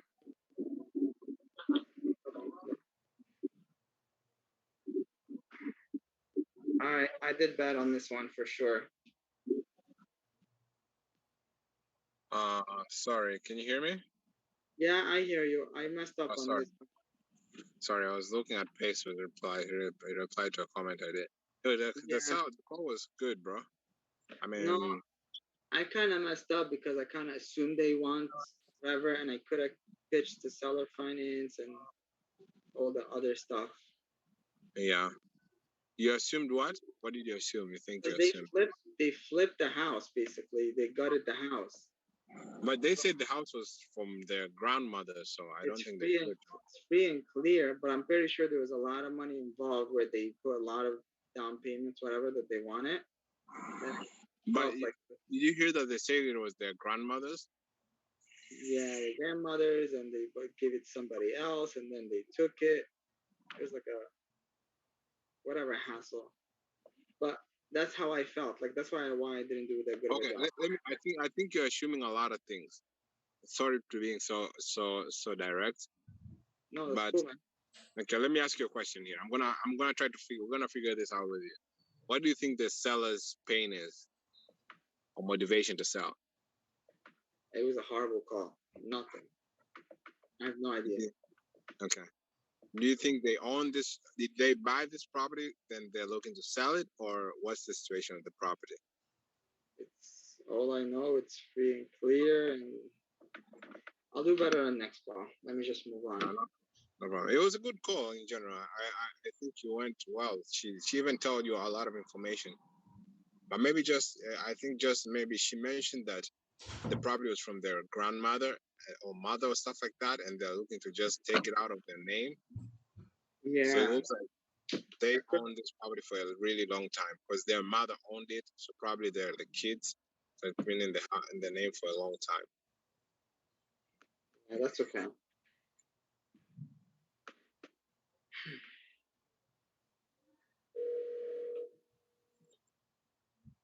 You did great, though. You did great. Appreciate it. Hello? Hello. Hey, how you doing? This is Mina. I'm calling about the property in Brumley Lane. Okay. How you doing, sir? I'm doing okay. Awesome. So kind of calling, if you don't mind, I would ask you a few questions to see if it's a good fit for me to purchase it. Do you have a few minutes? Yeah. Awesome. And what's your name? I'm sorry. Are you real estate? I am an agent, but I'm looking to buy it, by the way. So I'm not kind of asking you to list it. Okay. Awesome. And because I have a renter in it right now. That's fine. We actually can buy properties with renters in the house, so we can kind of talk about that. Right. But I'm sorry. What's your name? Carl. C-A-R-L. Hey, Carl. All right. Awesome. So I'm looking at the property. It looks in really good condition. How long ago did you take these pictures? 4 or 5 months ago. 4 or 5 months ago. Okay, yeah, because you did so it's a new, like basically, tenant in there, which is okay. Awesome. Is there anything else you could tell me that the pictures doesn't show? No, I don't know what to tell you, man. Everything's show, I guess, with the picture of the house. Awesome.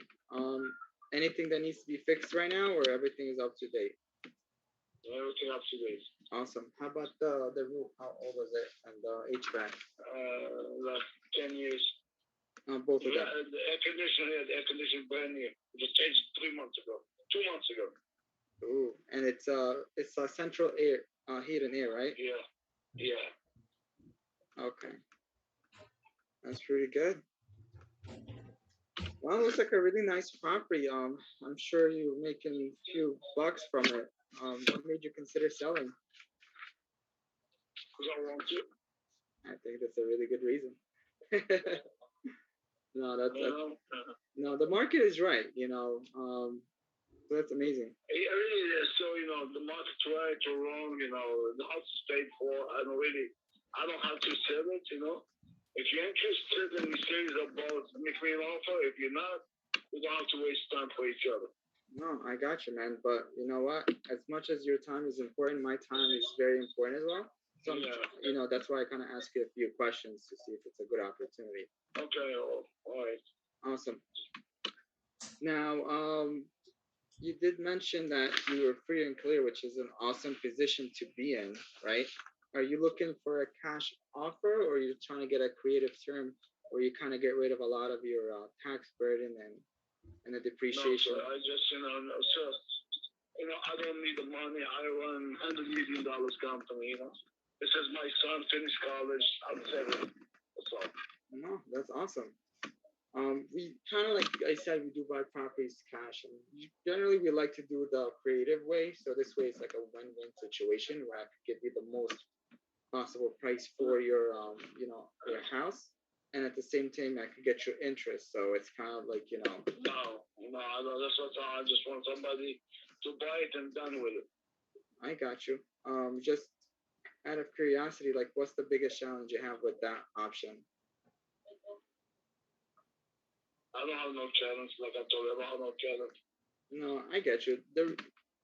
If we're not gonna buy from you for seller finance, I'm not a buyer for you. But just to kind of put it in perspective, so you have an idea, if you ever change your mind, the sellers we sell on seller finance, we end up, taking a property off of them. Let's just say, I'll tell you an actual story. Me and my partner, we bought a house from somebody for, $400,000, and it's literally right on the Zillow price. And we go ahead and basically given him interest on it. So by the time we're done, he's actually making about $600-700 on it. So it's gonna be like a long term, and you get your money, and you're 100% guaranteed, and you don't even have to foreclose. Well, I appreciate it. Thank you, sir. You have a good day. You too. Bye bye.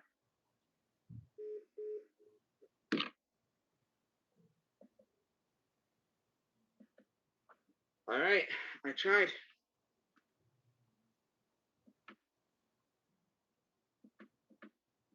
Yes. Going to the next. On to the next. Yeah, he's not interested, so no, it's not interesting. Man, if we call pre-foreclosure, man, these guys are gonna be like, shit. I think I might as well just pay for that freaking pre-foreclosure list, because these are the people that are more likely to want to do it. I guess, I don't know, but anyway, I'm practicing. So this way, when I'm paying for a service, I'm ready. I agree with you. Sorry, I was muted. I agree. No. You want to be ready, because you're the most important part of the business, the acquisition part. Mm-hmm. That's not ready, nothing can go. Yeah. All right, I'm making another list, so bear with me. Dalton, Georgia.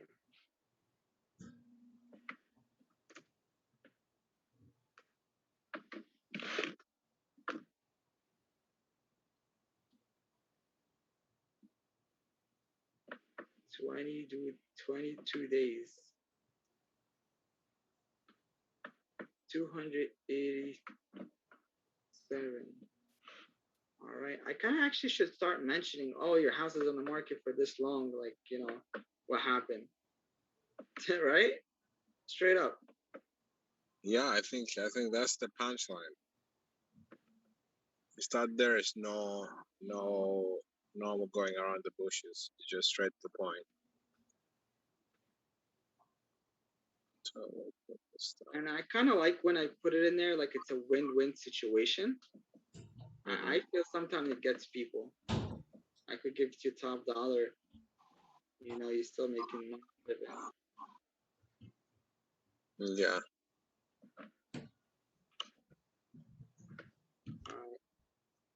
Lead generation source processing. Oh my God, imagine I'm actually doing like an analysis and shit before I call. wouldn't call. That's for No, sure. I was actually looking to fix and flips, by the way, in Jersey, because my brother was doing it. Man, I was looking at this stuff, and I'm looking at the profit is most likely going to be like $30,000. No, I waste all my time and whatever, and I'm actually made even. But then yet again, I would have gained a lot of experience from it, but I don't have the time. That's what I'm telling you. My time is short. Your call has been forwarded to an. All right. Yeah.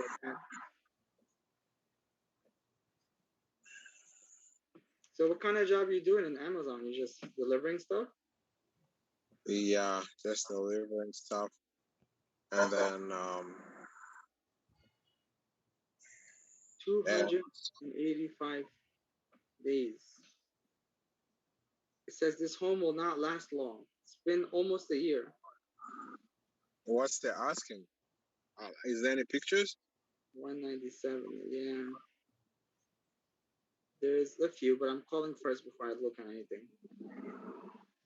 Okay.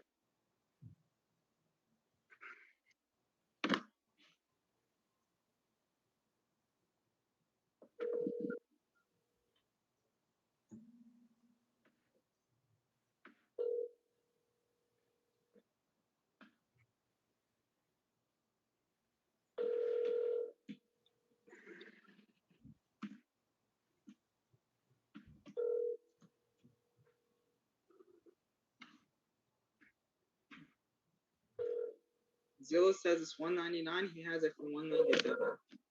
Something is fishy. Your call has been forwarded to an. Either that or he forgot to take it off. Because there's no way. You said what they said? No, it's right on Zillow price. Oh. Yeah, some people do that. They'll list it on Zillow price. Mm-hmm.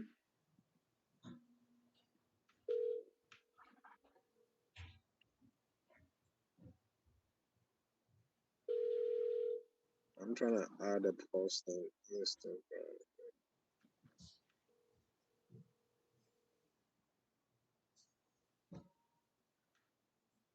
Your call has been forwarded to an automated voice messaging system.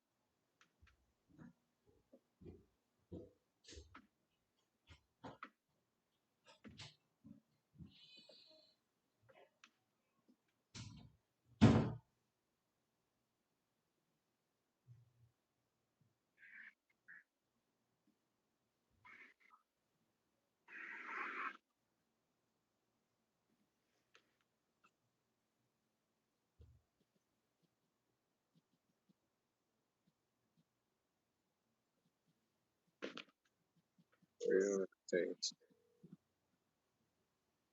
5 stages. So, I'm sorry, the person you were trying to.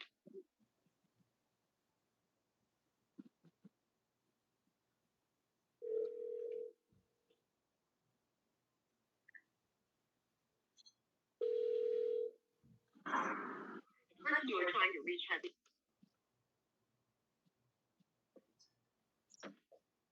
something slash.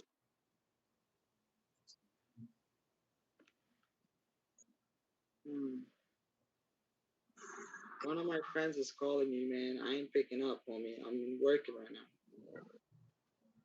What the hell you think this is, huh?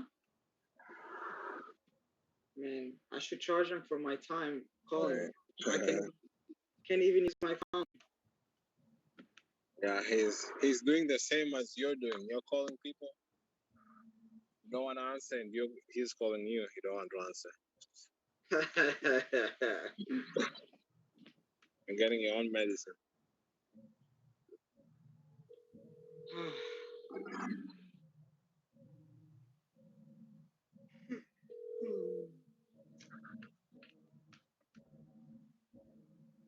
Hello. Hey, how you doing? This is Mina. I'm calling about a property on Cameron Street, I guess. Yeah, it's currently under contract, so if something happens, you can call back after July 9th. You know, if it doesn't work out, but it's currently under contract. I hope it does, but maybe I'll call you. We'll find out. I'll try to. Sure. I'll try to see, but yeah. Best of luck, my friend. Congrats. Okay. All right. Bye. All right. Bye. Man, it's gonna make me want to follow up for him after 7-9. Why is that? Oh man, What's happened? I really should start making an Excel sheet because my list of like follow backs is getting bigger. Yeah, I think you should. I can share mine, then you can just duplicate it. But I use Google Sheets because Google Sheets is online. It's the same as Excel, but it's online, so you can access it anywhere. And just add. Yeah, just let me see how it is. And then we do it. I don't want to like take your leads because I feel like these are your leads. You know what I mean? There's multiple leads out there. We're all doing the same for serve by owner. You know what I mean? You won't be using mine, but you'll be getting a copy of my empty one. Oh, okay. That's what I would want. Perfect. Okay. Yeah. I'll send you a link and just create a copy.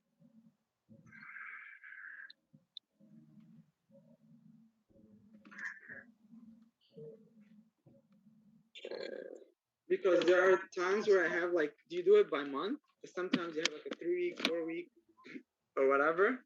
Do you break it that way? Like somebody tells you, "Oh, follow back with me on March or July," or No, so yeah, I think you can do it that way. But what I do on mine is that I have it's like a list, and then it's organized by date.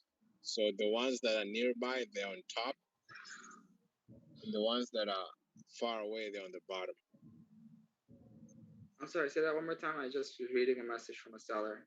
No worries. It's like it's organized according to date. Yeah, that's what I would think too. That would be awesome. Yeah, send it to me. I would love that. No problem. No problem. I'll send it to you.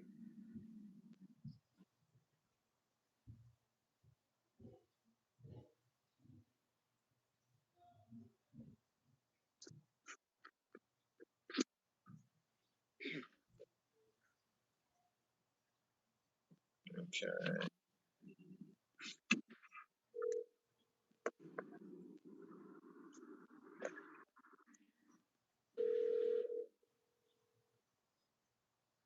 I guess that guy doesn't want to text. Doesn't want to call.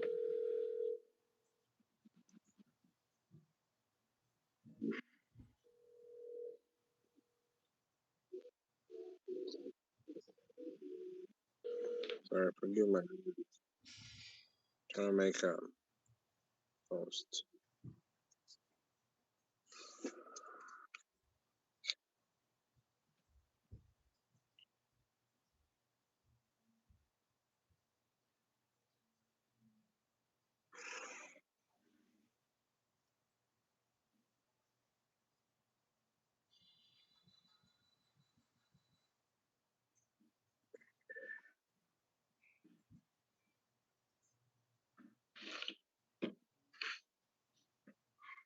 Okay. Where am I on the call list?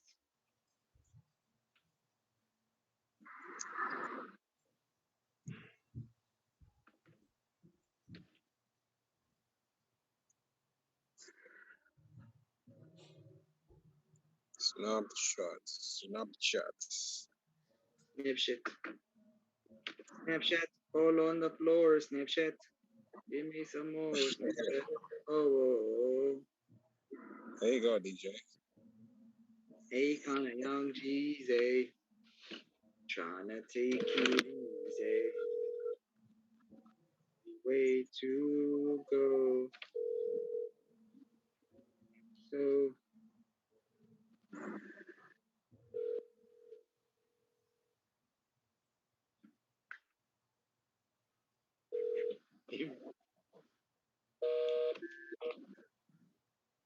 That's the Mina double dog, bro. You have to, bro.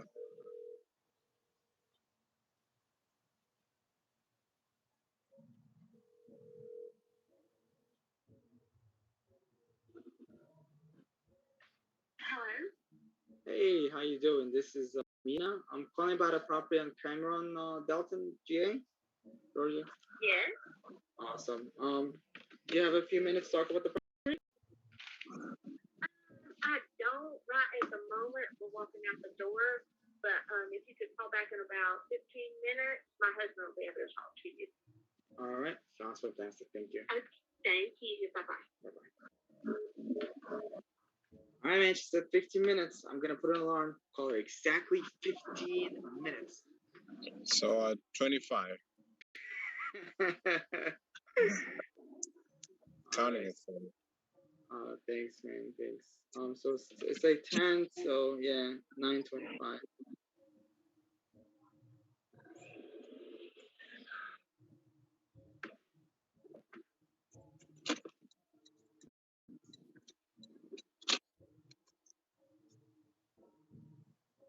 Yeah, but these for sale by owners, man, they're not.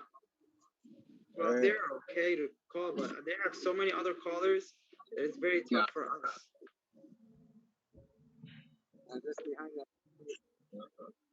And that's the best practice we need.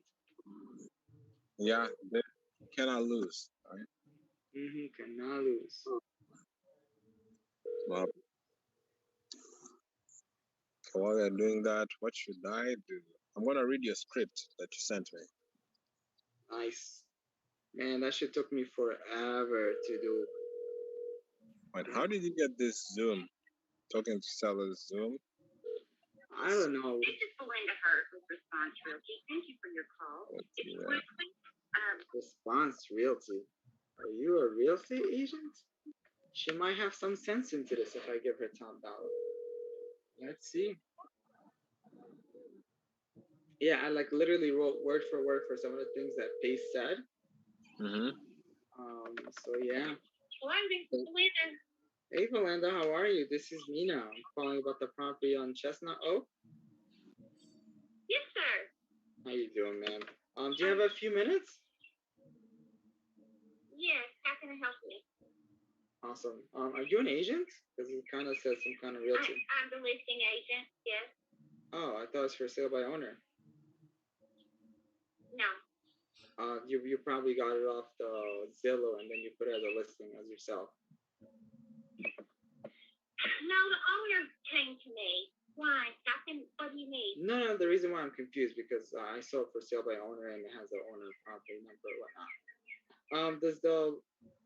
Does the seller has it free and clear or he has a mortgage on it? She does have a mortgage on it. She does have a mortgage on it. Okay. Yeah, the reason why I'm saying I'm more into buying houses on creative terms. Have you ever heard about Sub 2? No,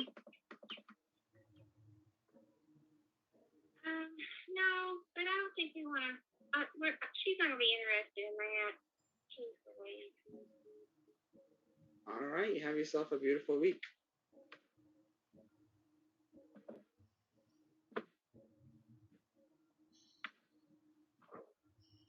All right, man. I don't have any more leads for this town. I gotta go to the next town over. You're Global. What am I doing? You're Mina Global. Mina Global. Gabriel. Mina Global. I like that.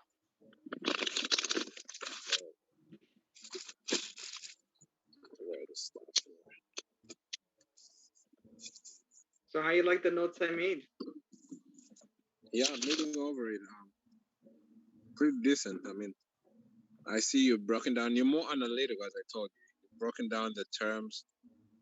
30 years, 4.7, 4.5% interest, 20K down, 80K carry. Yeah, I don't really listen to it, but there was like a YouTube where he was kind of explaining if there is no cash and cash return, but if you do like a 0%, it makes all the difference. Then there's a 20% cash and cash, right? That's why it's so important to get it on seller finance 0%. Got it. Did you write this down or you had the software transcribe a message? There's a software to do that on YouTube. I don't know. I don't think you wrote all of this. I did write all of this. I love the determination. You're a determined person. I love that. Oh, thanks, man. But it took me forever, man. Yeah, I think that's how Keston kind of like taught me, because I mentioned on the Facebook group, I'm like, hey, I watched all the 16 and the 25. I'm ready to, like, you know, practice making phone calls. I need, like, you know, I need to do like, you know, seller calls. And then Keston kind of brought me in, and that's how I kind of met with all of you guys. Yeah. Okay. So that's how did you meet? Did you meet Keston initially from Facebook? From the Creative Finance group? Yeah. So I put a shot, like I said, I put a message or whatever, a status, not status, like comment in the group saying like, hey, I'm like super, you know, motivated, something along this line, that I watched the 16-hour and the 25-hour, and I'm ready to connect with people to do like practice calls and something like that. And then he kind of like messaged me and he told me to come join in. That's how I ended up meeting all you guys, which is awesome. Yeah. It's good, man. You keep it going. You're determined. Keston is also such a nice guy. So. Oh, he is.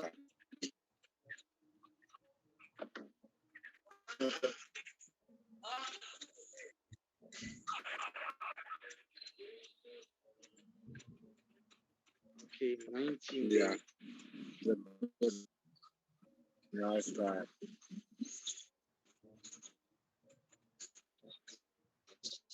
I'm just gonna have to connect to this. What you saying?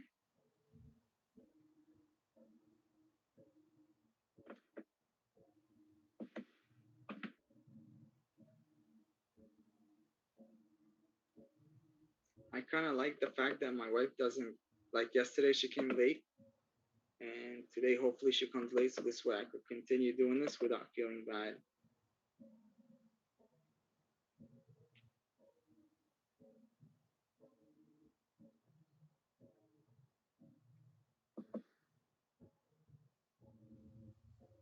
All right, after these few phone calls, I think we probably should practice the list that we gave you.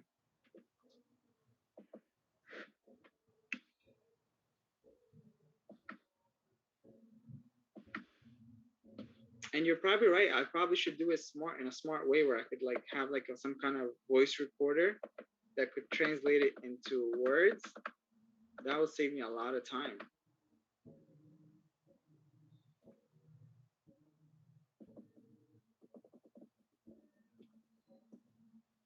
All right, in the future, I'm gonna like somehow get these lists ready, because this is such a long time waster.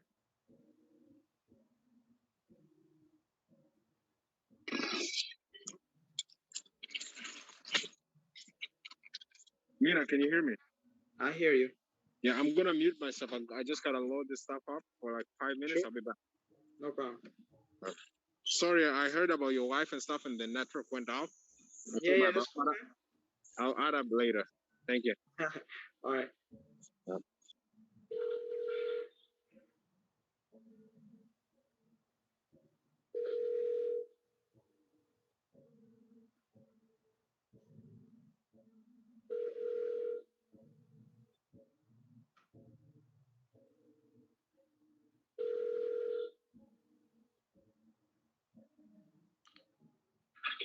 Hello.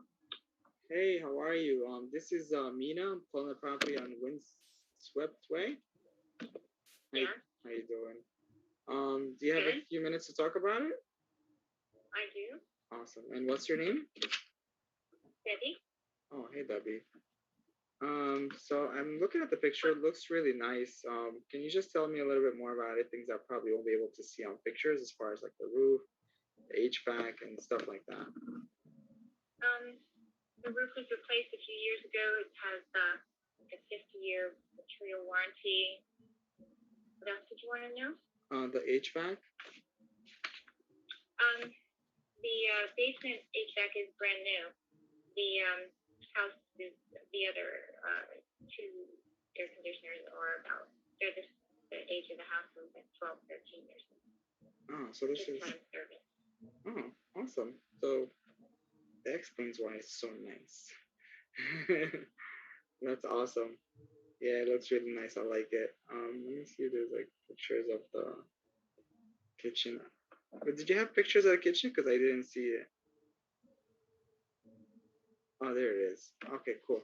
Yeah, it looks like a really nice property. What made you consider selling? Hello?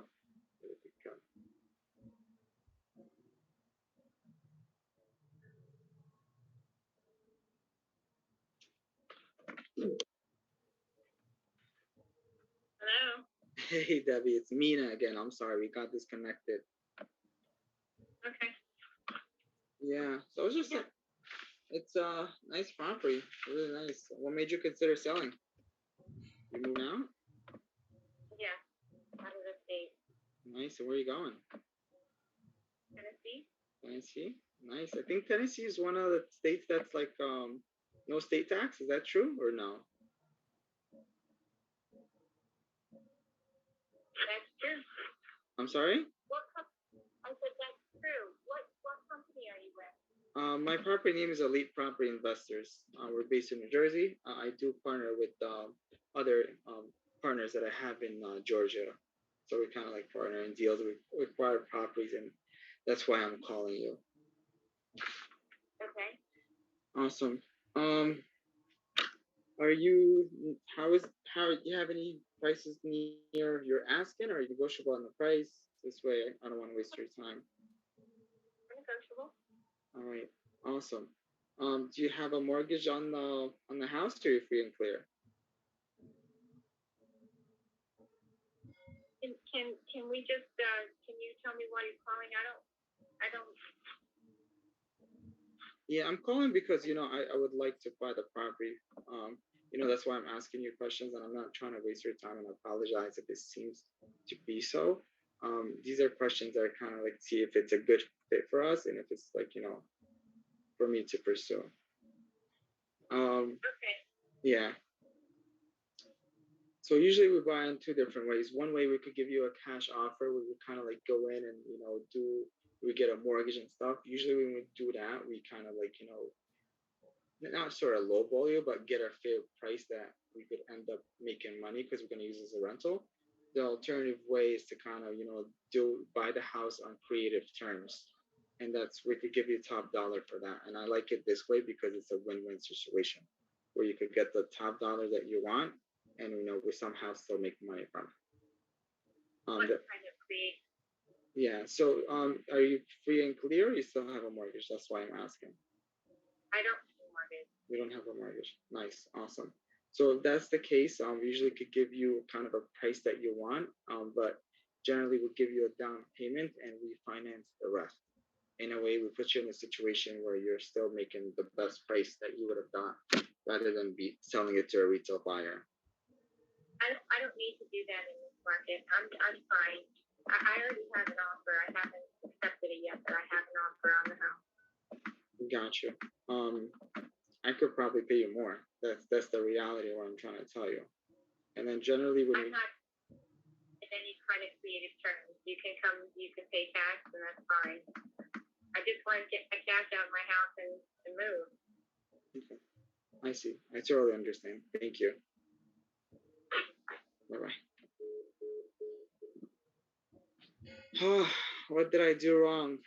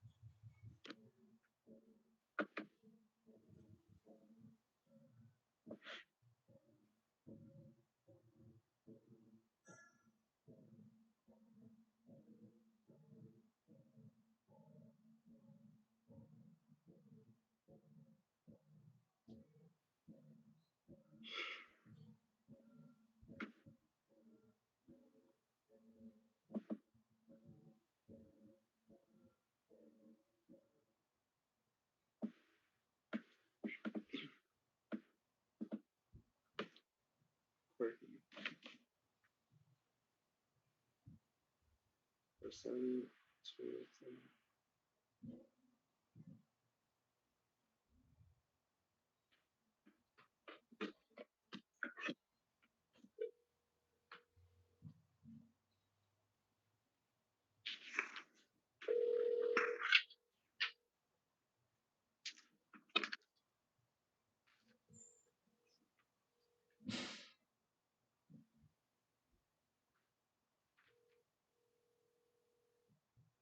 Your call has been forwarded.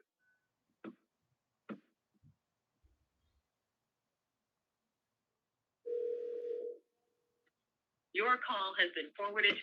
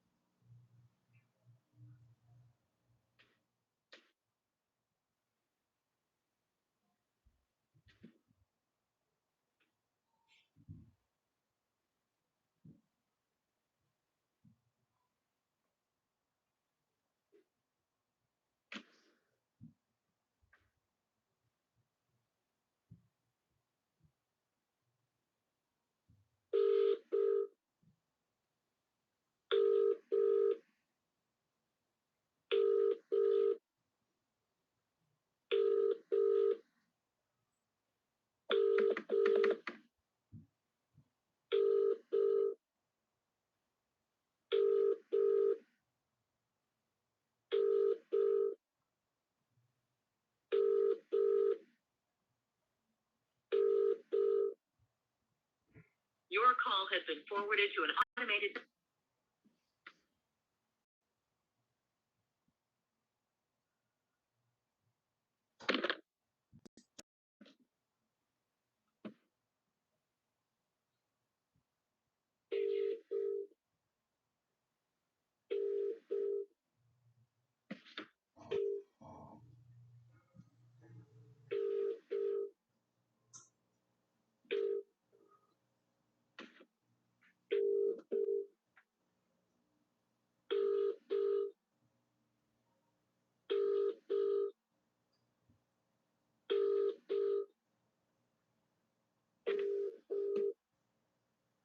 Your call.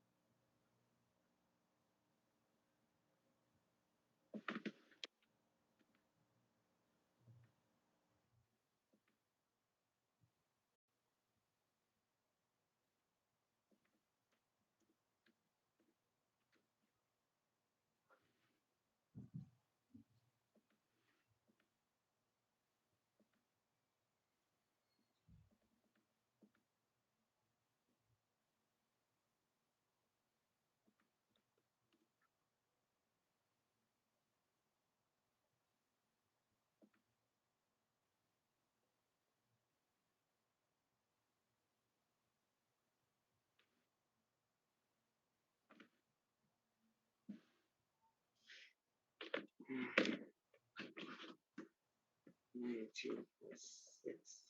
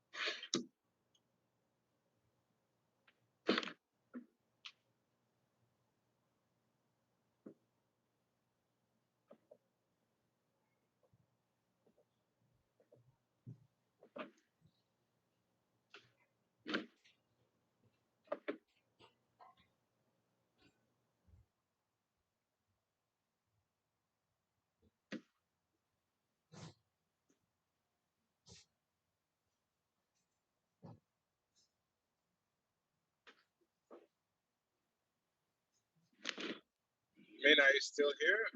Oh yeah, man, I'm still alive. I'm like so tired. I'm yawning and shit. I'm opening up the. I think I'm done with calls. I'm gonna kind of go over like the notes for talking to sellers. If that's you want to do that. Yeah. What do you want to do? I guess I could zoom through where the objections or whatever.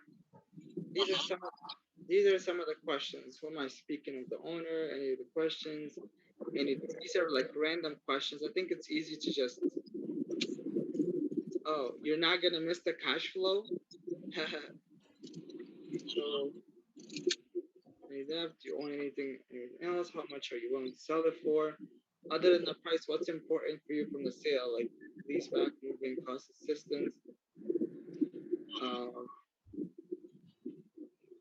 What do you know of that needs repair? That we kind of know. You're not gonna miss the cash flow. That's the sentence we could say. A little bit about us, cash, MTB, Crips, and we put it back in the market a little bit. Other options is terms. Benefit of landlord minus is basically benefit of the landlord minus tenant issues. Upgrading you from a landlord to a lender, is that interest you?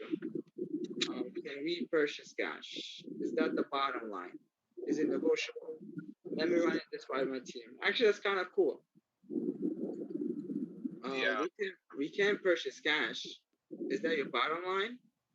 Is it negotiable? Oh, you start with the bottom line and then you tell me is it negotiable. Got it. So do you want to do a role play? Yeah, go ahead. Ring. I'll be the seller. I'll be giving you all the objections. That way. Well, just for that specific sentence that we talked about. Oh, you want just for? Okay, so we'd send this cash flow or? So a little bit about us. We buy houses like, we fix them and flip them like MTV Cribs. We buy it, flip it back in the market. And other options is terms. It's kind of like, all the benefits of the landlord minus the tenant issues. All right, ring. Hey, how you doing? I'm good. Good. So a little bit about us. I know you kind of asked me who are we. I am an investor. I'm here in New Jersey. My company name is Elite Property Investors, and I do work with I have partners in Georgia. We buy properties like similar to what you've seen to MTV Cribs, where we kind of go in there fix it and put it back on the market. You know, that's an option, but usually that doesn't. I don't think that's an option for you. Other things that we do, we kind of buy properties on terms. Kind of typical of like, you know, it's like it's like all the benefits of the landlord where you get month in money, month in and month out, minus the tenant issues. How is that? How do you think about that? Yeah, I think I'm not interested. Yeah, I totally understand. A lot of our sellers kind of love that idea because, you know, we switch them from being a landlord to a lender, and we kind of, you know, give them money. We can buy the other option. As far as cash, what's your bottom line number? Yeah, I mean, I want cash. I want. I think the property is worth 200,000. I want something around 210, probably. I mean, I know the market is really hot, so I think I get it. Is this your bottom line number? Yeah. Honestly, I mean, how much do you want to offer? Well, if you close now, I'll give you 205, but somehow, yeah. What's the value of the property? Like, what's the like Zillow for example say? I think it's on Zillow by 215, 220. 220. So yeah, I think Zillow 220. I can sell it for you at 210. You know, it probably needs a little bit of work. Yeah, kind of like Zillow, to just put it in perspective. Zillow is kind of like, you know, giving you the price if like, you know, the house is all done, cleaned up, and all updated. Is your like, when is the last time you kind of fixed the kitchen and the bath? Yeah, as I told you, it needs work. So that's why I'm knocking down 10,000. But I did repairs last, I think about 2 years ago. 2 years ago. And is that the best? Is that the best you could do? Yeah. Is that price negotiable? Yeah, I mean, we already saw I was at 210, so if you give me 205, I think that's the best I can do. 205? Okay. Well, I still gotta run it by my team. We kind of like, we'll talk about it, and you know, we'll see if that's like kind of like a good fit for us to continue moving on. Let's just say, for example, my team comes back and tells me, hey, they'll buy it at, 180. Should I tell them to kick rocks? Yeah, I think at 180, we're not gonna get that low. Yeah. No. What about 190? Nah. I think the least I can go is 200. 200? Let me see, because it's gonna be a little bit tight. Just to see if, like, you know, we'll make something happen and we kind of could close. Maybe they'll be willing to go 192. You know, with that, I think it'll work out for you. I'm just like, I like it. What's up? I think only because I liked you, I dropped down like 15,000 almost. You know, anybody who comes and calls me back, it's 210 for them. So I've already given you a very big discount, you know, from 220.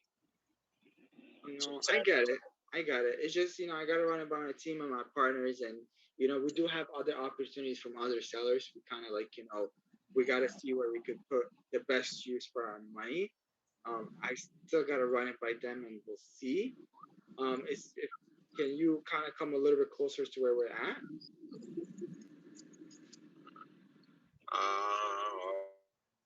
Where are you guys at? Be honest with you, even that 190 mark, I think they should not even take it.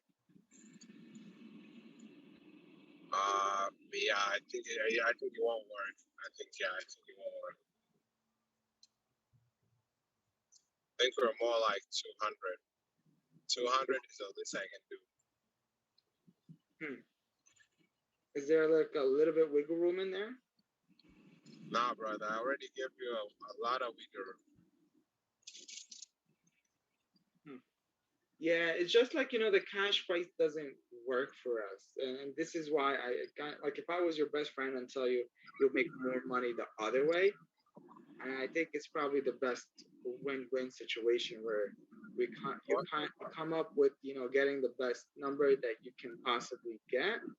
And at the same time, it's a win for us because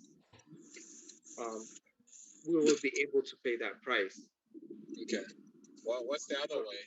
So if I could come up to your price, would you be willing to accept terms? What do you mean by terms? Well, think about it this way, right? And let me just put it in perspective. Do you have a mortgage on the house, or you have or it's free and clear? I do have a mortgage. You do have a mortgage. Okay. So it's something similar to, like, I tell you, like, like my father-in-law, basically, he had bought a car to work with it for Uber at the time before COVID started, right? And he paid for it, $15,000. And at the time, when you buy a new car and it comes right off the lot, you lose money right off the bat.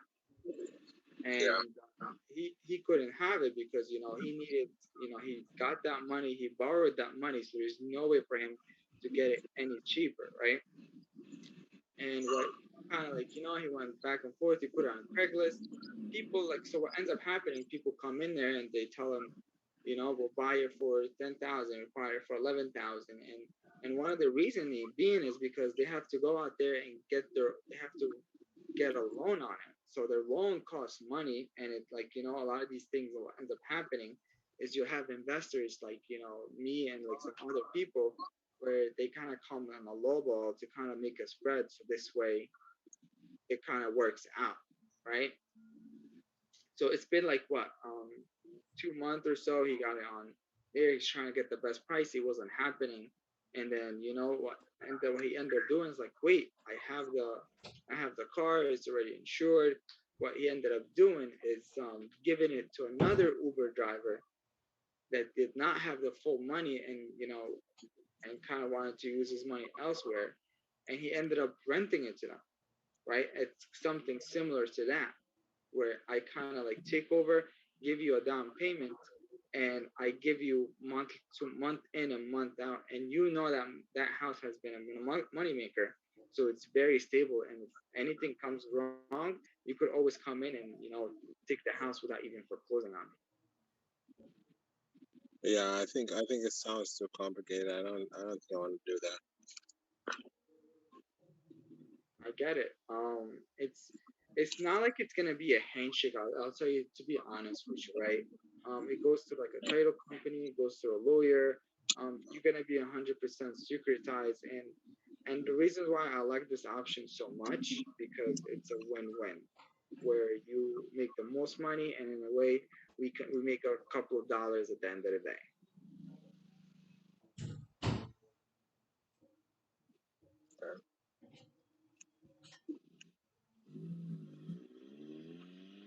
Okay.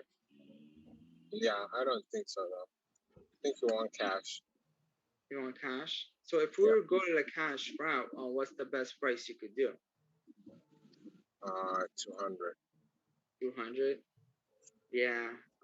That's not gonna happen. But let's just say, for example, like, let me follow up with you. When would you want me to follow up to see if you could either do a little bit better on the price, or have any more questions as far as doing the seller finance? Yeah, I think if you can, if you wanna follow up, you can follow up even now if you have 200. Whenever you have 200, you just follow up. Yeah, unfortunately, 200 won't work out for us. Okay, I understand. So when would you like me to follow up with you? Whenever you come up with 200. I like that answer. Yeah, unfortunately, that kind of doesn't work out. But we are at the 190 mark, maybe, and I'm not even sure if my partners would actually agree on that. So let's follow up with you in a couple of weeks, and we'll take it from there. And let me know if you ever change your mind. You have my number. All right. Cool. Sounds good. All right. Thank you so much, sir. All right. Thank you. Yeah, so I think it's a good call. Do you feel like this is kind of similar calls you make, or it's much different? I don't know, man. It's like you see your point when you were saying like I'm not interested. I already have sellers that would kind of like that's how it is with for sale by owners, and it's I don't know. It's tough. It's tough. I guess maybe we'll tell them what price would get you interested because it comes down to price, right? And I'll see if we can make a deal from there. I think that's probably my best option, right? Because money talks. Yeah, definitely. But I think I did a little bit better as far as negotiating the price. Is that the best you could do? Is there a little bit of wiggle room? I still got to run it by my team. I'm not sure. That's why I'm trying to get to the other number, the other way. Yeah. So here's what I think. I think it's good. I think what we can do. So I think there's nothing I can say. I think it's good. So what is left is I think all the calls. So here's what my takeaway is. I think the call is good. I think you push very well. You're not too pushy. Yeah, that's why I think a lot of people stay on the call with you because it's really nice talking to you. I felt the same way. Thank you. Yeah, but the only thing that I would say maybe just to add to that is that try to ask questions to the seller, kind of like before even explain creative finance. Just ask them, do you know about creative finance? Have you done it before? Something like that. Like just to know even if they're interested and stuff like that. And even if you ask them like whenever you say like you mentioned a lot of stuff, but like don't take me in a bad way, but you were just talking. I know. I felt that. Yeah. You're right. Yeah. So you were just talking, which is not bad, which I loved it because most of the times, like even when I was young and until today, I love when people are just talking on the phone and I can just listen. I don't have to participate. So it's kind of easy. So I love that. But like in the negative side of all of that too is that you're gonna find out that you're gonna figure out that all the like when you talk at the end of the day somebody might not be interested. So you wanna just while you talk a little bit, just ask a question. Oh, are you familiar with this? What do you think about this? Do you think it's something you'll do? Or what do you love the interest rate? Do you want us to increase the interest rate? Blah blah blah blah blah. All that stuff. I see. Yeah, I'm gonna mute myself for a few seconds. Sure. Yeah, but you can. I don't know if you're gonna. I'm gonna go over the material. I guess you come back in a few minutes, right? Yeah, like 2, 3. That's fine. Take your time. All right.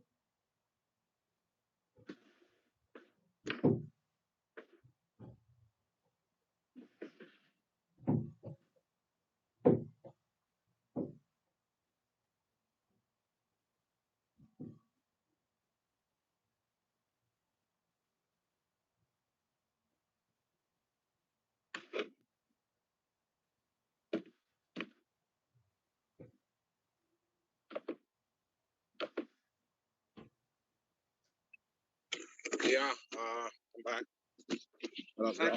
You want to practice this little spiel as far as like MTV Cribs, benefit of the landlord minus tenants. Yeah, let me try to be a hard seller, and then you convert me, and we start from the beginning. All right, awesome. All right. Yeah, you ring, you're calling. All right. Ring. I'm a seller though. Hey, who's this? Oh, you're the seller? Yes. Why? I just did it. It's your time to practice. Okay. Hello? Hi, who's this? Who's calling me? Yeah, my name is Joseph. Am I speaking to the owner of 123 Banana Street? Who's asking? My name is Joseph. I'm looking to buy my next project in the area, and I wanted to see if you're looking to sell at the moment. Gotcha. Just a thought, when you're getting to the part where you're calling, try to speed it up a little bit. You're putting a lot of pauses there. You know what I mean? Like, hey, I'm calling with the property, so and so and so. Make it kind of like quick. You want to catch his attention, because otherwise it's like you can't be tracking. Don't mind me. I just stress me out. I appreciate your thoughts. You know, we're all learning, so I love that time. I love what you say, and I'll definitely use it on sometimes. Sometimes I prefer talking slowly. Sometimes I prefer going all in, and I agree with you. Gotcha. Go ahead. Ring. Yeah. So I'm looking to purchase my next property. I'm a cash buyer. We buy properties all over the city. You know, I was looking to see if your property is for sale right now, or you're looking to sell. I'm considering it. Okay, that's a start. So, what has you consider selling? I just want to sell it. The time is right. Got it. I see. Okay. So when the time, you said when the time is right. What do you mean by that? Well, the market is a high market, so it's not now. When? Okay, so it means like right now is the right time? Yeah, it's the right time. The market is high. Cool. So, tell me a little bit more about the property. What's the condition of the property? What are you guys looking to do? Or what are you guys looking to accomplish? Yeah, so it's a 4-3, 4-bedroom, 3-bath. We had it for about, 2 years or so. So we're tired of it. We're moving to somewhere else. Got it. So, it looks like a really nice property. I see the pictures here on Zillow. The area also looks really nice. So you guys, you say you guys are planning to move to a different area? Yeah.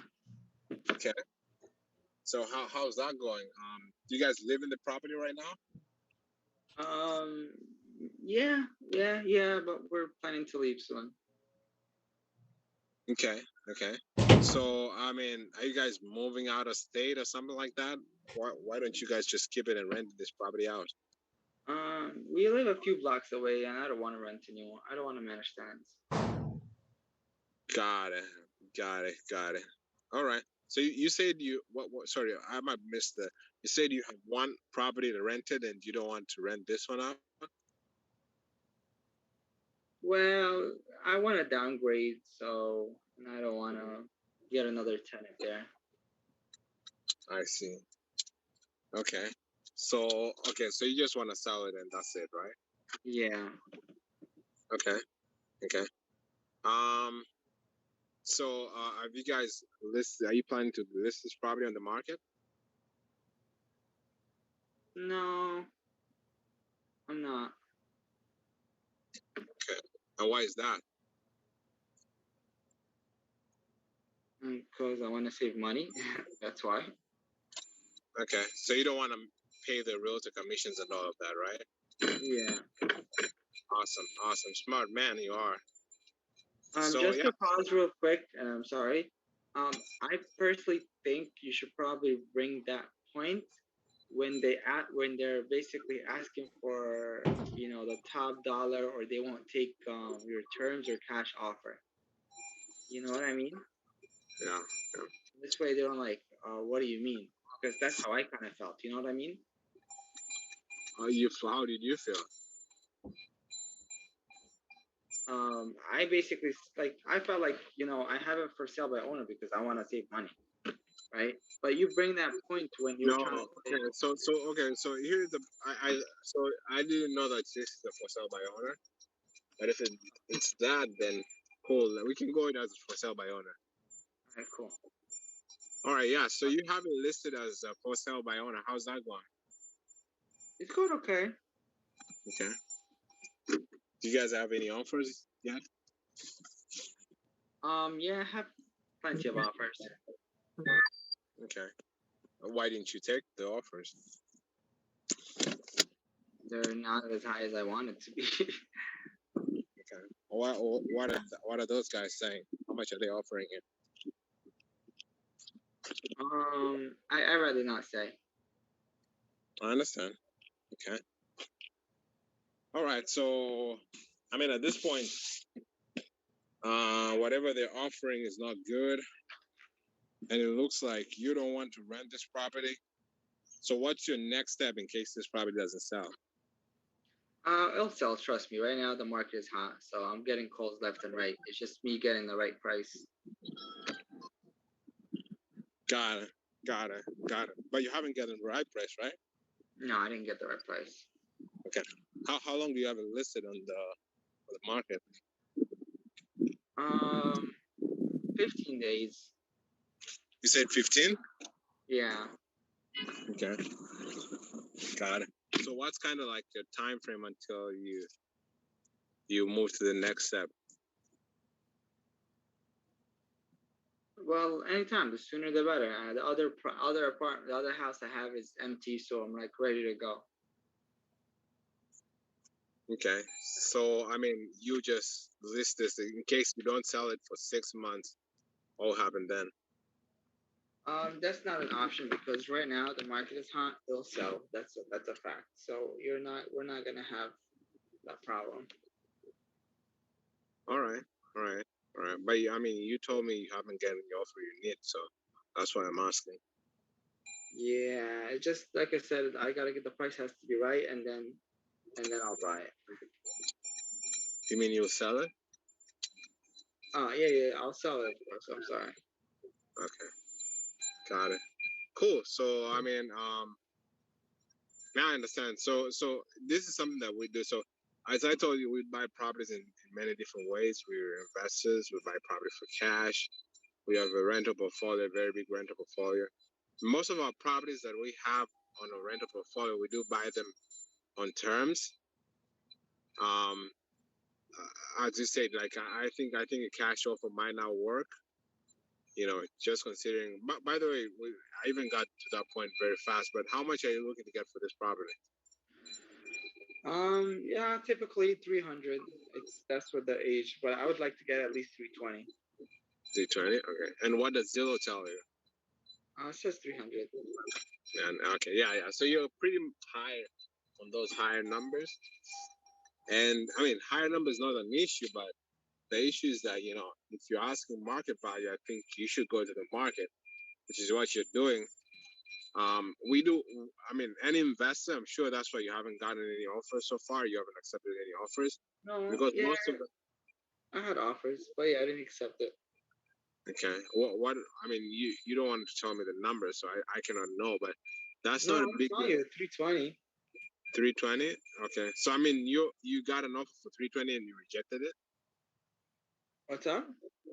You say you got an offer for 320 and you rejected it? No, I didn't get 320, but I had offers close, but I want my number. Okay. Yeah, I mean, the only way, I mean, as an investor, we have to come. I mean, most of the investors, we do the same game. It's just gonna be a couple of grand off. But we'll want to come a little bit lower if we were to pay cash. And the reason is, we buy cash properties mainly to fix them up and then place them back on the market. And due to that, like, we have to get a loan, we have to pay all the commissions, we have to repair the property. So we usually want to come a little bit low so that, all of that can be covered. But we do buy properties in another way, which is on terms. Are you familiar with terms by any? Are you familiar with selling properties on term? No. What do you mean by that?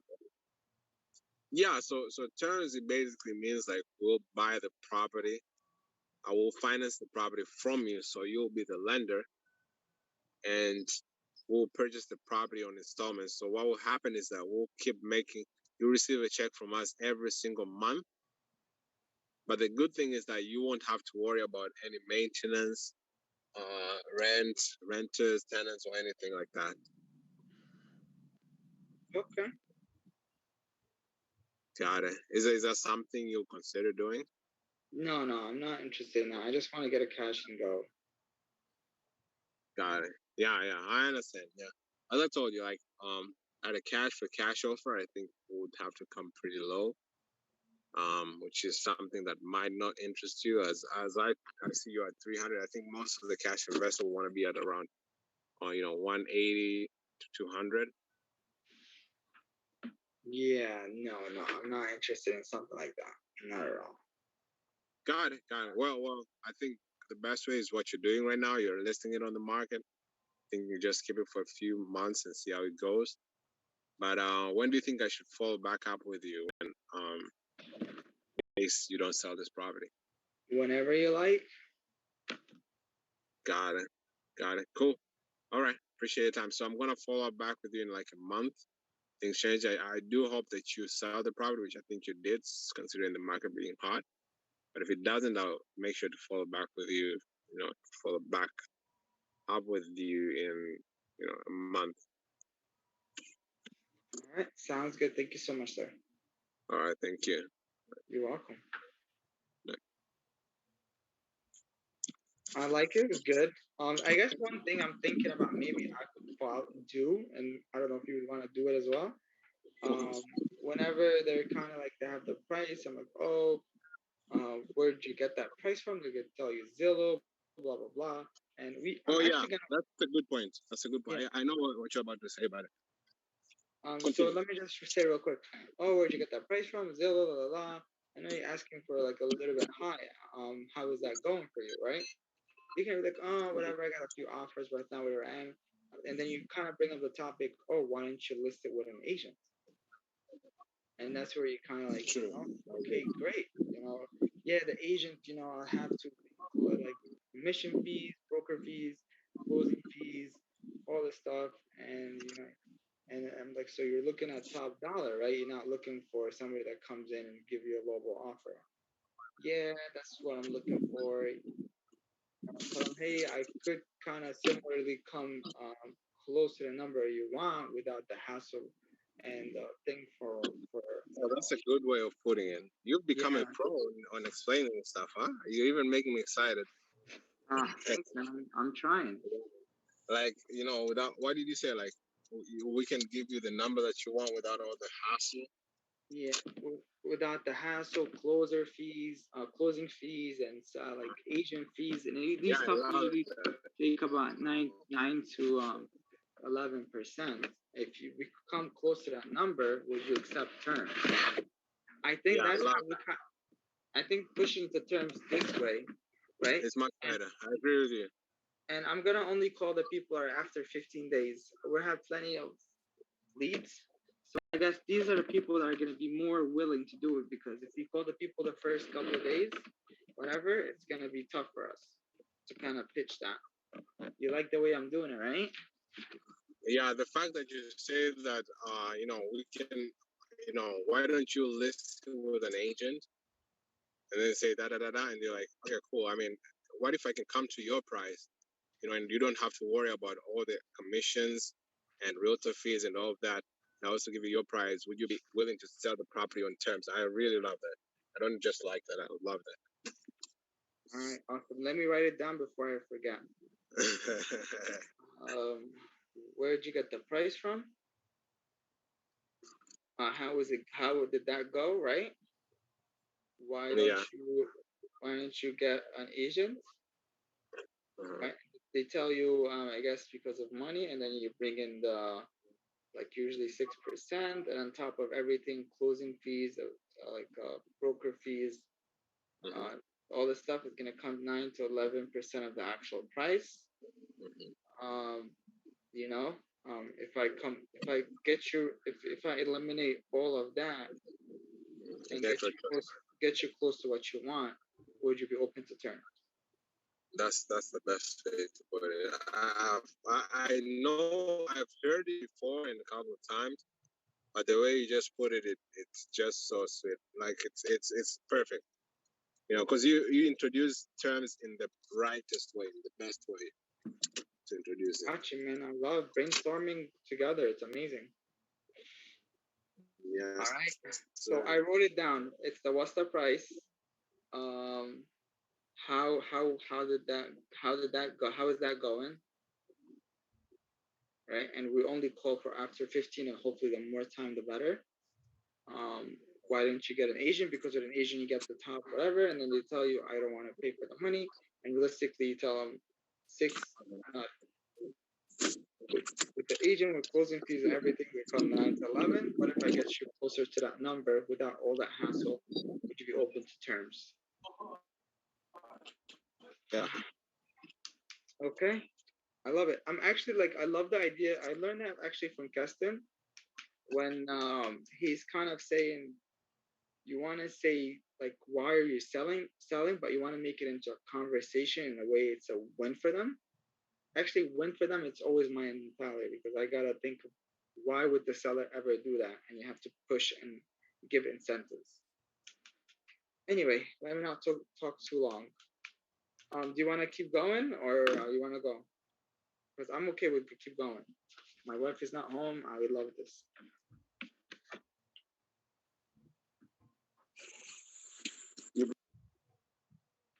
Joe, we're still going, right?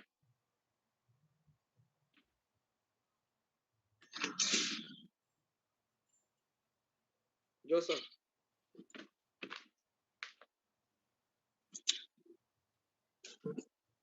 Yeah, sorry, you're breaking up a little bit. No. I'm gonna keep going if you're still okay. Yeah. Go ahead. I'll listen to your call. Gotcha. I guess, and then one of my other notes is basically. Hold on, let me run through. The only way I could come up to the close to that price is if we could agree to the house on terms. I kind of said it in a different way. It gotta be a win-win for me and you, and you agree on payments and terms. Yeah. Would you get that net once you have, and you don't have to pay anything? I guess that comes down to the net number, but I don't think I want to say something like that. Right? Benefits of subject to I'm giving you the most money than anybody has ever offered you. Hassle free, no litter, no people coming to your house. Oh, actually, you might want to say that, no? So it's gonna roll out. Can you repeat it again? My phone. What's up? What were you saying? My phone broke. It was ringing up. I'm saying I'm kind of going over I have notes there. Benefits to subject to, and you would say I'm giving you the most money that anybody has offered you. Hassle free, no realtor, and no people that keep coming to your house and wasting your time. Yeah. So, no hassle. True. Realtor.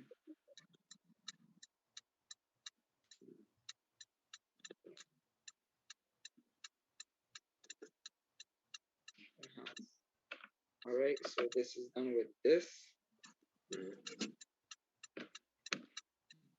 I guess initial conversation. We never really do this where we say, do you mind if I record? I have people to train, people that are trying to get into real estate. I want to make sure they handle their sales appropriately and do everything right. Yeah, like to record the call. Yeah, actually, I probably should do this sentence, right? Okay, In sure. the beginning, hey, ring, ring, my name is Mina.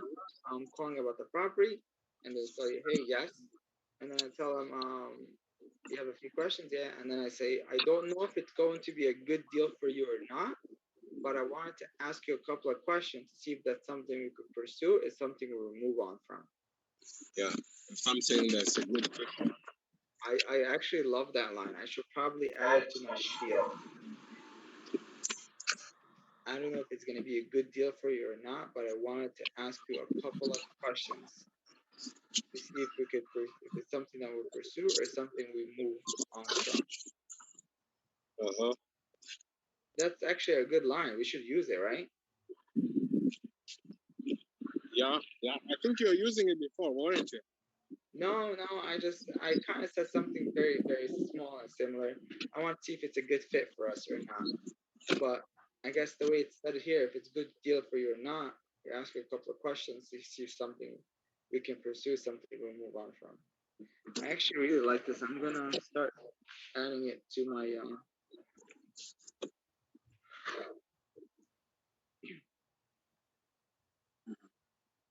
I'm gonna do it later.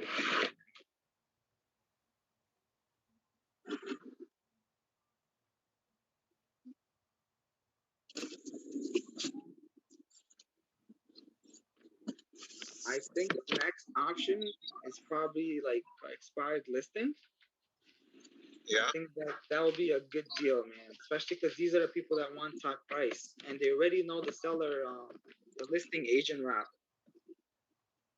Very true. But let's practice this. Do you want to put it maybe in a month and a half max? That we put that time frame for ourselves? What do you mean by? Do you mean like a month and a half of calling? Of calling for sale by owner. I think we should be ready to do the expired. Yeah, I don't know. We'll see. See. I don't know. Anyway, so I like this spiel, and then the next point is initial conversation. It sounds like an all cash deal won't work for you. The number you're looking for is higher than investors are looking to take. Would you be open to accepting X amount if you take payments? If you take payments or what we call terms on that. So here what our terms are. Like yeah, will you be willing to take? Yeah, that line is fine. I think we're gonna be. So it sounds like an all cash deal doesn't work for you. The number you are looking for is higher than investors are looking to take. Yeah. Would you be open to accepting, $300,000 if we take payments? And that's what we call terms. Or will you be willing to take payments? Yeah, willing to take payments. Yeah, but we say it in different ways. I don't think I'm not too crazy about this, but I will actually memorize it. Yeah, I think it's whatever we're doing, it's good already. Yeah, I mean, it just gotta be perfect. You just gotta perfect it, but looks good. Yeah, I just lost my note because I'm looking through iCloud. Oh, okay. Yeah, because I wrote it through my phone. And I put it to iCloud this way I don't lose it. Oh, I see.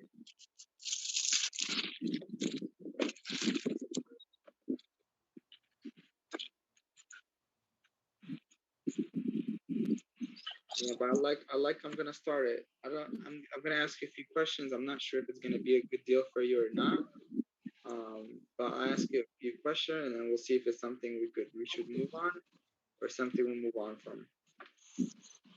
Okay. I'm just reiterating why I'm waiting for this thing to.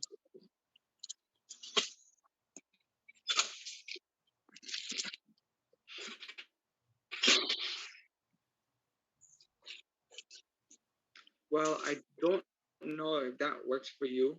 Probably not. If I could get you that price, would you consider selling something? Consider selling it like something like seller finance. Maybe not. What do you mean?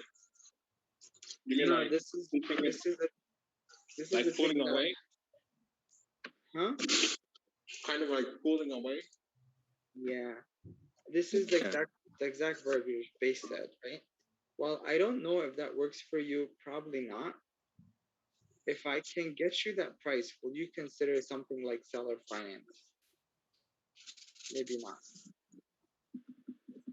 But I remember also that most of the people want to know what seller financing is. Yeah, I know that's his wording. So Yeah, like most of the people will be like, what is that? Most of the people will be, what does that mean? Say it one more time. Most people will be like, what does that mean? Yeah. The other line he has there, the market may allow me to give you a little bit more if you take some now and the rest later. How much do you need right now?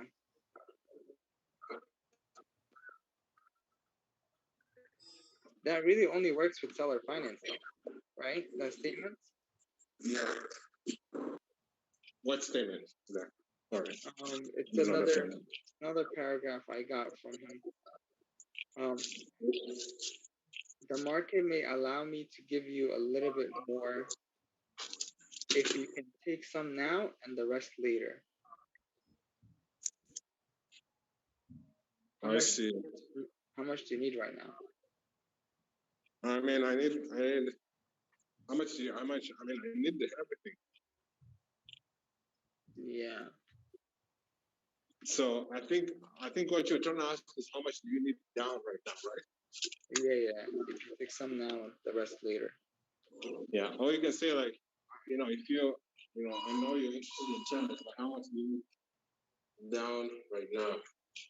Like how much down payment makes sense for you?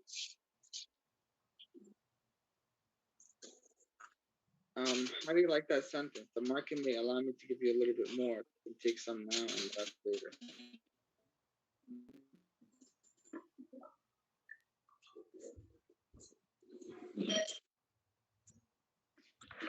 Okay, I don't know how I feel about this. I guess. Do you want to try one more time? Okay. The sentence. Yeah, that's proper. The market. What's up? Okay, I'm gonna assume that you're calling me and you're asking I've accepted terms, and then you introduce terms. So the whole spiel? Yeah, just try to repeat terms. I guess ring. Yeah, ring. I'm gonna skip to the part where we talk about price. I want 300,000. Yes, I want 300,000. Can you give me that? So 300,000 looks like it's above the market. And how'd you get that price? That's I think that's what I think the property is worth. Yeah. Is there houses nearby that sold for that price? Yeah, I think a couple of I don't know. I just checked on Zillow, and I talked to a couple of realtors that told me I can definitely get 300. Yeah, it's just I'm looking at the properties. Maybe I'm looking at the properties next to it, and they're not close to 300. They're like around the 250 mark. Maybe I missed something, and that's kind of like why I'm asking you. Where'd you get that? The price from? Right? I think it only makes sense if you give me 300. I understand it may make sense for you, but maybe not for me, and that's what I'm trying to figure out. Maybe we could figure this out together. Yeah, I understand. If you cannot offer 300, I completely understand. You don't have to worry about it. No, I understand it. Your price is your price. I know it's been on Zillow for like about 20 days. Have you got any offers anywhere close to that? Yeah, I actually had an offer for 290. So 290? Man, that's an awesome price. Why don't you take it? Yeah, I'll take it. I'm just waiting to see if I can get something more, and then I'll make the decision after. Okay. Yeah. Yeah, I think you're not, you're okay with going through a real estate agent. I think that will give you the best exposure and the best price. It sounds like you're okay with, having people come in and out of your house waiting for like a couple of months just to get the best possible price. Why don't you do that? Yeah, I'm completely okay with that. I'm gonna do it after I wait for a couple of months and see how it goes. Then I'll probably do that. You'll probably do that. Okay. Has any real estate agent has approached you? So okay, we're going far away from the topic. I think you've got to pitch the part of, if you're part of, if I was to take care of all commission and come close to that price, would you be willing to sell in terms? Yeah, I was getting to that. Yeah. Has any agent approached you about it? Really, no. We're not working with an agent now, but we can consider an agent. I mean, later on, but not now. Yeah. We don't want to deal with all the commission and stuff. No, I totally get it. It's, I'm an agent myself, and I understand like the game and how it works. But generally, like, if you do get an agent, it's gonna end up, paying the 5-6%, broker fees, agent fees, and after the closing costs and everything, you're probably looking at 9 to 11% off the top of the price, right? Is that something you're okay with doing? Yeah, I mean, I do want to avoid the fees, of course, but I don't want to give my property away. No, I get it, because especially when you put the house on market, you want to get the best top price.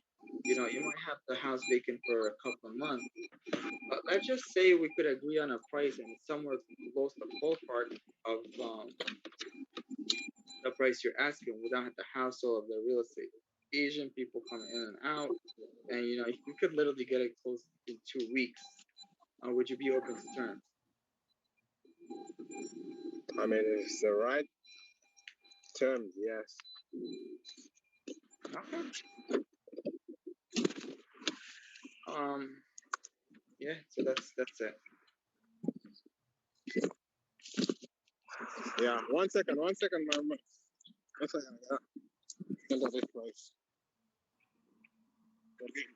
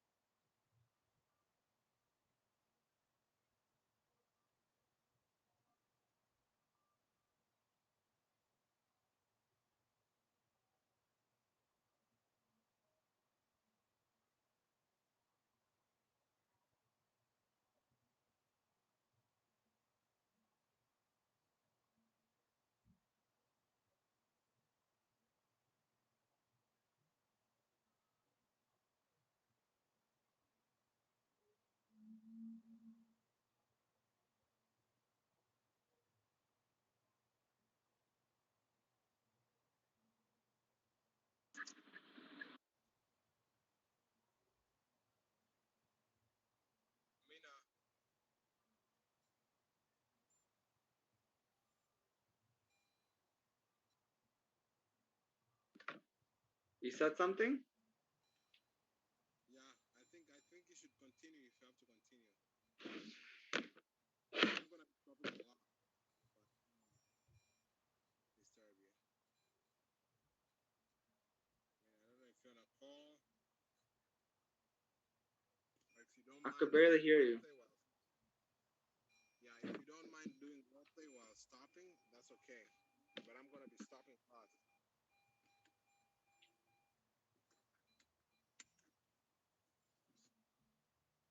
Can you hear me?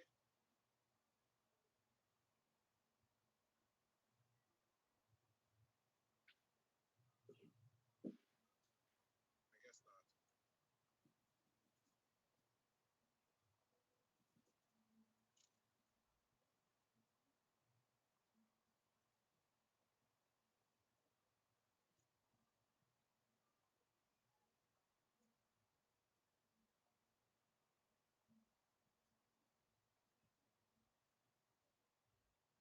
Can you hear me, Mina? No?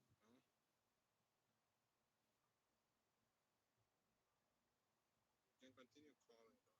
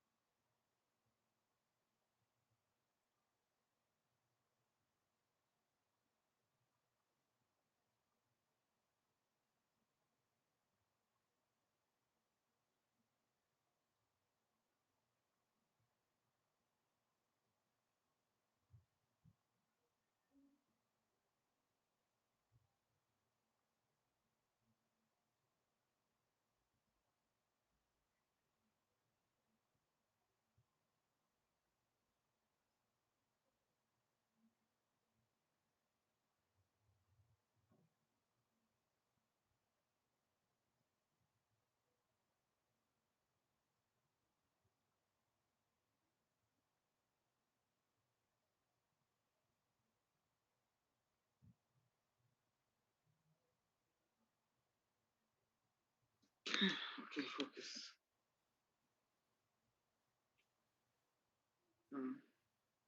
Mina, if you wanna go anytime.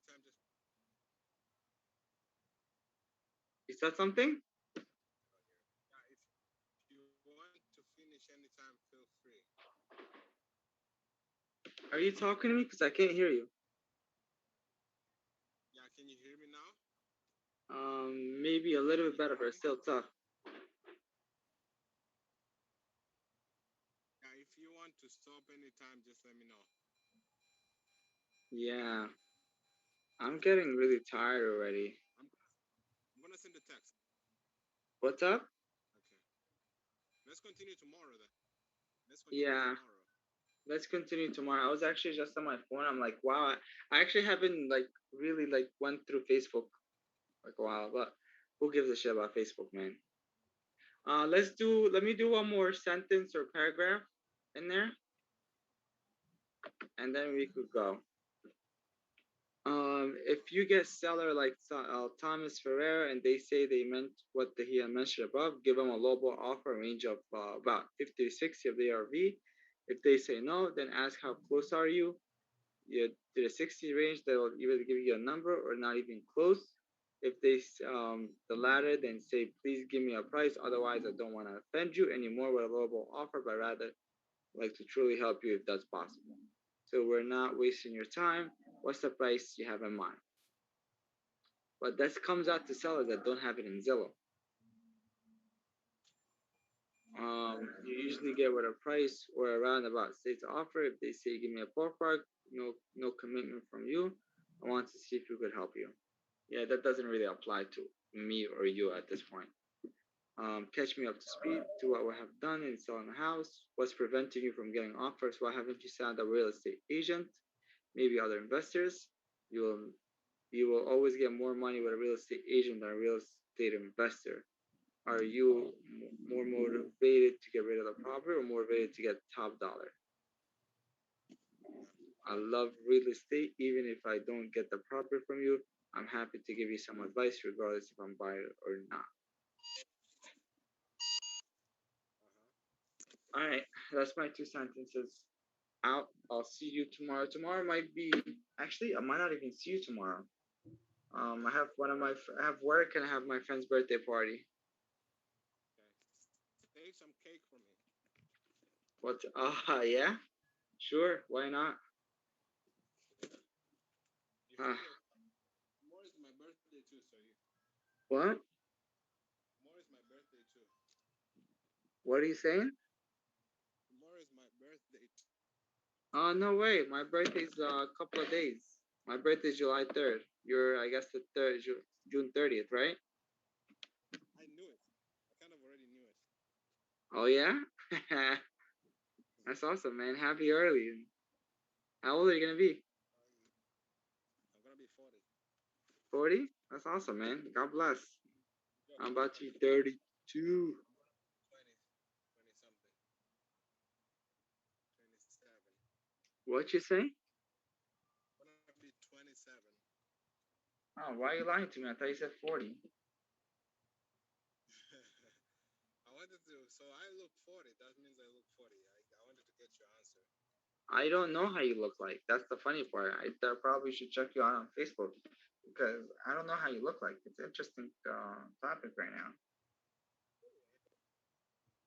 Yeah, I want it to be a mystery. That's cool, man. That's cool. That's cool. Birthday, so get me that's awesome, man. Any plans? What? Huh? Get me I a bet you. from. Yeah, absolutely, man. I'll take a picture and send it to you. No worries, man. I got you. I won't mind a picture. The picture's yeah, better man. than nothing, you know? No, absolutely. I'll tell you a funny story. I went, like, my wife was at her aunt's, right? And I couldn't find my wallet at all. So what I ended up doing, because I went to buy flowers, I took a picture of the flowers and showed it to her when I got there. Yeah, that's hard stuff right there. That's cold. Yeah, that's if I got it. What else am I gonna do? That's it's funny though. Yeah, was it well received? What? Was it well received? It was okay. It was just funny. No, she didn't beat me up or anything. Mm-hmm. But yeah, let me let you go. What's up? Tomorrow, maybe in the morning, I'll be there. I have my other job for tomorrow. I could probably listen to the calls. But I won't be able to like kind of like respond. But I might have like time in between stuff to talk. No problem. We can meet again after the day after tomorrow. So. Yeah, if not, maybe after tomorrow. But I'm definitely gonna be in the Zoom, in and out. Okay, got it. All right, man. Keep hustling. Keep up the good work. And happy birthday, brother. All right, man. Good night. Yo, your voice is so far. I'm like literally stuck to my laptop.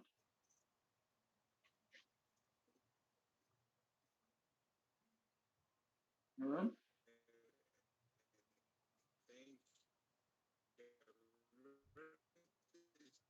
Friends too.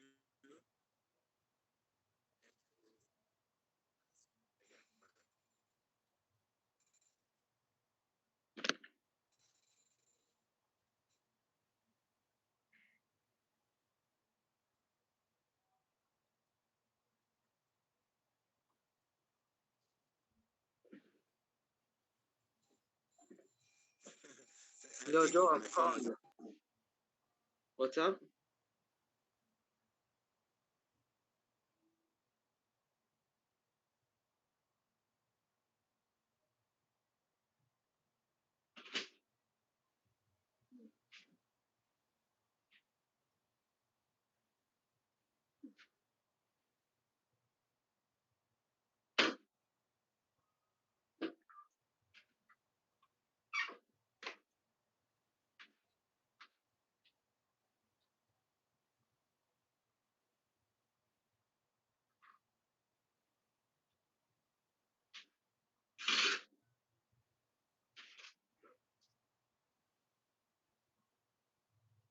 What's up, big? How you doing?